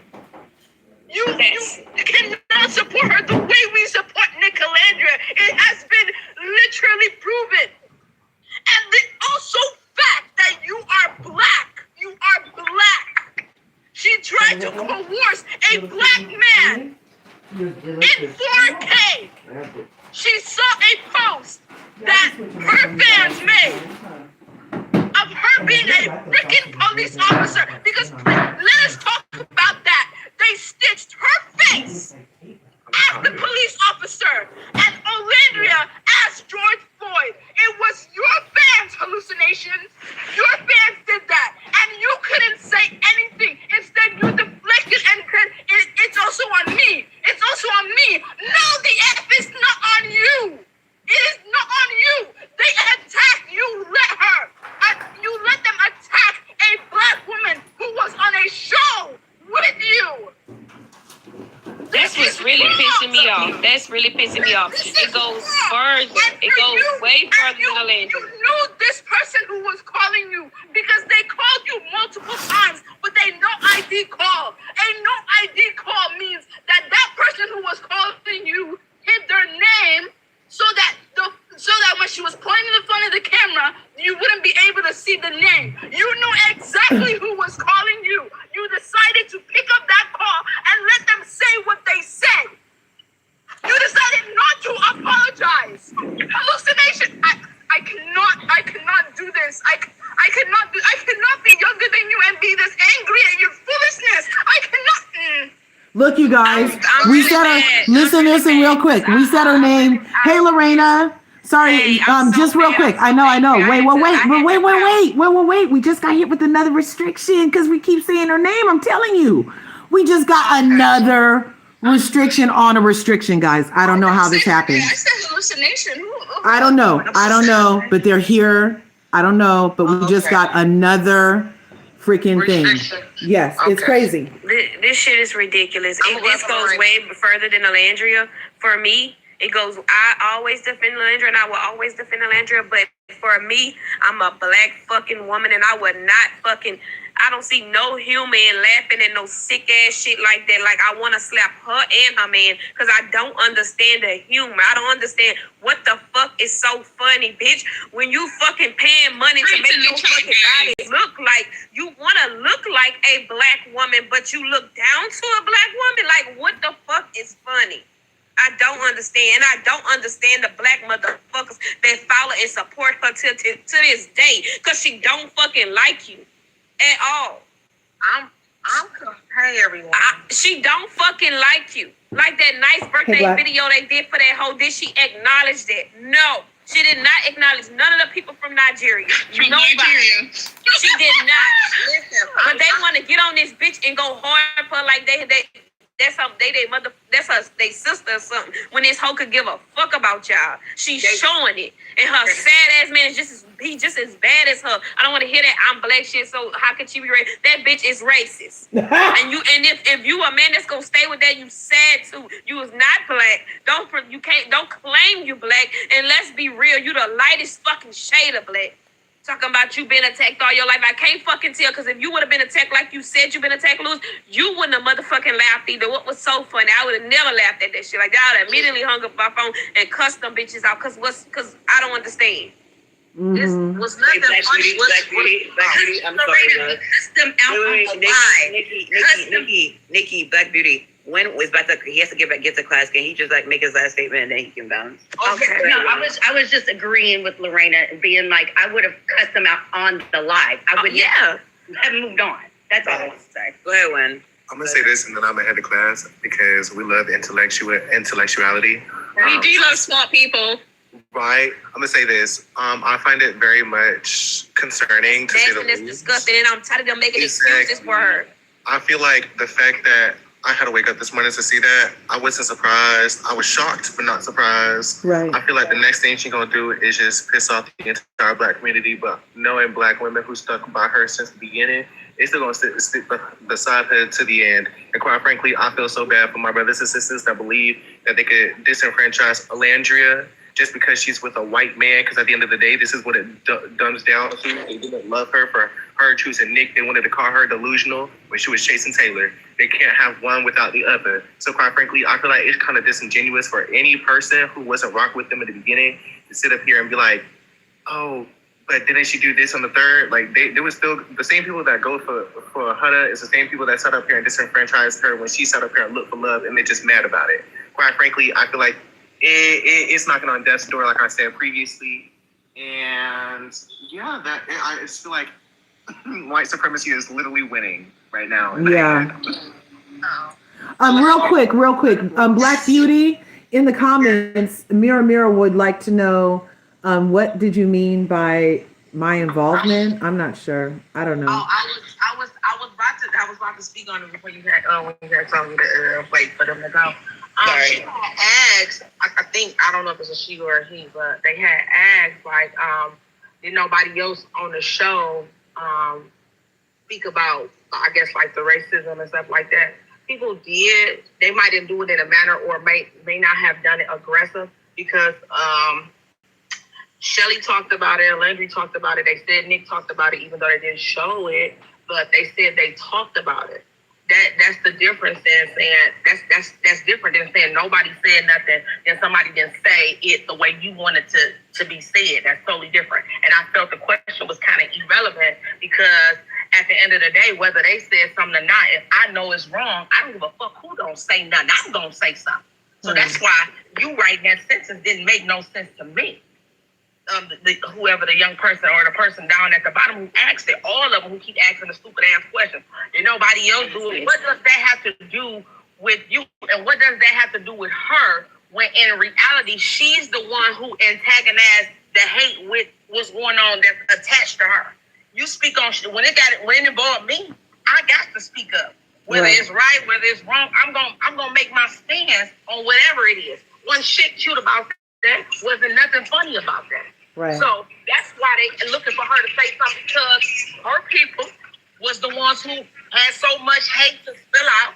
Then you get on a phone call and laugh about the hate that I didn't and play the game on a reunion, why you didn't make a post and all this bullshit. Now you have the opportunity to redeem your motherfucking self, and you show me exactly who the fuck I already knew you are. For the dumb ones in the comments. Cause that's Also, I'm sorry, but we shouldn't be having to explain. Sorry, Liv, I'm just gonna say something. We shouldn't be having to explain why people are trying to hold Huda accountable. This was her platform. Her and Louis' platform, where someone has come on and called her cast member a slur. Are you serious? Are you asking for us to explain why Huda needs to, be held accountable? Are we serious? They Lord. Be yourself. I know Nick is hot today too. I know. I don't. Can somebody check the Snapchat and see if anybody posted? Nick is probably livid because one more thing I'm going to say: how can you support somebody, Nigerian women, Black women? How can you support this person that has been so harmful to the people who have your same skin color? Like, this affects you too. Honestly, they think they're separate. What is not this harmful behavior affects you too. I want to finish it, but it's called condition. A lot of them are stuck in their condition. They don't even know they in a sunken spot. They condition because it don't even make any sense. Like y'all like someone just, I think it was who just left.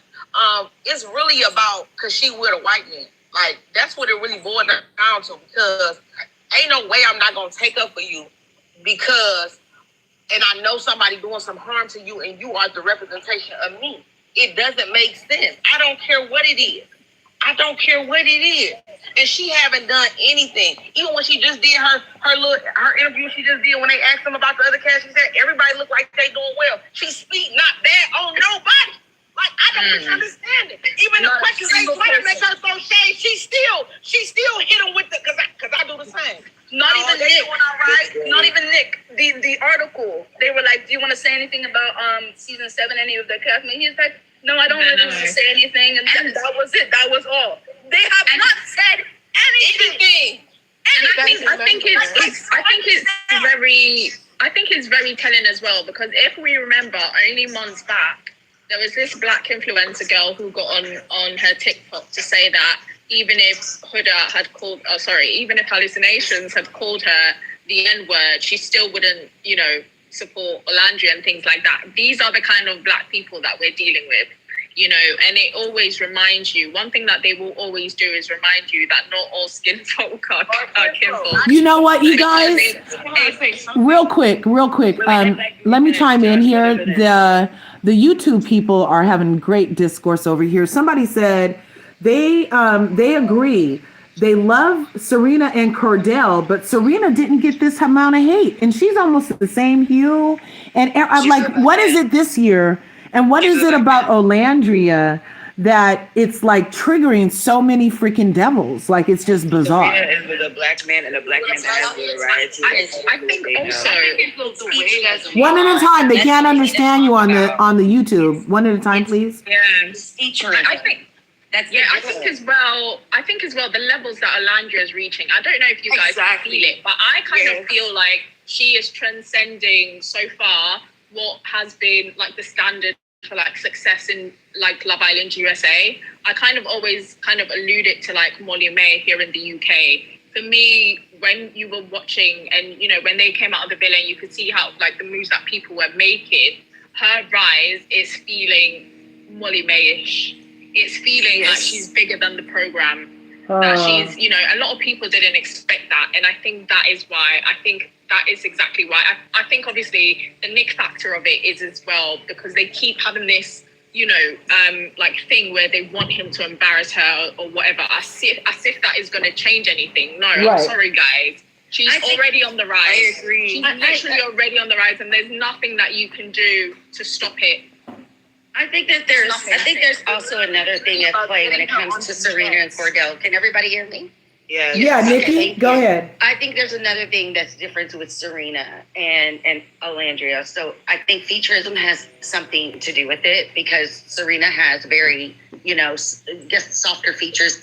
Alandria has definitely, unambiguously Black features, like beautiful, high cheekbones, wide nose. It's gorgeous, right? Yeah. Something that is not considered classically beautiful in white supremacy.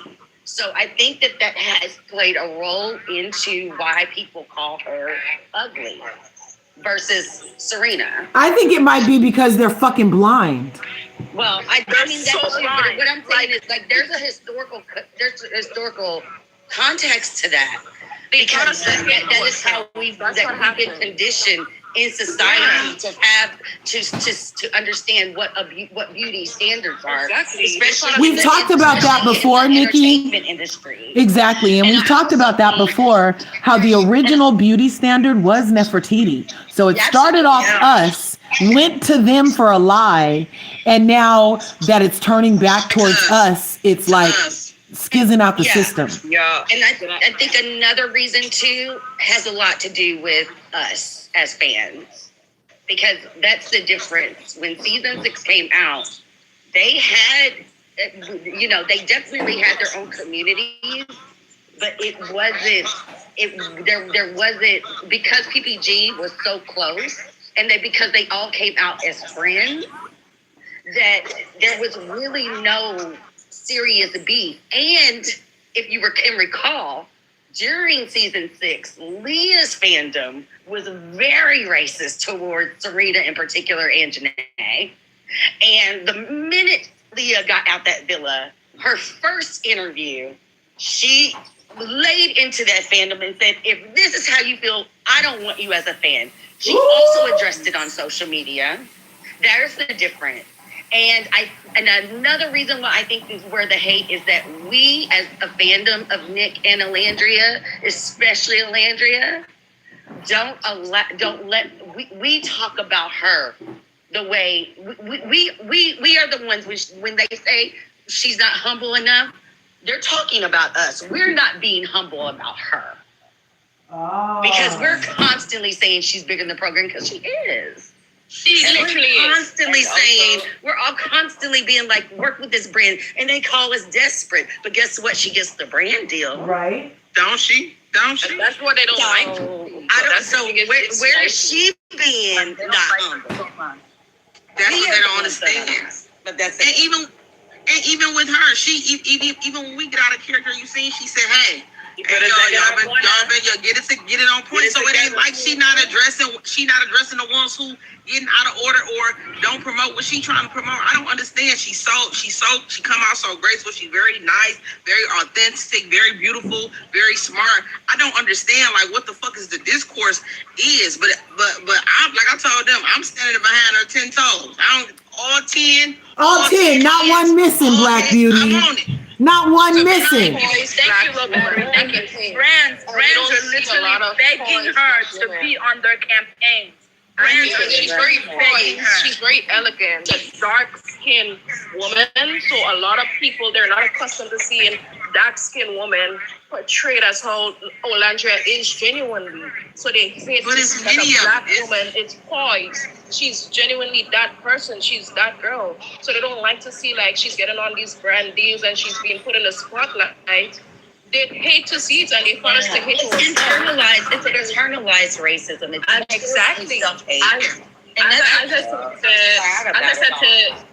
I just said to someone on Twitter who was basically like, "Oh my God, Alandria's being shoved down our throats." I was like, well, "What? You better invest in a wider throat because there's a lot more is coming. A lot more is coming."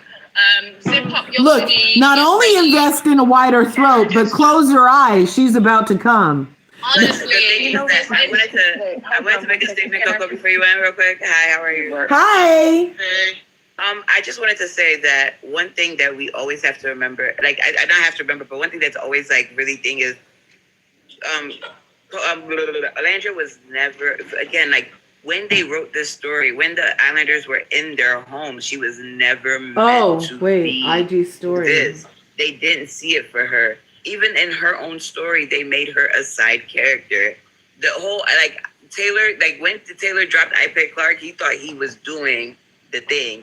Like he thought he was making sure that y'all knew that he didn't, like, she doesn't matter. So the success that she's having is beyond what they ever fathomed for themselves. Chocolate's a fathoming it for her. Like they didn't see them being this successful. So them seeing to interrupt, but it looks like she posted a story. Here, I'm trying to. I can read it to you all. So she wrote, "I do not condone racism of any kind, nor do I entertain it. That kind of language is never acceptable. Not in anger, not as a joke, not ever. Words like that carry generations of pain, and pretending otherwise only keeps the cycle going. Defending it, laughing about it, or making excuses is even worse. I will not let this moment derail my purpose of uplifting my community.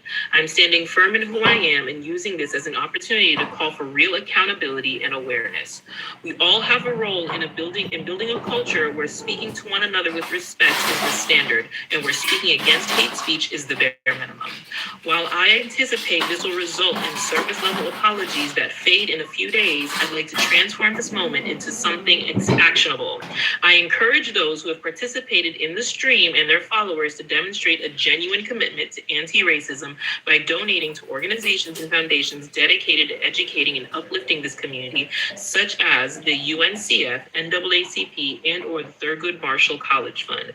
I'll be making a personal donation as well. In the next slides, I'll be sharing donation links to contribute in support of HBCUs and underfunded educational resources for Black students. Yay! And that's a clap back, ladies and gentlemen. That was from you see? Oh my God, I just got goosebumps. I was like, come on, you already know that's from Alandria. Listen, that was not Chat GPT. That was LRGA Curves, y'all. Tiana would have never. Tiana could never. Let me say something, guys.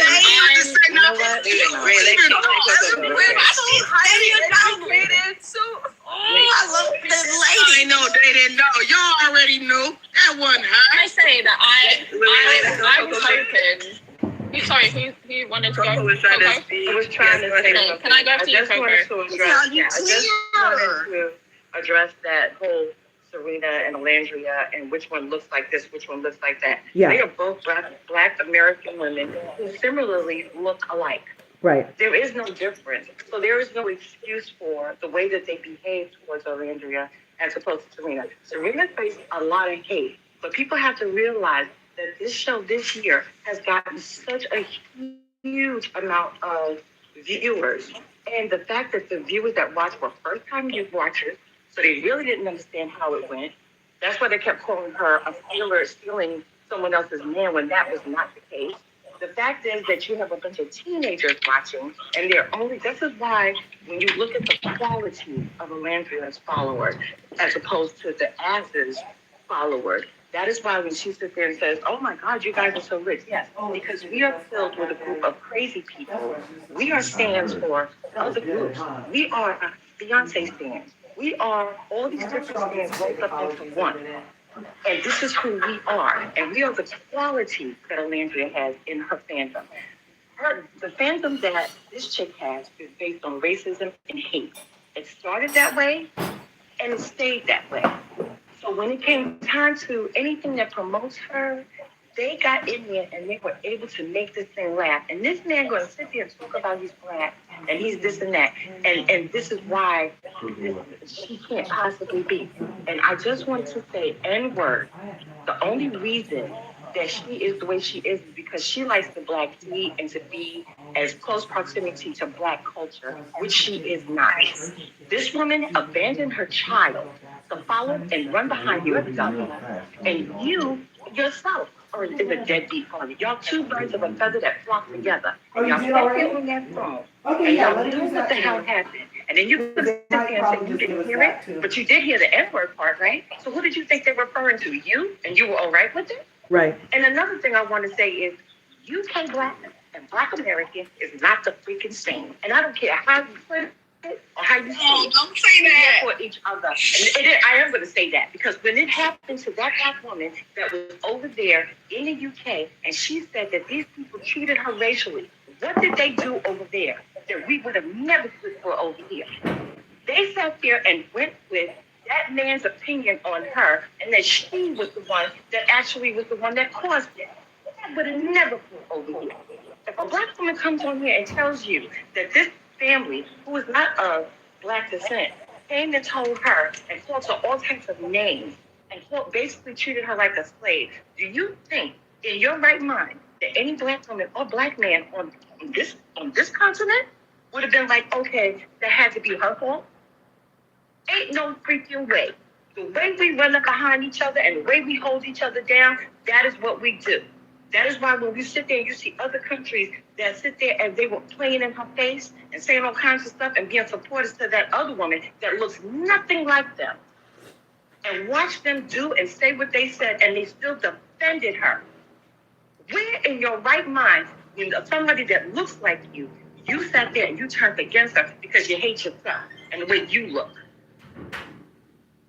Right. Why do you think that? I just wanted to say something earlier, which kind of is a bit null now because Olandra's put out a statement. But earlier on, I wanted to say that I wanted to see members of this cast put out statements because I think that these kind of private messages where it's just like, oh, I messaged Olandra privately, that is not enough anymore.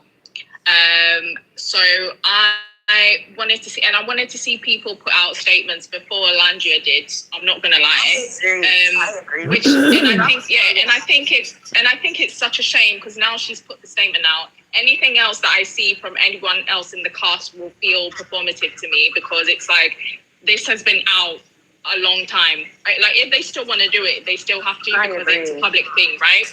But I wanted to see people, and it's not necessarily like people saying or anything of that sort, but I feel like once again I'll say that this year the fans have gone too far, too many times. Well, and unfortunately, unfortunately, said something in a comment. What did they say? I guess what you saying, like them coming out with a statement now, I guess that's what she was referring to, the person who I felt that asked the question about, ain't nobody else said nothing about it. If that's what she referring to, she saying, why is it wrong? That was basically what she was saying, what you're saying now. Me personally, I still stand on that. I don't wait on nobody. Nobody, if anything that I see is wrong, like how Landry move immediately, I don't wait on who. I'm not looking for y'all to do nothing for me or cousin me. I'm gonna move and do me regardless. Like I understand other people supposed to do. They should want to. You know what I'm saying? If they care about people enough, they should be able to come to the surface and put their own statements out and speak against some of this stuff. But I'm not waiting on them. You know what I'm saying? So that's why people like that question. That question is always irrelevant to me. Yeah, you go next. I'm saying what is irrelevant, I'm just saying the young lady, that's what I think that's what she was saying when she asked the question the first time in the comment, and I addressed the comment. Then when Ray just said that she was waiting on other people to respond before Alandra and me. I don't wait on nobody. I'm not a person and I'm like that. I'm not waiting on nobody. Whatever is wrong that I can aid and to help the situation, that's what I'm gonna do. It's a lot of people who ain't gonna never move. So I'ma just not do me, do the right thing because you won't move or she won't move or he won't move. No, I don't wait on nobody. And that's the point that I'm making is that that's the point that I'm making is that I'm sorry, I was next. I didn't finish my point earlier. Sorry. All right. If you want to land, I'm gonna go after you. Yeah. No, and that's what that's the point that I was making in that, like, I just feel like obviously this happened. All of us have this information. It's been out for hours now, right? And I felt like members of the cast should have said something. And Olandra was maybe always going to say something, but once again, she's the victim here. And something was said on a live with another two cast members. Well, one cast member that some of you were on a show with, and I just feel like enough of those like private messages, like, oh, I checked on her and things like that. No, I feel like there's certain topics where the support needs to be public. And this is one of those, because we cannot condone racism. We cannot. And so enough of that. I messaged her, privately. No, I expected some of the cast members, not all of them, because we know there's issues going on. I would hope that, people would be able to put issues aside to condone to not condone racism. But apparently that's too much to ask. But I expected some of them to put out statements and not to message, not for people to be like, oh my God, I messaged LRGA privately. No, this is racism. Did you guys see LRGA's post? She just posted it. Yeah, we just read it. It's racism we're talking about here. Can somebody, does somebody mind, Nikki, darling, you can go, and then Liv, I think. Oh, but Jay needs to say something too. Would you like? I just wanted to kind of piggyback on what was being said. I actually feel a little differently. Not a lot differently. I personally want to see who makes a statement, because I need to know who, and I want it publicly, because I think it's important for the fandom to also know who else we should support. Because there was a lot of things going on in the villa that we knew about Austin, but now that they're besties, I think we're now forgetting about. Like, I want to hear from him. Right. I'm looking for definitely certain people to say something. I'm looking for the Black people, regardless right. of how they feel about it. I'm looking for them to say something. I'm not looking for everybody to say something. Yeah, and the Love Island account also, like. Right, I'm looking for very specific people, because I really want to know where they stand when it comes to either the Black lady they love. He's out of class, or Daddy. their own Blackness that is being affected by this. But even the statement, I feel like it's not kind of new thing, because Huda posted, what she posted on her story, that was a statement, but she contradicted herself, and she always gives these lackluster excuses. Because if you see, can you guys mute in the background, because there's all kind of feedback. I appreciate you guys. Thanks for hanging in there, YouTube. Go ahead, Jay. She posted that she heard in one slide. She said, "I heard what was said. I heard the slur. Then I hung up." And then in the next slide, she's saying she didn't hear what they said, so she just laughed. It was awkward. It's like she's contradicting herself, and she did this on the show. She did it after the show, and the fans are still supporting her. It's weird. And it's never. I feel like when you give somebody like that a platform, it's dangerous, because you're gonna have a fandom who supports you and gives excuses for you as well, and it harms the community, actually, because I feel like a lot of her fans come from people who hate Black people, it's people who hate Black women, and then she does have Black fans, she does, but these Black fans, I see some of them are unfollowing, some of them are doing things, but just because somebody is Black doesn't mean that they're always with us. Right. If that makes sense. I don't know. But it's just a lot going on. That's it make a lot of sense. That's excellent feedback. Skinfo and kinfolk. We know exactly what you're saying. And we did have, you just got up here, Jay, but we did talk about that earlier, especially with a certain demographic of Black people from Nigeria. They're very into her and support her. And there are even Black Americans that I have come up against here on the TikTok that are like, oh my God, you're just mad. She's so fine. She has good hair. Oh my God. And I'm just like, that's not the issue. And oh, go ahead. No, go ahead. I was just adding. I see the literal comment saying that she was dizzy because she got her wisdom tooth removed, something like that. I'm like, what the fuck are y'all talking about? Not an excuse. Then why are we always excusing this lady's behavior? That's the problem, though, because I think it's the people who also support her are people that don't know how to take accountability in their own lives. So they're used to making a bunch of excuses for their own behavior. So now they've started to make excuses for her behavior. I'm sorry, if you've got your wisdom tooth pulled, why are you on a live stream? Like, you could be in the background, you could let your man, whatever, do his thing, but why are you on there, right? And to also kind of like play in our own faces, like in our faces and our hearing, and we start like, she didn't say that. What do you mean? The clip is there in 4K. Like, gaslight us. Yeah, they're trying to gaslight us to say. Oh my God, I did see. Oh my God. Look, Ace just posted an hour ago, but it wasn't about this. It's a skit with him and Shelly. You need to put out a PSA Curves that taking out your wisdom teeth now makes you racist. I really don't be think aware. they're gonna say anything, because the behavior that we have all seen collectively from them since they've gotten out of the villa towards Nicolandria fans, towards Nicolandria themselves, towards Olandria herself, I will actually be surprised if they do say anything. Yeah. But right now, I know that they're not going to say anything. I have a PSA clarification. Okay. For Gigi, it's not the wisdom teeth that makes you racist. It's the anesthetic that makes you racist. Okay?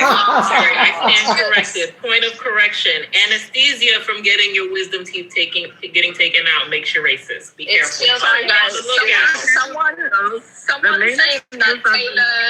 someone saying that Taylor posted something saying Black Love. Can someone confirm if that's true?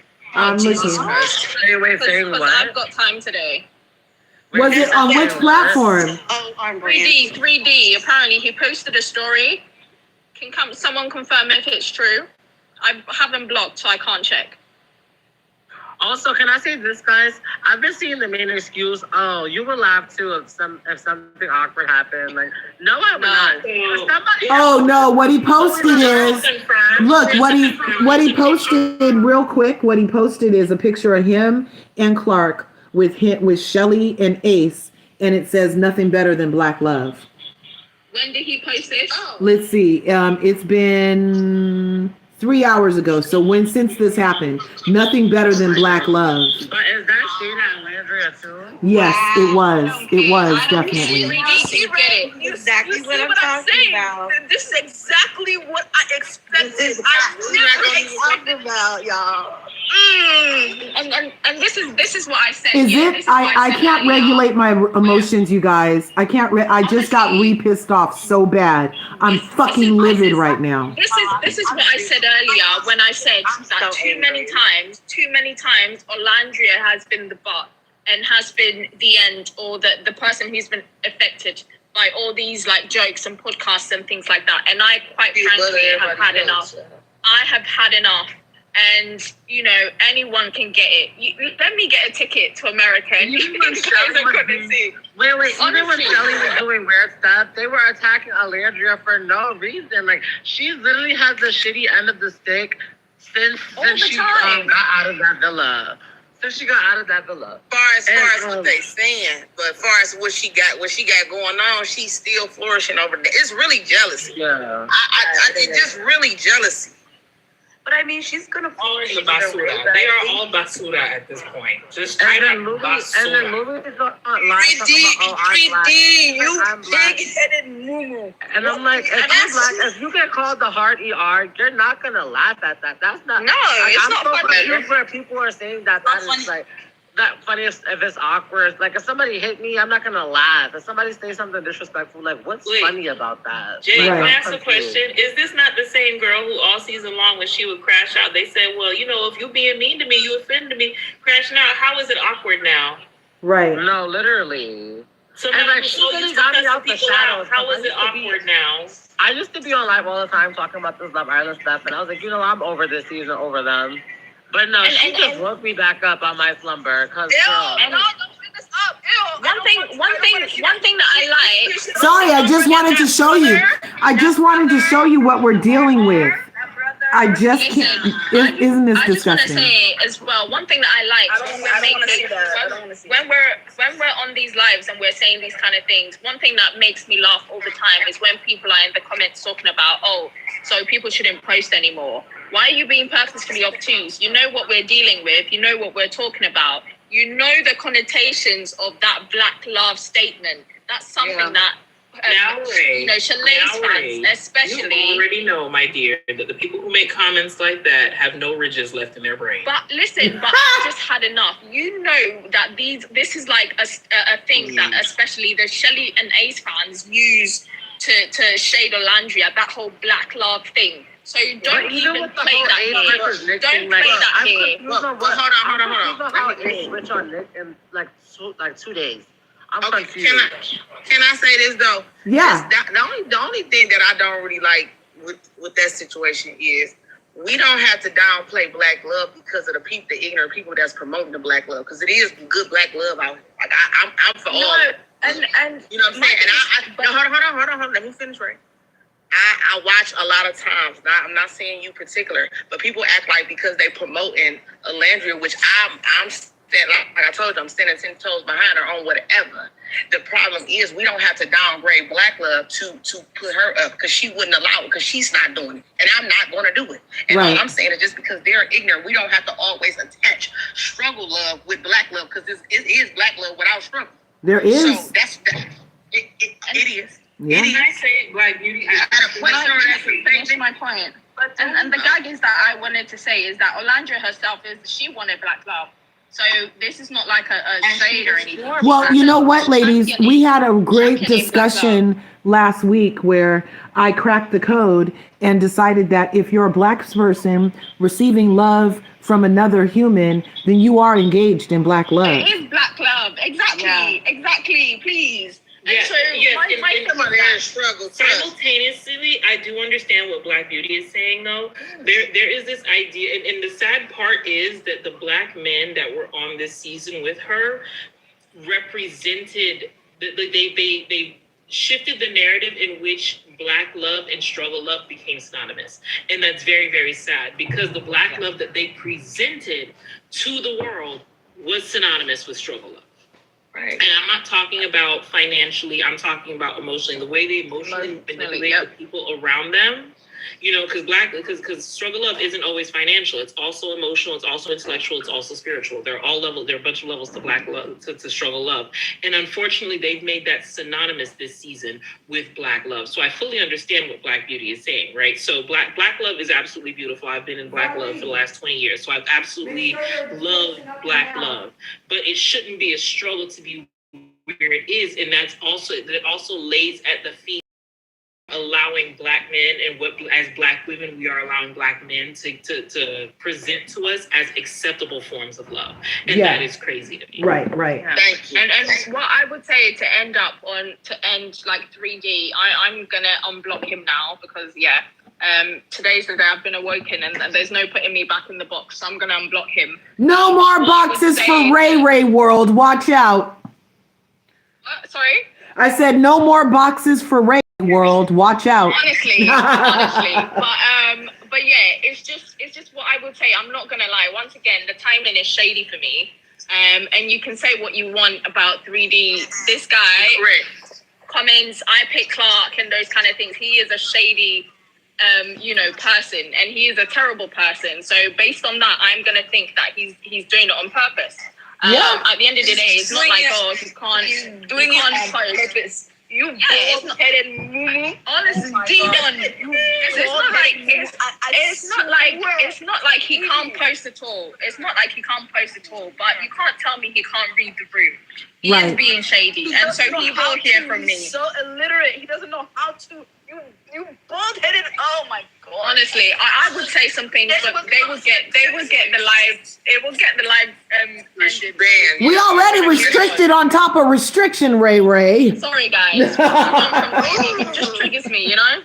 Oh my god, bro! I just like 3D. Today was not the day. Honestly, I know what he be doing. Not the time. Here, let me. Not the day. You bald-headed. Oh my god. Let me ignite you. Today was the perfect day though, because finally I'm gonna unblock him.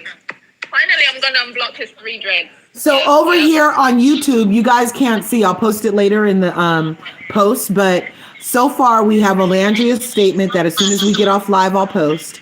And then now we have that Taylor 3D Williams who picks his nose and picks Clark.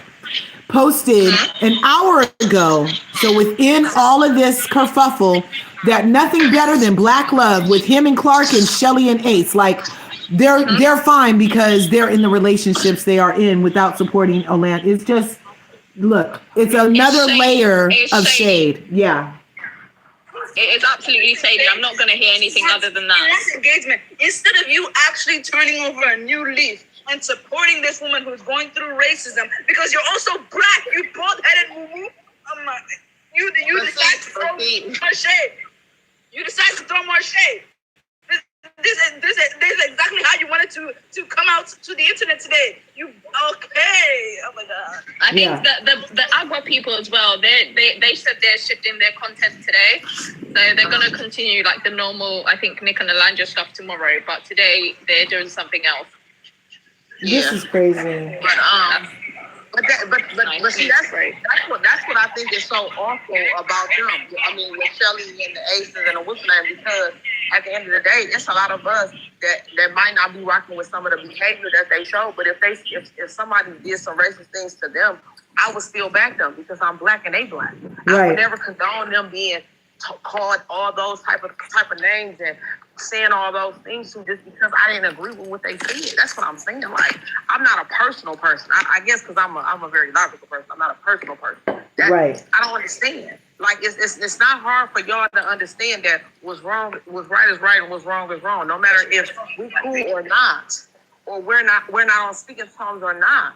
She haven't done anything for her to be getting all this type of. Yeah, they hate Nick too. We know for sure that the bromance between Taylor and Nick is over. The bromance must be over. Wow, what you say there? Well, just because he's digging in on, like, this is a sneak attack towards Ola, what he's doing right now, talking about Black Love, da-da-da.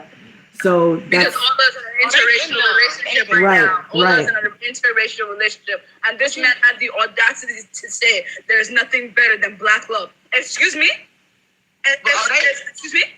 They've been ran their course. They've been ran that been over with. Ain't nobody still waiting on that. I don't understand. We're discussing this hallucination thing on the day when this has all come out about hallucination and her dig at Olandria. This is the day that you decide to post this. Any other day would have been great. I'm pretty sure you've had this picture for the longest time. Any other day would have been great. But 3 hours ago, after this whole thing with hallucination and this phone call happened, is when you decide to post this, talking about nothing better than Black love, when you know that Olandria is in an interracial relationship with a white man. This is shade. Don't let me get in touch with that. I will not see this as shade. Like, it's shade. That this is not shade. You bald-headed. Oh my God. Someone said it was a picture he posted 2 days ago. He posted a story today, no? Right, he just posted it. And it's the picture from when they were at Jamie Foxx's house this weekend. Right.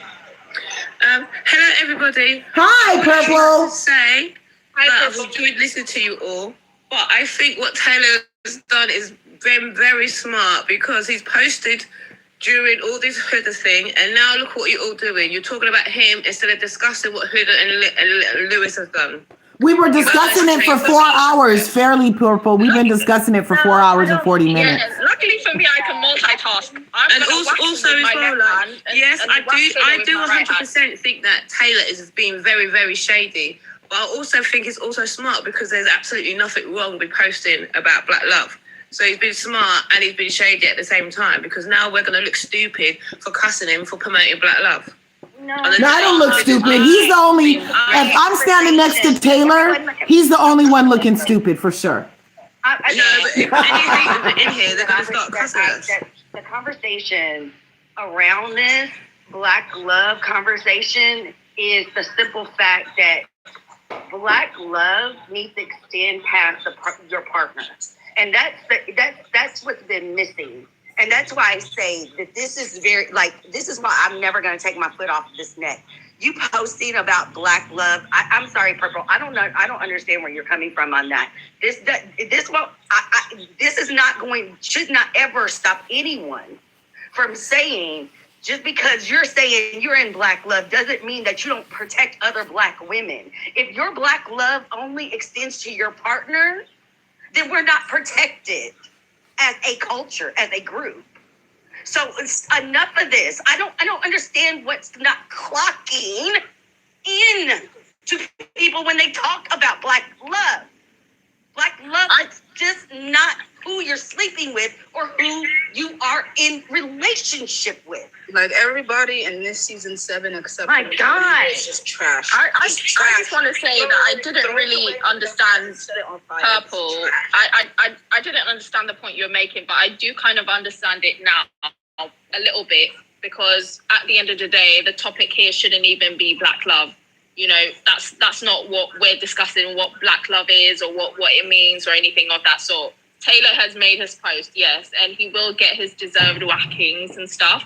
But there is one serious topic which brought us up, you know, here today to chat, and it was Huda and her man and what happened on the live. So I do kind of understand what you mean, because then now he's posted and the topic has pivoted a little bit. You know, even here, now we're talking about him and that post and not what was, you know, the racism that was at hand. So I get what you mean, Purple. Thank you, Ray. Can I say something? I guess what I'm saying is, with Purple, for me, I guess what I'm saying is, I understand what you're saying, that I don't want this to distract. You don't want to distract from the real issue. The issue is not so much about him posting that it's Black love. It's the fact that you did it knowing that there was this discourse, and you put it, you posted it and did not post any statement against the racism, and that's the issue. Exactly. But can I say something? Have we forgotten that they were conspiring against Olandria since on Love Island? Like the producers, like they were against her because she was thinking that Taylor had liked her. She said that. She wasn't seeing what we were seeing. Ace and Taylor, they were literally against her. He didn't like her, but she thought that he did based on the things that he was doing for her. But Ace and Taylor, the producers, coerced them into like plotting against Olandria. They didn't like her. They still don't like her. Like They're just pretending. They're her worst enemy. Like we are our worst enemy as Black people. I think we are our worst enemy. Because for them to do that now at this time is disgusting to me. You know, it would have landed totally different too had he just posted the words with no picture. That again, yeah, exactly. I just think that we shouldn't be hearing from him today. I'm sorry, we should never hear from him again, anyways.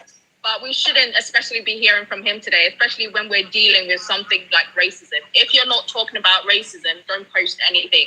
We don't want to hear from you and your stinky dreads. We don't want to hear from any four of you unless it's about racism, because you're a Black person too. You're affected by racism. So if it's not posting about racism, respectfully or disrespectfully, shut the hell up. That's what I think. You're right. Vibe, do you want to go? Do you want to say something? Like, I want to say something. Just real quick, let Vibe go. Hey, Vibe, what's good? Glad you came back. The thing I want to say is, like, if anyone was ever in doubt, the hatred, the deep hatred Taylor has for Olandria, this is the time you know about it. Right. This is why he was able to do what he did in the villa. And he's a non-grata. He's nothing. He's just a loser who will always be a loser. He's never going to be anything. Like, he's just like where he's like, you know, he's going to ride off this for as long as he can. And he's not important. Because if he can do this today, it tells you his heart. Like, if he has a way to actually harm this woman, he would. But the good thing is that he cannot, and he's going to eat him up as success. She's going to be successful beyond her imagination, beyond what she wished for herself. And that is the only clap back and payback he will give to that guy. He's going to watch her soar and grow in this world. And it will be something that will eat inside of him like cancer for the rest of eternity. So it's not important. He can continue posting whatever he wants to post, but we've seen where they stand in the face of racism against another human being, against someone. You're talking about Black love. Black love is not just about when two people, a man and a woman, is getting together. Black love is loving everybody equally, loving every Black person equally, realizing the oppression, the thing that we've had to deal with. And for you, like not standing, even if you don't want to stand, at least be quiet. We don't want to hear from you today and everything. Just shush. Do what you have to do. Pick another day, but it picked today. So this is just a reminder of the evil and the mean-spiritedness. Forget that him looking like a scarecrow and looking like, oh, I'm innocent, I don't know what I'm doing. No, that guy is evil. He played with this woman in all summer. I'm seeing a lot of comments. I'm seeing a lot of comments about this is being Taylor being irrelevant, and Taylor maybe Taylor doesn't know his algorithm. Can we have just an intellectually honest discourse about this? Please. Because no, it's not about Taylor in particular. It's really about Black men who are, supposed to be our protectors in our community, constantly not showing up in big ways, especially when it's racism against Black women, the way we show up for them. And also the fact that we're not being intellectually honest when we're saying, oh, maybe his algorithm is different. Listen, I'm sure a lot of people have everybody he's shown enough examples to where we can honestly say that that's not true. Right. And even if it was true, it's just the same way that we try, people are trying to protect, Alandria from not seeing all the bad and hateful things. It happens. You definitely know it. Somebody in your community is telling you what's going on. Yeah. So let's not do this. Like he woke up and was just like, today I decided to post this. I do believe that it was intentional. Some people, can argue against it. But what I'm saying is the reason why it's relevant, because it would be something, it would say something collectively as Black people, Black unity and Black community for the two Black couples to speak on behalf of the racism that another Black woman has received. That is powerful. That makes a powerful statement to Peacock, to the non-Black people's community, the other communities of color, saying like, regardless of what we have going on, this is unacceptable. That's what the conversation is about. That's why it's relevant. I just want to say as well, you're not going to be able to make excuses for 3D and get away with it on here, not while I'm here, because you can't talk about his feed's different. Miss me with that, fool. Miss me with that. He's done this on purpose, because just as he likes to, post I pick Clark and those kind of things, those are all things that he does on purpose. So you're not going to be able to give an excuse here. You're not going to be able, not for him. Someone in the comments as well is like, oh, can you leave Ace alone? Nobody's mentioned that, Labubu, first things first. And don't even let us get started, on that and what that means. Like, be for real. I've just had enough. And then I just wanted to say as well, I'm sorry, but let this be the last time that any of these cast members do anything that has Olandria's name involved with it. Like, let this be the last time. I really hope that by some means, they're able to hear parts of this live, because I swear to God, let this be the last time. Because you people think, I don't know who these people think they are, 3D and them lot included, you don't want to release statements about not condoning racism. That's fine. When everything rolls around and you're experiencing these kind of things, just remember that, okay? Just remember that when your cast member was doing, all these things, and receiving racism, nobody said anything. Someone in the comments is like, oh, what, acting all dangerous? I'm not acting all dangerous. I'm just reminding everybody that karma is real, okay? I'm not going to do anything. If I do something, I'm not going to hear of it. But yeah, karma is real, and it's very, very real. And for 3D and for, that group of friends, Black Love, great, good for you. You posted today, congrats. I don't want to hear anything. If something ever happens, and people are talking about, oh, something happened to 3D, blah, blah, blah. I don't want to hear it. Because let's remember that right now, with what's happened with Alandria, so far, I think they're saying that Nick's posted a statement on Snapchat or something like that. So far, just to she's the one clarify, who's spoken up. Just to clarify, he has not made a statement. Let's not conflate it. He's not made a statement, guys. He has reposted the donation links for Alandria, and that's what has happened. So the links that she mentioned in her post is what he is reposting. Oh, wow. He reposted the Thurgood Marshall scholarship link. He reposted the link to the NAACP to donate. This is what he has done. So, and now, sorry, and there's another post that reads the link that posted an organization that fight racial discrimination and injustice through court cases, lobbying and public policy. I continue to be amazed and proud with the woman that Olandria is. Accountability and awareness is needed. That's why. All right, I'm sorry. Y'all said that he has posted something else. Is it something that's behind a paywall? Because I am currently on his Snap and I don't see anything Snap right now. The one I read just now is from his Snap. to be fair, Snapchat is funny, so sometimes you don't see all the snaps. So it could be that. Okay. But I would like for us to pivot it back to the two main. Wait, can I just say what he said? He said, "I continue to be amazed and proud with the woman that Alandria is. Accountability and awareness is needed." Yeah. I appreciate that. Yeah, so now can we pivot back to the two main people? So currently, Alandria's released a statement, Nick's released a statement. Jeremiah's messaged her privately, which I think it's a sweet gesture, but this was a public issue, so public support is needed. But yeah, those two have released statements, and now if we can just go back to the main culprits at our hand, that would be great. They haven't had enough from me today. Actually, I'm not sure which one he posted. There's another statement on it. It says the links that are posted are organisations that fight racial discrimination and injustice through court cases, lobbying and public policy work. But I'm not sure which one is a comment by a person and which one is his answer. No, they're both. So it looks like he posted at the top and bottom of that picture. So he made those both statements. Oh, so Gigi, are they both his then? Yeah, they're both his statements. Yeah. Okay.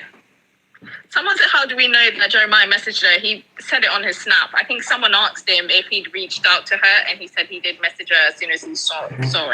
But well, that's excellent. I said in the comments earlier, that also goes to what you were saying. Like, they need to stop just talking to them offline. They need to do it public. Jeremiah hasn't done it publicly. He just done it to them in private. And that's the problem with Ace, too. As I said, especially for the Black people who are people who can also be affected by, this kind of racism. Thanks, send it to me, I would prefer for these kind of statements to be public. I'm not saying you can't reach out to them privately, but I think it's very important that as Black people, when there's racism that affects someone else, that you come forward and you stand up, because this could be you next time. Well, it really does. We have to get comfortable. People have not gotten comfortable with people have never been comfortable with the notion that the support needs to be louder than the disrespect. We've given so much, we spent so much time giving so much attention to disrespect that people don't, that people don't see the need for, and it's sad because it happens a lot in our community. People don't see the need for the support to be louder than the disrespect. And someone saying in the comments, they're supporting their friend. This isn't their fault. No one's blaming anyone here. I'm just saying that this is something that's been done by a member of their cast. They all shared Huda in common, right? They all went on the show with her, so they had that in common. So it's not like this is some random person that they don't know. No, this is something that's happened, between Huda and Alandria, two people that you know. And it is about racism. It is about racism. So public statements need to be made. I'm sorry, but we need to start taking stands. People need to start taking stands on certain issues so that we know like who they are and what they stand for. And I feel like especially for the Black castmates, I would hope that they would make statements, because this is something that could affect you. This is a word that affects you as well.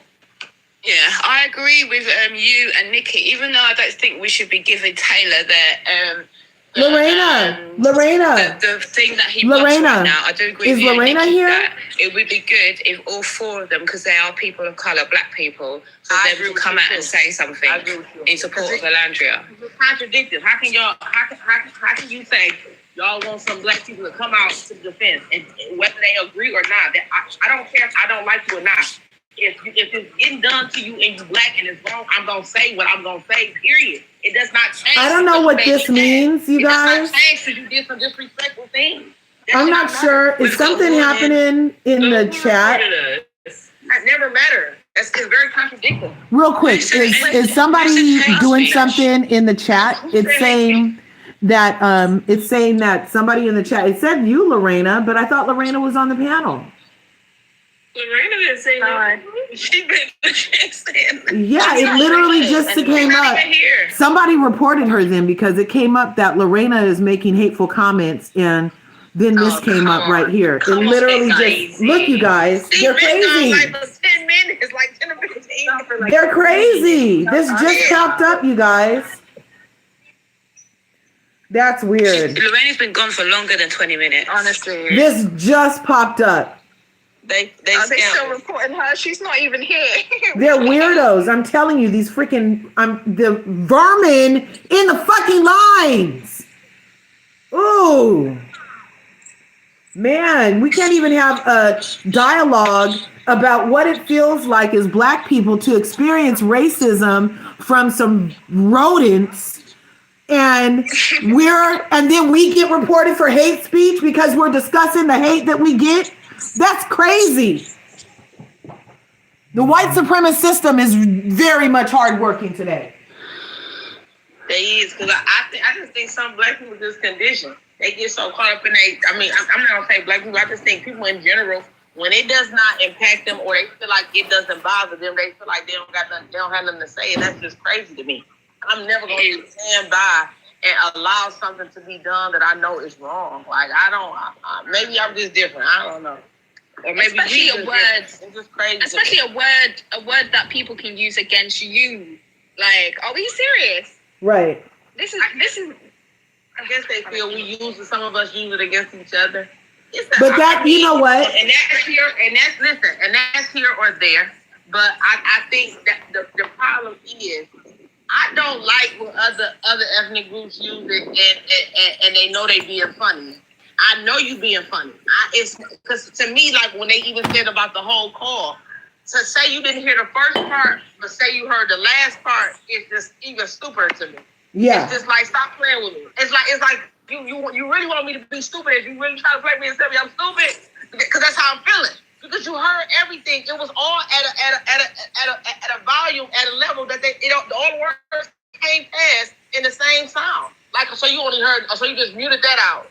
Or you doing a nick, like acting like this part don't exist. But and then you laugh. It's nothing funny about it. And then you Black, you have Black, and you standing there thinking stuff funny, and then you gotta have Black. And this is the issue that we be having as people. It ain't about mixing and be the issue. It be this being mixed and being on standby for problems like this and not playing your part. This is the issue. Real quick. For me, it's like, if you're African American, you'll understand, if you celebrated Kwanzaa, it's Ujima, it's collective work and responsibility. Right. And that is how we move forward as a people in this country. It was collective work and responsibility. So for those who are saying, still in the comments, that, enough about Taylor, I get it. It's not about 3D. It's not about Ace. Very happy he put something out there. It's what happens when people that have or in authority or have large platforms make a very big statement. It sends a signal to their communities saying, put the BS aside. We have a bigger issue here. You know what I just realized, Nikki? You know what I just realized? That while Taylor was posting that thing, that's the same hour that they decided to post their little skit for Ace and Shelly. So they're basically both saying they don't give a fuck. They're unbothered. Life is carrying on. They have nothing to speak up about racism. And this is from Shelly. Wait, what? Repeat? The post that was made by Taylor was an hour ago. Exactly an hour ago is when Ace released his video, his latest montage with Shelly. So I'm like, did they call each other first? And they're like, let's do this. I'm just like, both of them to be so utterly unbothered by the next black person who they say they love her. One said he loved her and then stabbed her in the back. But, you know, it's very telling, like somebody else already said, that the two black men who played in her face are still playing in her fucking face, you guys. But you know what, Curse? That's not where I'm at right now. I'm trying to figure out. Cats, you. But wait a minute. Okay. Wait a minute. Let her say what she was gonna say. I kind of want us to like, what are we gonna do collectively as a black community fan base, or to combat this? What is going to happen? Because honestly, we do need other black communities to call out this issue in order for brands to take us seriously. It can't just be. Well, it would be great if the Shalace fans were like, fuck racism all of a sudden. I'm hoping that this Somebody in the comments informed us that the Shalacers are taking hallucinations side. No, I was in a space. I called it. I was in a space when that happened, but that was before Ace sent out his post. So what I'm saying is, I'm curious to know if by him doing this, can we collectively as black people now go after being like, we don't want these, we will never support these brands as long as this person and her boyfriend or whatever you call him, her clout chasing boyfriend is a part of it. Like my niece literally just asked me to purchase Gymshark for her for Christmas. And no. I'm glad that Gymshark came out with their statement because I was literally. I can't find the statement. Where did they make the statement, Nikki? What statement? It was told to me that they did. They allegedly. It wasn't a statement. I think somebody emailed them, and that was their response. So it wasn't necessarily a statement. It was a response to. Yeah.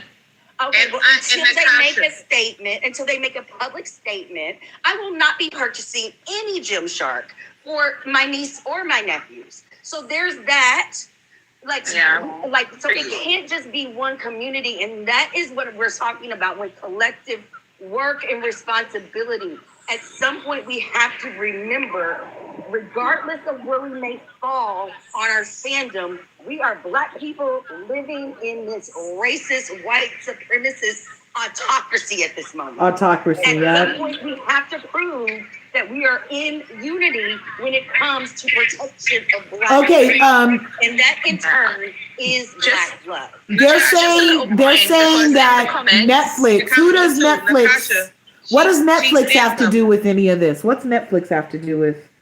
Well, Louis doesn't really have any brands. The only thing we know is that he works on Netflix shows. So no, but I'm talking about the other lady, Miss. I think her name is Nakisha. She's saying women calling each other bees, but none of the women on this panel have called each other bees. Oh, I've let a couple bitches drop when I talked about Huda today, for sure. Okay. If I may, I want to address somebody in the comments. It has always been, the person says now it's black people after y'all spent 3 months harassing for black people. I want you to be very clear, okay, boys and girls. I need you to pull out your pens and your pads. I need you to clean the wax out your goddamn ears because we're gonna hold a quick session of class. We're gonna hold a quick study hall session, okay? Everybody go on mute. She's talking. Gigi's about to get with the people in the back. Years of her life, LRGA Curves has been black. For 2 months, we watched this black woman, this dark-skinned black woman who has been through adversity, be played by 2 black men. She has not stopped being black because she is being properly loved by a white man. He could have been an Asian man. He could have been a Native American man. As long as that man loved her properly, we would have rode for her and dogged out the black men that played in her damn face. Thank you. Okay? And it had nothing to do with us dogging black men. It was the fact that these 2 black men who claim to love black women also used black women in their lives as props to harass this other and play in the face of this other Black woman. So please don't play with this over here. You are talking to a panel of intellectuals. Do not do that shit over here. And not only intellectuals, but we're intellectually honest. Hold on, Liv. I suggest if you need additional assistance, you reach out to your guidance counselor and you schedule a study session with them. Right. Okay, take that. That's between you and your third grade teacher because your ass should have been left behind. Don't play with that shit over here. And not only are we intellectual, but we're intellectually honest. Okay? So if you came with some bullshit, you can kick as many rocks as the last person that got blocked, okay? Because we're not up for it today. Today is the motherfucking day that it stops, okay? Today is the day that we're not excusing. There's no redemption arc for bitches anymore. You understand what we're saying? Today's the day, the fucking collective Ujoma day, that we put our 10 toes down, not one missing, on motherfucking racism. Thank you. Did you just want to say? Did it enter your ear? Let's not come back to this nonsense. And it came into 1 year and then came out the other year. Did it? Let's say anything about Shalace and her short ass man, okay?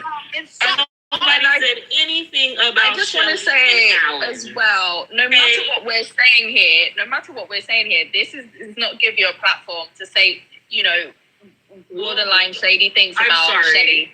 Ray, I apologize. It really makes my ass itch when people use words incorrectly. Did you just call us xenophobic, you smooth brain plebe? Are you serious? You just got blocked. Clearly. You just got blocked. I'm not doing this today. How are you calling us smooth-brained You idiot. just got blocked. Are you kidding me? Okay. Once again, it's a shame. It's a shame that I have to explain this again, but we're not going to be here to come up here and teach you things. You know, Google is free. You know, there's many resources and things like that you can learn from. Don't play with us today, okay? We've had it up to our TikTok. I'll drop. Ronald, I'll drop. You want to come up? Because I would love to watch these ladies eat you alive. I swear. Would you like my spot? I will give my spot. If you'd like to come up and say what you're saying in the comments to our face. Ooh, are we gonna be? Yeah, if you want to come up, we'll gladly eat woeful ignorance. We will eat some woeful ignorance today. Because you're being woefully ignorant. I will not be arguing today with you low vibrational muumuus. No, honestly. Today is not the day. You know what I think you need, Liv? What I think you need to, I feel like you need to cuss somebody out in your native tongue. So I want you to do that. I really do. I want it so badly. Who am I inviting up? What's the name of that person I'm inviting up? You really thought that today was the day? I have cried all day today because of this black woman that has been getting hate for no reason. So come to the front, you muumuus. Let me sit down. Sit down. Since you people want to play, I will play in you people's faces. Sit down. Sit down. Oh, we're getting Ronald up here. Where is he? If you do have a lot to say, come up. Louis, right, we'll let you speak. We don't have a problem with letting you speak. Who is coming up here saying nonsense? My dear, we invited you, Ronald. He's never going to come up. Oh, here he comes. I stand corrected. I apologize. We got a live one. We apologize, panel. I stand corrected. He did come up. We got a live one, Ronald. What do you have to add? Go on mute. Let's all mute and let's hear what he has to say. That being said, I'm sorry, but if it starts to get disrespectful, yeah. I'll let you know that. There isn't going to be any disrespect. Well, you better keep it that way. Okay. So first of all, Alandria, I'm not hopping on the bandwagon saying Alandria has been victimized. Alandria has been shown racism because everything Alandria got was a retort from the fans because Alandria was unnecessarily sassy, unnecessarily mean sometimes doesn't. Let him finish completely, you guys. Let him finish completely. I'm sorry. Wait, hold on. Wait. Give me a second. We're gonna let him finish. I just want to get a background. I just want to get a background basis. Can you state your age and where you're from? Yeah, that's good. I'm from Nicolandria Nation. And You're from Nigeria. Just say it. I'm from Nicolandria Nation.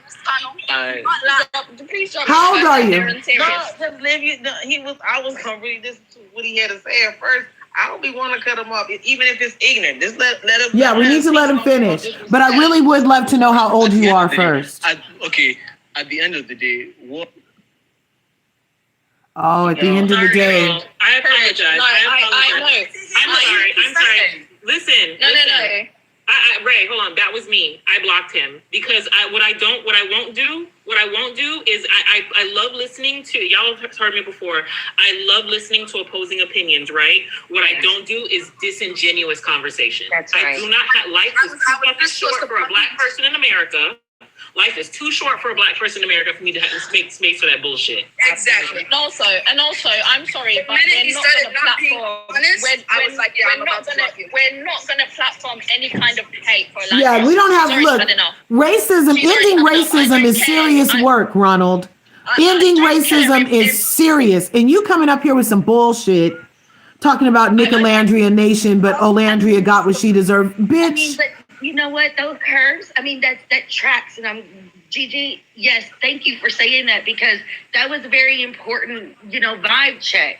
What is your age and where are you from? And the minute he couldn't answer that, we knew the reason why you can have these opinions is you don't have a dog in this fight. You don't have anything to lose in this fight. Listen, so and I've said in your country and criticize everybody that's going on. This is entertainment for you. Right. As I've said earlier, what we mustn't do is platform any kind of extra hate towards Alandria. She's already had enough. You could tell where this was going. I knew you were Nigerian. Yeah, you could tell right on. Thanks for the scratches. In the beginning, and so we're not gonna have that. I'm sorry. That's why I had to ask, because it was, I want to tell you, listen, and I'm letting you know now, if y'all are in the chat and y'all want to come up on this panel, Ms. Curves likes to cater to intellectualism and people who have actual brain cells that fire appropriately, okay? Right. And I can't stress enough that you have to have the intellectual gravitas to be able to come up here and hold your own. Don't do it.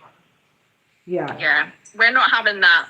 And I don't want to discriminate as well, but maybe perhaps no more Nigerians. What can I say? I couldn't tell he was Nigerian. I couldn't tell he was Nigerian from the name Ronald, y'all. Let's not do them all like that. All of them don't keep that. No, the specific type. You know what I mean. Yeah, I got you right. Those who've inhaled bleach. You come up here, you're gonna get it. Try it again. Stupid. Sorry, I've had enough. Hey, Rachel. Over with. She's shutting it down. Ray said, not today, Satan. No, but Ray can't generalize them. Dang, Ray knocking them out before they get in. Yeah, no, not today. No. Me, Ray, I'm pretty sure every single Nigerian who actually has sense, who actually is a fan of Nicolandria, we are tired of it. I am tired. I'm tired. What is this nonsense? I just heard the first word and I was like, this guy is a Nigerian and he's gonna just be. Can I cuss? I don't cuss. Can you cuss, Louis? I don't cuss, but I can Nigerian. I don't mind a good swear. Because Louis, you see. Oh no, there's rodents over in YouTube now. Do I have a mod? Can somebody identify them from a mare so they can call pest control? Who? Because I'm simultaneous on my YouTube channel also. And they've been listening to a great conversation, by the way. Thank you, panel. And they're saying that we have rodents. Louis, there's rodents in the YouTube chat right now. You have black wherever your ancestry is from. You are a half black man. Who is it? Britain. I understand Block Zenith. Your upbringing. I understand. Zena's world. Actually, I don't understand where you're coming from, but I understand your block. The type of colonialism that you have been subjected to. It does not also give you the right to laugh the way that you laughed during that life. when that whoever person that your girlfriend knows, by the way, said what she said. Bye, so Zena. Louis, Hey guys, I'm new. I just have a question because I'm in the nicolandria bubble. You people restrict I me. don't understand. Oh my God, Liv, they just reported you. Liv. Can someone explain? Liv. Oh my God. You're reporting me for holding Louis accountable for the way he acted on that live. This just popped up, Liv. Look, they're personally reporting people. Look.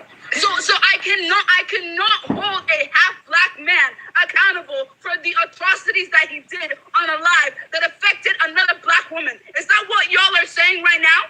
Yeah, no, they want to silence black women. This is all part of the massage noir that we've been experiencing the entire. Think about the impact that it's triggering. It's triggering for these racists, for black women to come together and pontificate ways not only to end racism, but to tolerate it not a motherfucking second longer. And you're sitting here personally reporting our asses because the devil is in your soul, because white supremacy abides in your ass. You need to change the channel. Turn the TV off, bitch. Turn the TV off.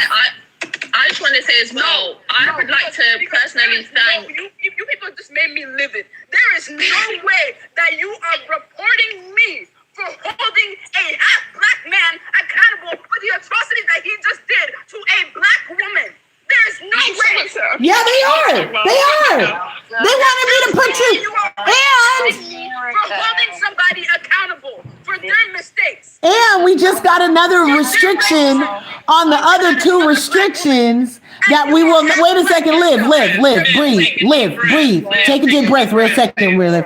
So we just got another restriction on the other two restrictions we already had that says this live will not be recommended anywhere for another 10 minutes because they reported you, Liv. So it's like not only that, but they're crazy. And that's how you know we're on to something. God is working here because these devils, these demons are activated. The legion of demons is activated. I can't say God or I can't say demons. The gag is that, we're not going to stop talking about it. Like, at this point, you fans of her, you're going to have to hide. You're gonna have to hide because we're not going to stop talking about it. Reporting the live, that's all you can do. And we will be here on multiple lives, multiple platforms, and continue to bring light to it because the light needs to be brought to it. Shut this one down. We'll open up another stage. Another one, and we're going to be there. And another one. We'll create. Listen, open up another one. If you think this you will roaches, not go away, and I need everybody to fully understand. Look, it's literally a restriction on a restriction, you guys. Literally.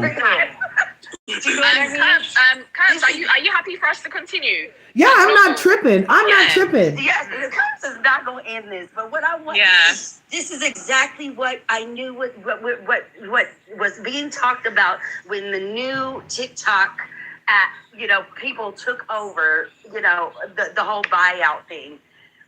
Like free speech is censoring like any accountability towards white supremacy. Yeah. That's what this is about. And so anytime we are talking about someone being racist against a particular two things, either black people or the Palestinian people, which I can't even say the word because they censored it. Yeah, the Those Jays. are the two demographics. You mean the Jays? The Jays. The Jays. Yeah, exactly. Constantly report. Constantly go after to shutting down lives. Watch what's happening, y'all, and put this. What's happening? Don't let it just happen here. Make sure you are putting it at the ballot box and calling your representatives and letting them know that and letting your people know in your communities what's happening so we can do something, because they're trying to restrict black people from holding other people who are racist against us accountable. That's right. What this is about. That's what it's about. That's why they're reporting. They call it woke. That's what they call woke. if you didn't know, or if you know anything about Black people, you know that we're resilient. We're gonna pop up. We're gonna talk. We're not gonna shut up. You can do whatever the hell you want. This is the only thing that some of you have. The only thing you have, the only thing that you can do is report. You can't even come up here and speak your truth. You know, you're not brave enough. You can't even, you know, defend, you know, what the actions, because it's indefensible. So the only thing you've got to do, the only chance that you've got is reporting. You know, Go ahead so and you smash do that like button, smash the will subscribe continue to button. If you haven't already here on YouTube, ring the bell so you can get notified next time I upload videos. You're listening in on a conversation we're having on TikTok right now about everything VanCarthens. It started with the huda of it all. Huda, shoulda, coulda, woulda. Shut the fuck up and not taking that call. That's what she shouldn't have done. Anyway, so now we're on to other things. Thanks for coming through. Make sure you like the live, share the live, and ring the bell. Go ahead, ladies. You know what? I have a horrible feeling that Elandria, what she said in her post about, oh, this is going to be forgotten about in a few days. I have a horrible feeling that she's right, and like Huda isn't even going to be anywhere near cancelled, because so many people want to hate Elandria so bad, and they're anti-Black, that they're just willing to forgive Huda and Louis for anything. Like, you've got the shoelaces that are sticking up for Huda. You've got the people that love Taylor and Clark that are going to stick up for Huda. You've got like Middle America that support Irish and Taylor that are going to stick up for Huda. You've got the other fan bases that are jealous of how popular Elandria has become since she left the villa that are going to stick up for Huda. Yeah. So I really do think that what she said in her post about it's going to be forgotten about in a few days, it's actually going to become true. Yeah, I don't think she's going to get cancelled. As I said earlier, anyone else, if this is, you know, a Black person or something that said something, you know, that was in that situation, they're losing followers. I don't think she's losing followers. No. I think that she's still fine. And she's, you know, she's going to be fine, because unfortunately that is the world that we live in. And that's why having all these like other islanders make statements for me would have been so important. But so far it's just been Olandria and Nick. And it's such a shame. It is a shame, and I hope for better, but it is also what I expected, because, you know, this cast have never stood up for anything, really, have they? Last season, when there was issues, you saw members of the cast stand up for things, but this cast are not, you know, known for standing up for things. They don't do it. They don't make public statements when something wrong's been done or anything. So there's not a spine between them. There's not a spine between them. But do you know how another reason that you could tell someone's that like, nothing from Jeremiah. No, apparently he messaged her privately. He messaged Orlando private. But we need public. This is you know, racism. It affects everyone. We need public statements. That's what we need. But you know how another reason you could tell that nothing's going to happen to Huda? Because when the thing came out about he who shall not be named, that was Janae Dirty, you could literally see in real time his followers going down. We've not seen that with For a Huda. second, I just want to clarify this real quick. We have to give props to Ace because he did put something out, and that's very powerful. What did he put out? So, somebody read it on Snapchat, right? No, that was Nick. Oh, I thought somebody said that Ace. No, I said that Ace put out a photo. Video. He put out a video of him and Shelly. Let me go check his. Here, Halloween costume. Yeah, he didn't put out any statement or anything. I really was. No, that's why I said only Olandria and Nick have put out statements. Okay. Thank you for clearing that one up. We wouldn't want people to think that of Ace. Now, Nikki, come on now. I was trying. Listen, I'm hoping that you like Where? to get it together. And that's why I'm saying that. He's not ever affected by racism. No. He doesn't even believe racism. He doesn't even believe racism exists, you guys. Excuse me, Purple. I'm sorry. He doesn't even believe. Remember, he said he's not a victim mentality racism. There's no racism to see in the world. No, he's more affected when you call him short. Obviously, that's more an insult. Oh, he's pulling a Kanye? Yeah. Oh, wow. That's what he said in the Speedy. Okay, somebody correct me. In the Speedy interview. In the Speedy. His idols are very red pill. Like, that tracks. Well, in the Speedy interview, he was asked, did racism play into it? And remember, he's like, I don't have the victim mentality. There was none of that. Like, he didn't even see it. You're right. I forgot about that. Did he actually put it quite? I'm not sure he put it quite like that though. I believe his words were, "I don't play the victim mentality." I'm gonna find Speedy. We can listen to it again. Let me find it. Because look, and then so Alandria just posted links to NAACP, to UNSCF, and to the TM Thurgood Marshall. She posted links to all of those. Here, I'm looking for the Speedy interview. Speedy Ace. Racism. Ray, I don't think people are understanding what you're saying, because I keep seeing people in the comments say, but Jeremiah said that he's spoke to Nick and Nicolandria. So I don't think they're understanding what you're saying. They're not understanding what I'm saying. I'm saying that he messaged them. He said he had messaged them, right, privately. I'm saying that I would like, obviously, who am I? My opinion doesn't matter much, obviously.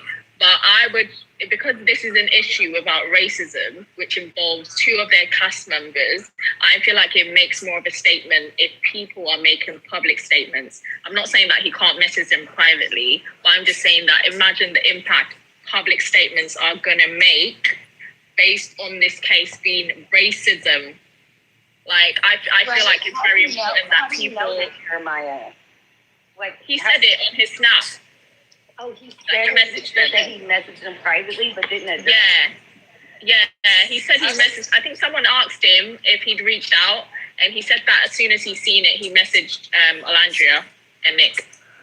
Oh, wow. But I'm just saying that when it comes to this case is so public, right? Everyone's posted it on different platforms. It's all over the internet, it's all over Twitter, all over everywhere. And I feel like public statements make a statement. And that's all I'm saying. I'm not saying that it's not good for him to message them. Obviously they're friends, so that's nice. But I feel like it's also nice for people to make a stand against racism.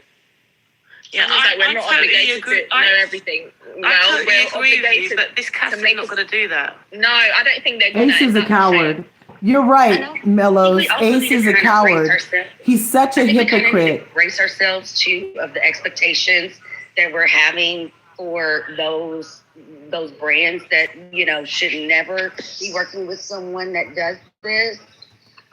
Because in MAGA 2025, everyone, and I will continue to remind us what time we're living in. This is not normal time. I will continue to remind us that we're here.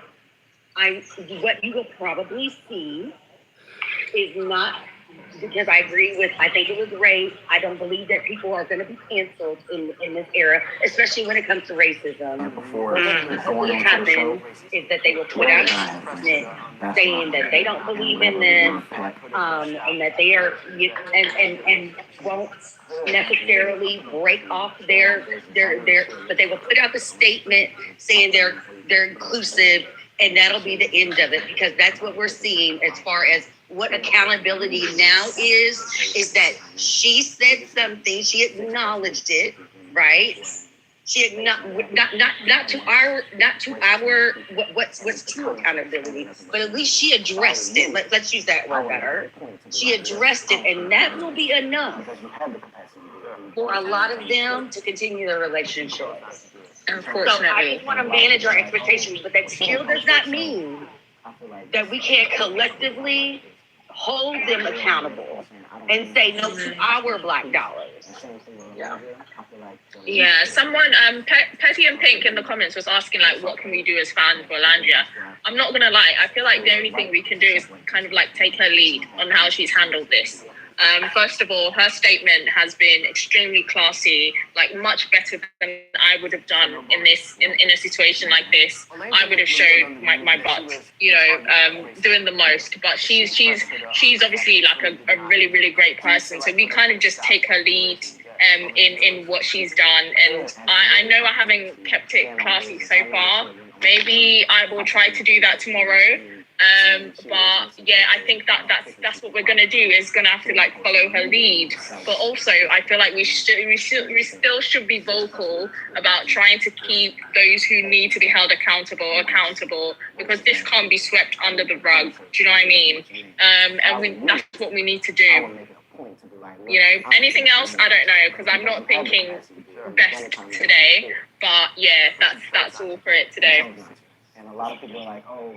I think if you're in the if you're in the Come Here Queen community and you're doing all those Dear Alandria posts, I think you should copy and paste and put them on her most recent Instagram and TikTok posts, yes, because people, the other fan bases are putting hate in there. So yeah, just do a copy and paste and put it in there as well. Someone said Louis needs to be deported back to the UK. We don't want him. Thank you. Yeah.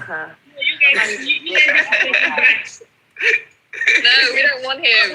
We have him by his remorse. No, we need to get him back. He needs to go back to No. We got rid of him. Why would we want him back? He can take his little girlfriend right along. We don't No. Sorry, we don't have space here. No, we're literally okay. You know what? Since Trump is deporting to some other African country, maybe Uganda will have him. No, we swapped him for Tony. We swapped him for Tony and we lost Tony. Guess where they can go? You know, if they have so many fans, they can go Nigeria. No. Yes. There's space in Nigeria. We're already dealing with a lot of brain rot people. We don't need more. Hold up, the comments are asking. The comments are asking if Love Island Gal has got anything to say, and she hasn't said anything yet. Sorry, I wasn't talking over people or anything, or like diverting the conversation, because I feel like what I had to say was kind of like a little bit different. But I was gonna just talk about how I've been looking at the Huda fans like response and stuff, and you can see like how many like MAGA dog whistles they use. They say things like black fatigue, things like, why do you guys make everything about race? Like, just very much like, if you didn't know, if we were talking about Love Island, you would think it was just some, racist white people just, talking about, I guess, whatever, black people in general, So I was just like very, and what's very interesting to me too, is that I feel like a lot of these people are also considered, I guess, liberal, or, if you look at their other reposts and stuff like that, or they're very like, free Palestine and stuff like that. But you can see that they draw the line at like protecting black women because it's very inconvenient to them. So that's just how I feel. Sorry. I'm not very good at like expressing myself, but yeah. Excellent point that you brought up. I'm glad you brought that up, because that's something that a lot of people miss. They think that a lot of this is extreme right people. No, it's extreme leftist. Like that is also a really, really big demographic amongst the her community. Is that they are watermelon people, but when it comes to censoring blackness, that's their line, and like now we're victims, right? Yeah, and it's the best example of that. If you guys seen this creator, she's she's so annoying, but her name is like Kiara Pro. She like defends Huda like crazy, whatever. But she's not very like pro. Is it that mixed race? If she's yes, the tragic biracial, yes. I have that blocked. Yeah, another one. Yeah, so she also defends Taylor Swift, so that tracks, very much so. Like, yeah. But she's like she'll talk all about misogyny and stuff like that, and she'll like if you follow her before, you would think that she had certain opinions about like when it comes to black women, like she would defend them based on her other opinions. But then you see like that's why like I'm gonna be very selective about these creators that I follow and like their commentary, stuff like that. How I need to know how they feel about black women specifically, because a lot of times you would think they would defend black women, but a lot of times they don't, because like I said, it's very inconvenient for them because they're faves of people who don't like black women. So yeah, I mean, and this is again going back to, we have to be very careful about who we support and the people and the people that are the messengers, because the reason there's a reason why these extreme leftists and MAGA right, they're the same side of they're what's the phrase? Same side of the coin. Two sides of the same coin. Two sides of the same coin. Yeah. I don't know why that's right. But yes, they are two sides of the same coin. Because in one, you're talking about this horrific thing but yet you convince, and you say you're for this community, but yet you vote against their best interest in your own, just so you can have a platform to say, oh, I was right. You know, I'm never going to support this. I'm you know, and it's grandstanding, and it's a purity test that, you know, we as Black people have never had the privilege to have. We've always had to collectively vote on harm reduction in this country in order for us to have, and for other communities to have freedom. So this is what I'm saying. The Black women that continue to support her are extremely self-hating and very dangerous to the movement going forward. And it's really hard to watch because Black women, especially African-American Black women, have been the backbone of progressing this country forward. I will say it, my direct ancestor is Ida B. Wells. Oh, right on. Who literally put her life on the line to get lynching, to get some sort of legislation against lynching, and to write about it. Shout out Ida B. Wells. Yes.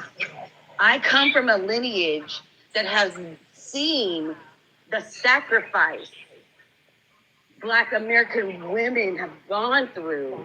I've seen our bodies fail.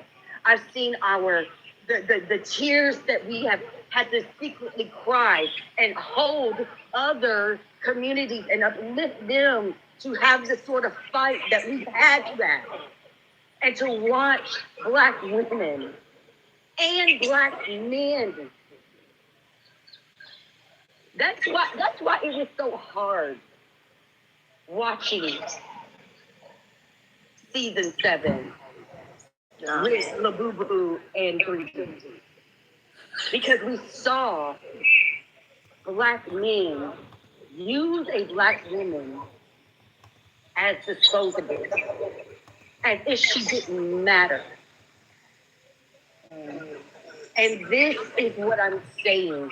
We collectively have, this needs to be the message. If we're ever going to have a conversation outside of this space, into other spaces, this needs to be the message.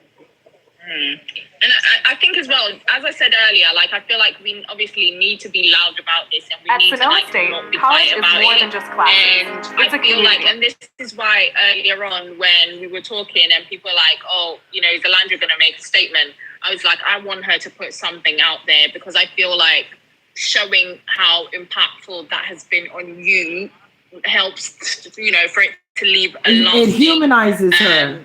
Yeah, it humanizes her. Yes. Image on people's brain. And so, as you can see now with her statement, they posted it on Shade Room, they posted it on the Neighborhood Talk as well. And now we have celebrities commenting on it. And it's really, really important that this is out there. I know, like some like Nicolandria fans were saying, let's try to keep it positive. No, this is not one of those things that you sweep under the rug. And as I said earlier, with Alandria specifically, this is the third time too far. Y'all know me. I'm gonna tell Huda what it is. When I'm keeping it honest. I did it on the show. Drama where she's done nothing to nobody, and her name has been brought up in situations where it should never be. And so this needs to be made to have a lasting impact. She should have went ahead and whichever way that we can. You know, let's remember as like Alandria fans, and you know, as Black women, He meant Clark too. He called share me. it, comment, like, you know, do what we can to get that out there. Get it as viral as possible, so that it's there and so that it's on people's minds. They may forget it in a few days' time, but still for today, we would know that at least for today was impactful, and at least for today it got out there and people heard it and people saw it. And I think maybe for now, that's what we can do, because we're not going to shut up about it. I will get on 15,000 lives, you know, today if I have to talk about it.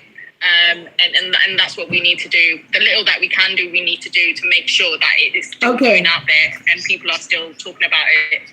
Right? Yeah, and that's kind of what I like about Alandria. Right, thank you. Same. I just want to say this before I drop, because I'm heading to work.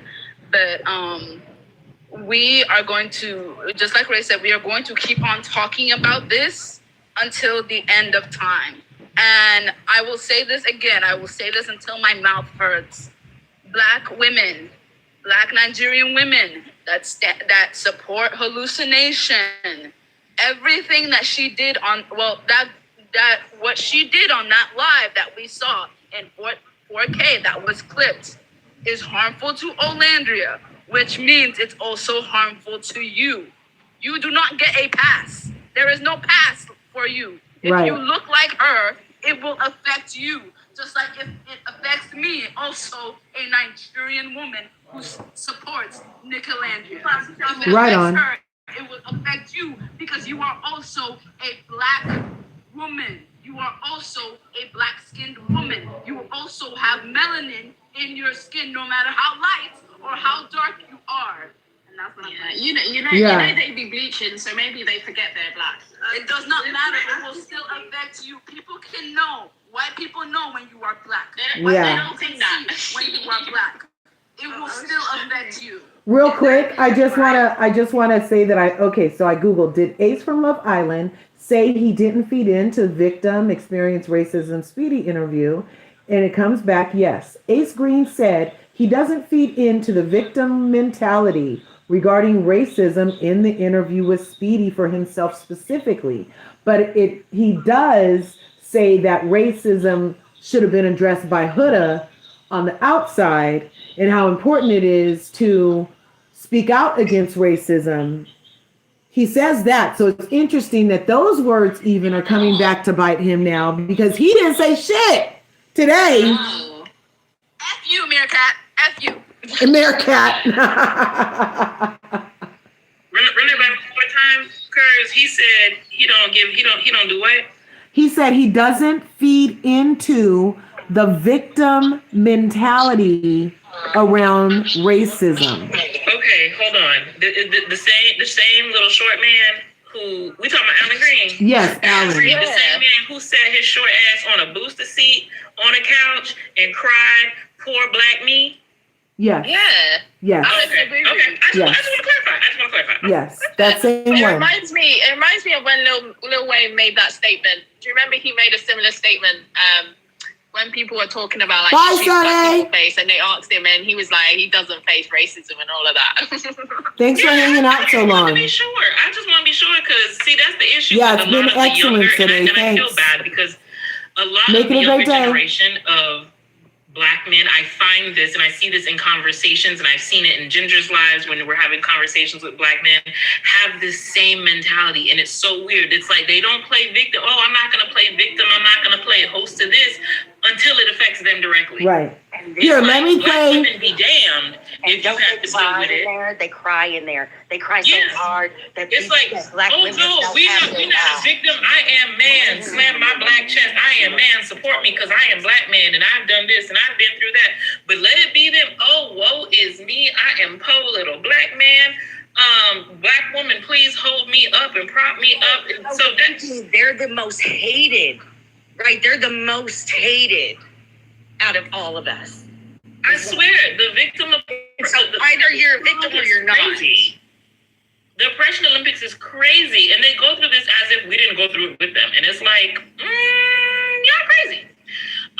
But yeah, I just feel like it's very, very bizarre to me that Ace would say that, and I just wanted to clarify that Alan LaBubu Green is who actually said that, because you dangled your feet on the edge of this couch of this light man show, and sat here and said that you don't play victim, but then got in this man's face and said, "Oh, woe is me. The producers played me like a fiddle." Yeah. Chubber. I believe your mama's breast milk is calling. Go away. Here's what he said. I wanted to say as well, like, it's so good that, like, Olandria, as I said, so much credit to her, that she just, since she's been out of the villa, she just handled everything with, like, class, and even, like, with her statement today, like, it's very important because then, people are seeing her for like the genuine person that she is and the classy person that she is, because I would have pulled out, because even in her statement, she didn't mention names, she said, those people, blah, blah, blah, that kind of thing. I would have tagged them and I would have mentioned names and I would have said, oh yeah, these people are these people on the live who were there when someone called me the N-word, things like that. So even then, she's doing it in her own way. She's being classy and in her own way as well. She's not defending, but you know what I mean. She's like kind of like not putting them out there to the wolves. So it's such a shame that, you know, she continues to handle things like that with so much class, and people don't do the same in return for her. And this is where I come in. Hallucination, Louis, Michelle, Meerkat, 3D, Mistress Woman. You will never, ever have the class, the dignity, the integrity, the queen king behavior that Nick and Olandria have in this lifetime. Y'all can go sleep with the effing rats for all I care. You will never have it. You will never have that shine. You will never have that light on you. Because you want to know what? You are not protected and favored and blessed by God the way Nick and Olandria are. Goodbye. But you know, it speaks to, you know, but Ray, it's like you said though, it's because they are better than us. Olandria is better than us, definitely better than me. Because like I said earlier, when you go to hell, we both knock on the devil's door to attend his cocktail party because, bitch, we gonna go there. You going low? We gonna knock on the devil's door and ask him if you got a cup of sugar for me to borrow because I will go there. That is a thing. But you know, she handled it with class, but she always does. I don't think that there is a moment at all that we've ever seen her, even in her most in her most triggered, have we ever seen her not handle something with poise and with dignity and, you know, something that's not warranted. We've never seen her do anything that's not warranted in terms of her addressing people.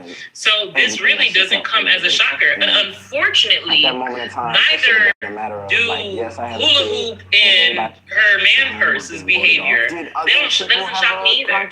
And unfortunately, it's something I would have on my bingo card. And it's truly unfortunate when it comes to the two of them.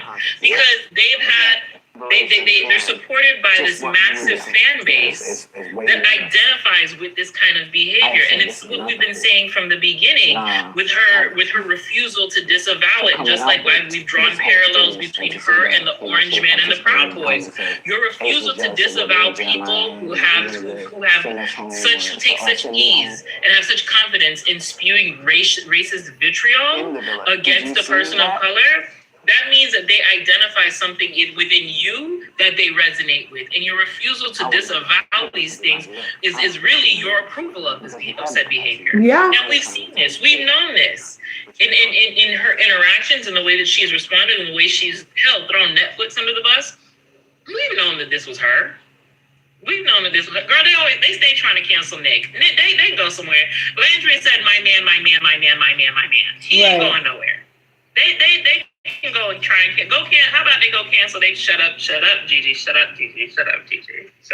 Listen, we're not gonna be derailed. We're not gonna be derailed. I've said it so many times. We're not gonna be derailed. We're gonna keep talking about it. Yeah, we're gonna keep talking about it. We're gonna keep putting it out there. You know, that's what we're gonna do. That's what we focus on. We have to keep talking about it because obviously some nitwits think it's okay to call and say some bullshit like that and that it's just going to be fine and that we're just supposed to move it along. No, you need to get called out. The people that support it need to be identified so we can know what we're dealing with, okay? And also, not to be someone who like condones the way that they've handled it, but, you know, we've had some of, you know, their fans come in here and report lives, so feel free to do the same if you go on a live and they're talking sideways about Olandria, because that's how we move now apparently. Oh my God. So, okay, I have already tried that and it always gets denied. They don't ever do shit about my complaints. Not a damn thing. I'm like, this is racist. They're like, no, it's not. We need to find a template, like what do they do?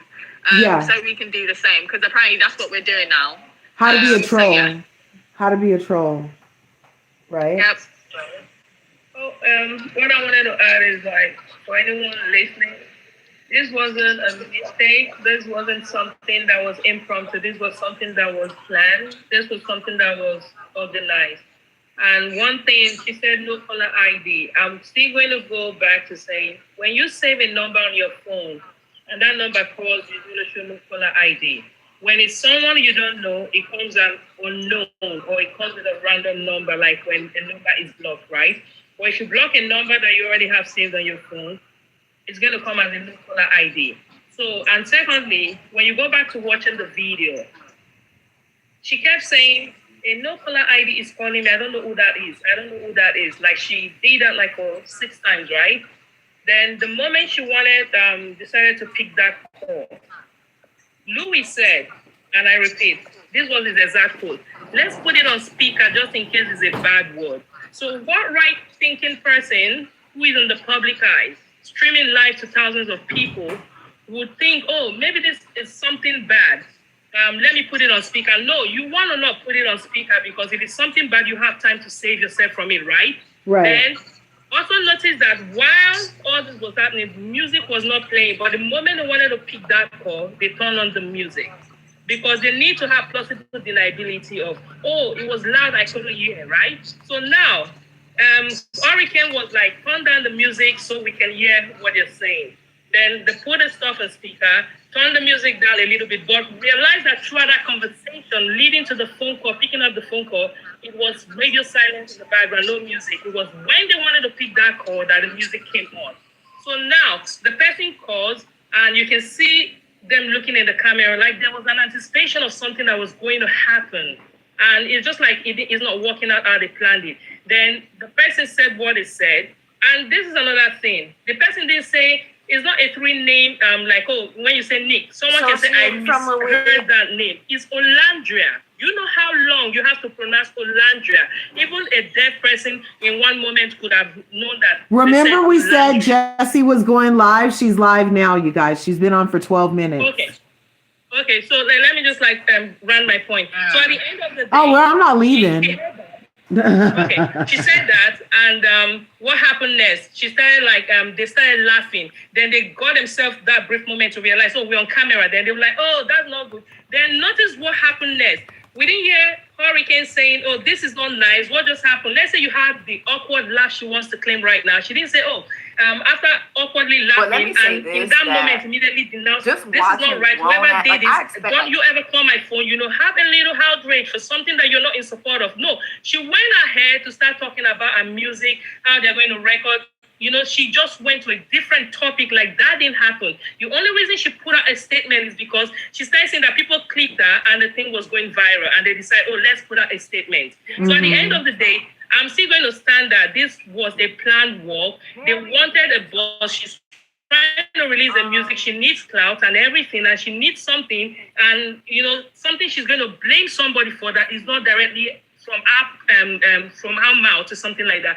But if in that moment you are very sure this isn't what you wanted, or this is not your your blueprint of being a racist and just like throwing stone and hiding your hands, in that life you would have said, I don't know who called my number, but you are foul for doing this. She would have denounced and renounced and apologized to Landria that minute. But she wants to tell us that I didn't even know the name that was pronounced, but for some reason you heard the racial slur. You didn't hear Olandria. That is like a long ass name. It's a name that is unique. It's not like common name that you say, oh, I didn't catch it at first. No, Olandria is like pretty unique. It's not every day you come across someone answering Olandria. So there's no way you heard Olandria.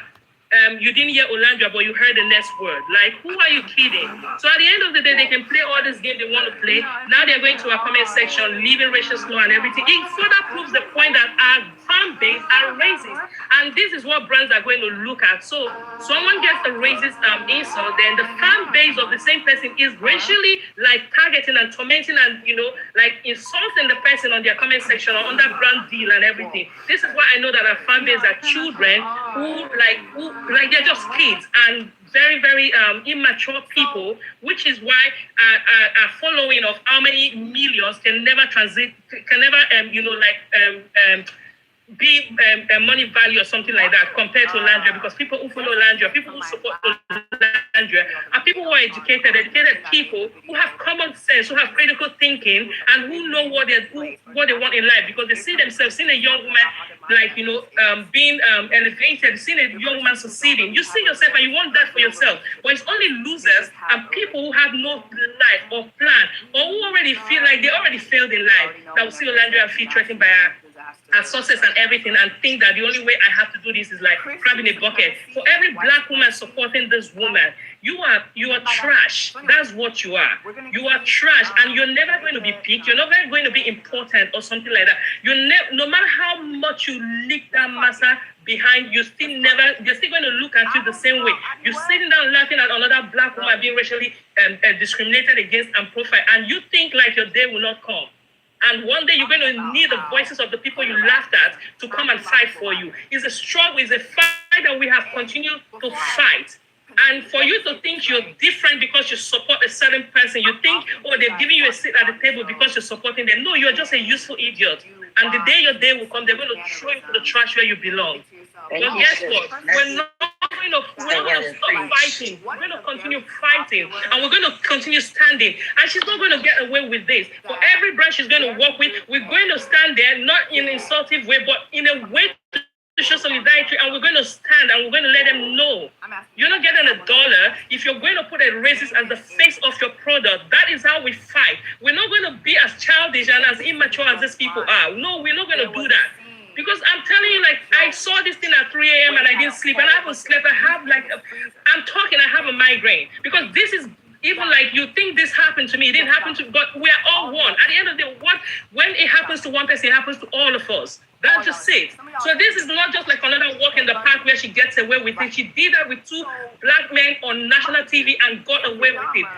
It was like we saw what happened with Chris. If a man had done that to her, if the case was reversed, you know the outroar, and maybe Chris would have been behind bars right now, or have what's it called, sex offender on his name.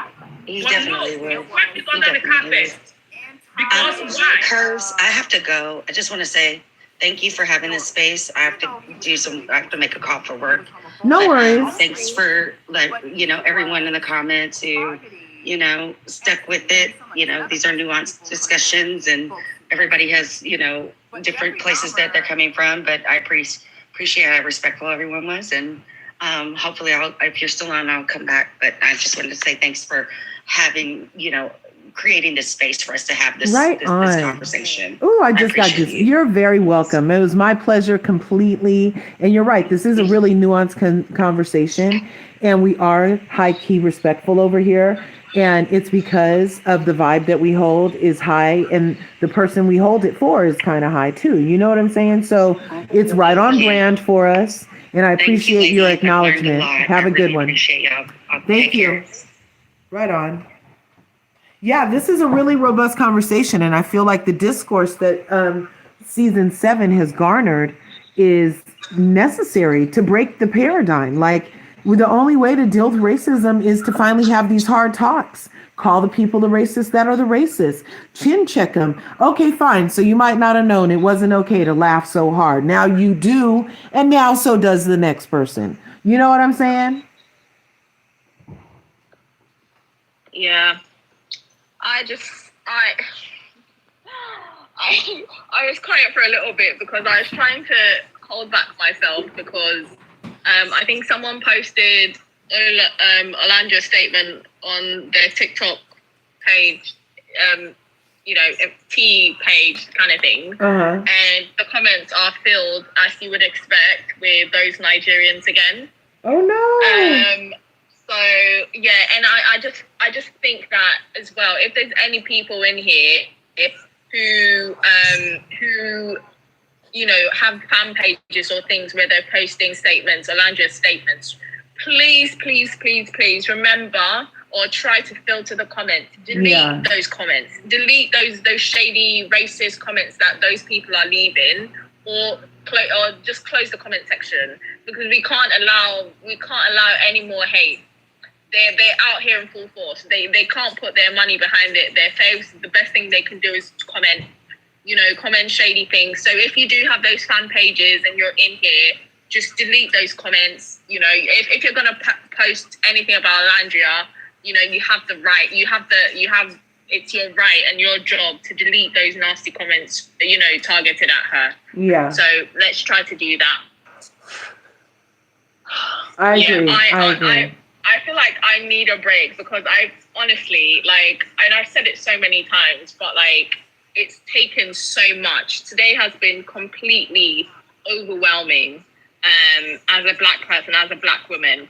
And it's unfortunate that even now, there's still these people, making these kind of comments. Do you know what I mean? Yeah. A bunch of them are on there saying free huda and things like that, and someone saying, well, I'm Black and I wasn't offended, that kind of crap. And it's taken everything in me. I know I said, I was out of the box, but I'm just trying to calm down because, as I said, today's been very, very overwhelming. Right. And it doesn't seem like it's necessarily slowing down, which I don't want it to, because we need to keep our foot on their necks, right? Mm-hmm. So thanks, yeah, Purple. But it's very frustrating. Very frustrating. I understand, and that's part of why I was holding this space, is because I was so upset at 1:30 in the morning from picking up my phone, and I was like, still again, and how can it be still and again, and it's only 1:30, Lord, and I was like, So I was really glad to be able to come and talk about it. I'm so glad so many people have been understanding of our position. There have been some box trolls, some rats in the line, but that's to be expected when you're really literally shifting timelines. We're getting off this racist, white supremacist timeline, and we're stepping into the greatness that melanin holds and the inclusivity that Black love is. And we're recognizing what we deserve as Black women, and especially as a Black woman who hasn't done nothing to nobody, minded her own complete business, has not mentioned them, is left out of all the reindeer games from what we see, and these bitches still won't stop, Lord. And it's just blasphemous, the level of disrespect that she constantly has to endure. And yet, miraculous, the grace from which she endures it. I mean, that statement that she put out, talk about a class act. That's why she's VanCarthens. That's why she's where she's at, is because she doesn't really clap back. She knows, she lets her success do it. She lets God's favor do it. But she does speak up for racism, period. And then she doesn't even make it about her the way Huda and Louie made it about them with their sorry not sorries, laughing, and then sorry not sorries. No, she's like, hey, let's combat racism, and here are some organizations to help us do this globally. You know what I'm saying? Talk about a solution on top of it. Okay, that's grace. That's miraculous, because she could have just shut down. She could have went and whimpered. She could have even called out the other people. They're not using names. She's not using names unless it has NAACP, UNCF, or Thurgood Marshall. Those are the names she's calling out. You see what I'm saying? And that's what we need to recognize, is like another yet way to manifest greatness is in silence and in service, without internalizing it and without, blaming over there. They see that, we see they're wrong. We smell the stench. She doesn't even have to name it, but she's like, you know what? Let's go do this. Let's continue this healing vibe that the VanCarthens love is doing. I love it. Yep. And I think as well, the way that her statement, the way that she's worded it and everything, it has meant that anything that Huda and Louie come back with that is absolutely, less than or fickle will get called out. Because she's already said in her statement that she would imagine that this would be met by, a lot of surface level apologies, that kind of thing. So anything they come out with, which is something that sounds, surface level, not genuine, anything will get called out, Yeah. And so I'm glad with how she worded it as well. It's a really, really good written statement. It's, very much reflective of who she is. So yeah, I could only aspire to be someone as classy, you know, in the face of something like this, as her. And this is why, like, when we say that she's inspirational, people are like, oh, you know, what do you mean? But I'm like, with things like this, I'm inspired by things like this because I'm not someone that would have handled the kind of situation this kind of way. Do you know what I mean? Right. And it's always nice, you know, to see her, you know, do this, because then it shows that you could, you know, this is why you could, you know, realistically also handle, you know, tough situations with grace and things like that. She shouldn't have to. But I think that's just her as a person, and stuff. So I am, once again, like, I feel like when I pick people to stand, like, I'm always doing so well, but this has been my very, very first, like, proper stan situation. To the extent that I've joined lives. I live in the UK, and you know, when like Olandra goes on lives, it's like 3 a.m. here, 4 a.m., 5 a.m. Yeah. I've stayed up to watch a few lives. That's beautiful. This is the first time that I've been like a stan. So I'm really, really proud that it's someone like her.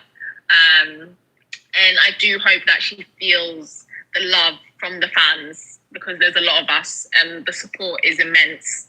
And we're going to be there, you know, all the time, and we're always going to have her back, you know? For real. Yes.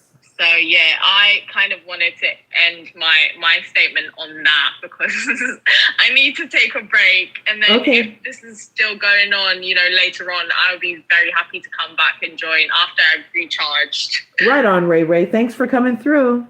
It's okay. See you later, guys. Okay, peace.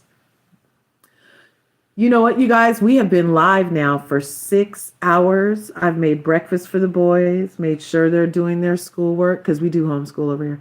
Make sure they do their homework and are in their classes. And I've been able to let the dogs out, let the dogs in, and still have a conversation that I'm positive is adding to a positive ripple in this universe, that I'm positive is lending it healing light on this entire situation, as well as allowing us all to get it out and vent about how this triggered us. Why were we so upset at 1:30 in the fucking morning? Why, when we woke up to this, were we disturbed?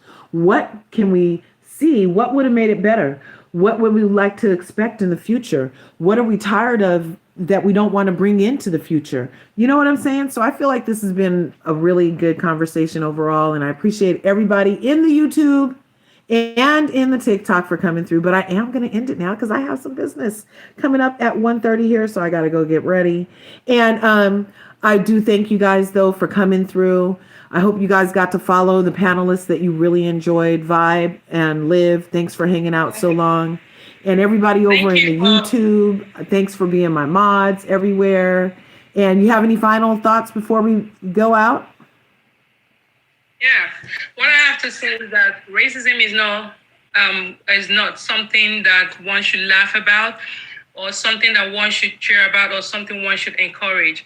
And this is a fight that is not just for Olandra, it's for everyone. Like, you know, it's Olandra today, we don't know who is going to be tomorrow. So just because you're not getting that getting racism today doesn't mean that you won't get it. And for every Nigeria out there fooling yourself and making a fool of yourself, I just wish you would do better and realize you're not special.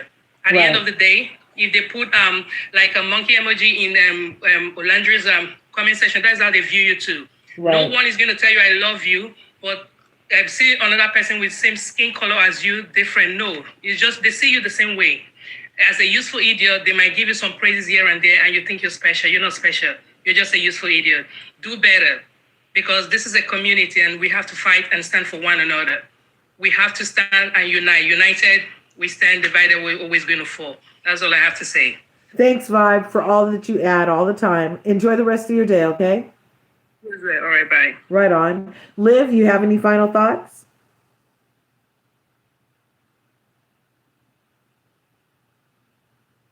Liv, are you still there? 5, 4, 3, 2, 1. Okay, you guys, thanks for coming through. This has been excellente.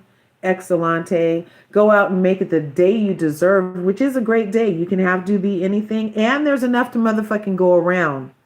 Okay? There's enough to go around. So take your portion and be on about your way. Okay? and you deserve it. Okay, so I will see you guys in the YouTube streets over here. Ring my bell, like the video, share the video. Thank you.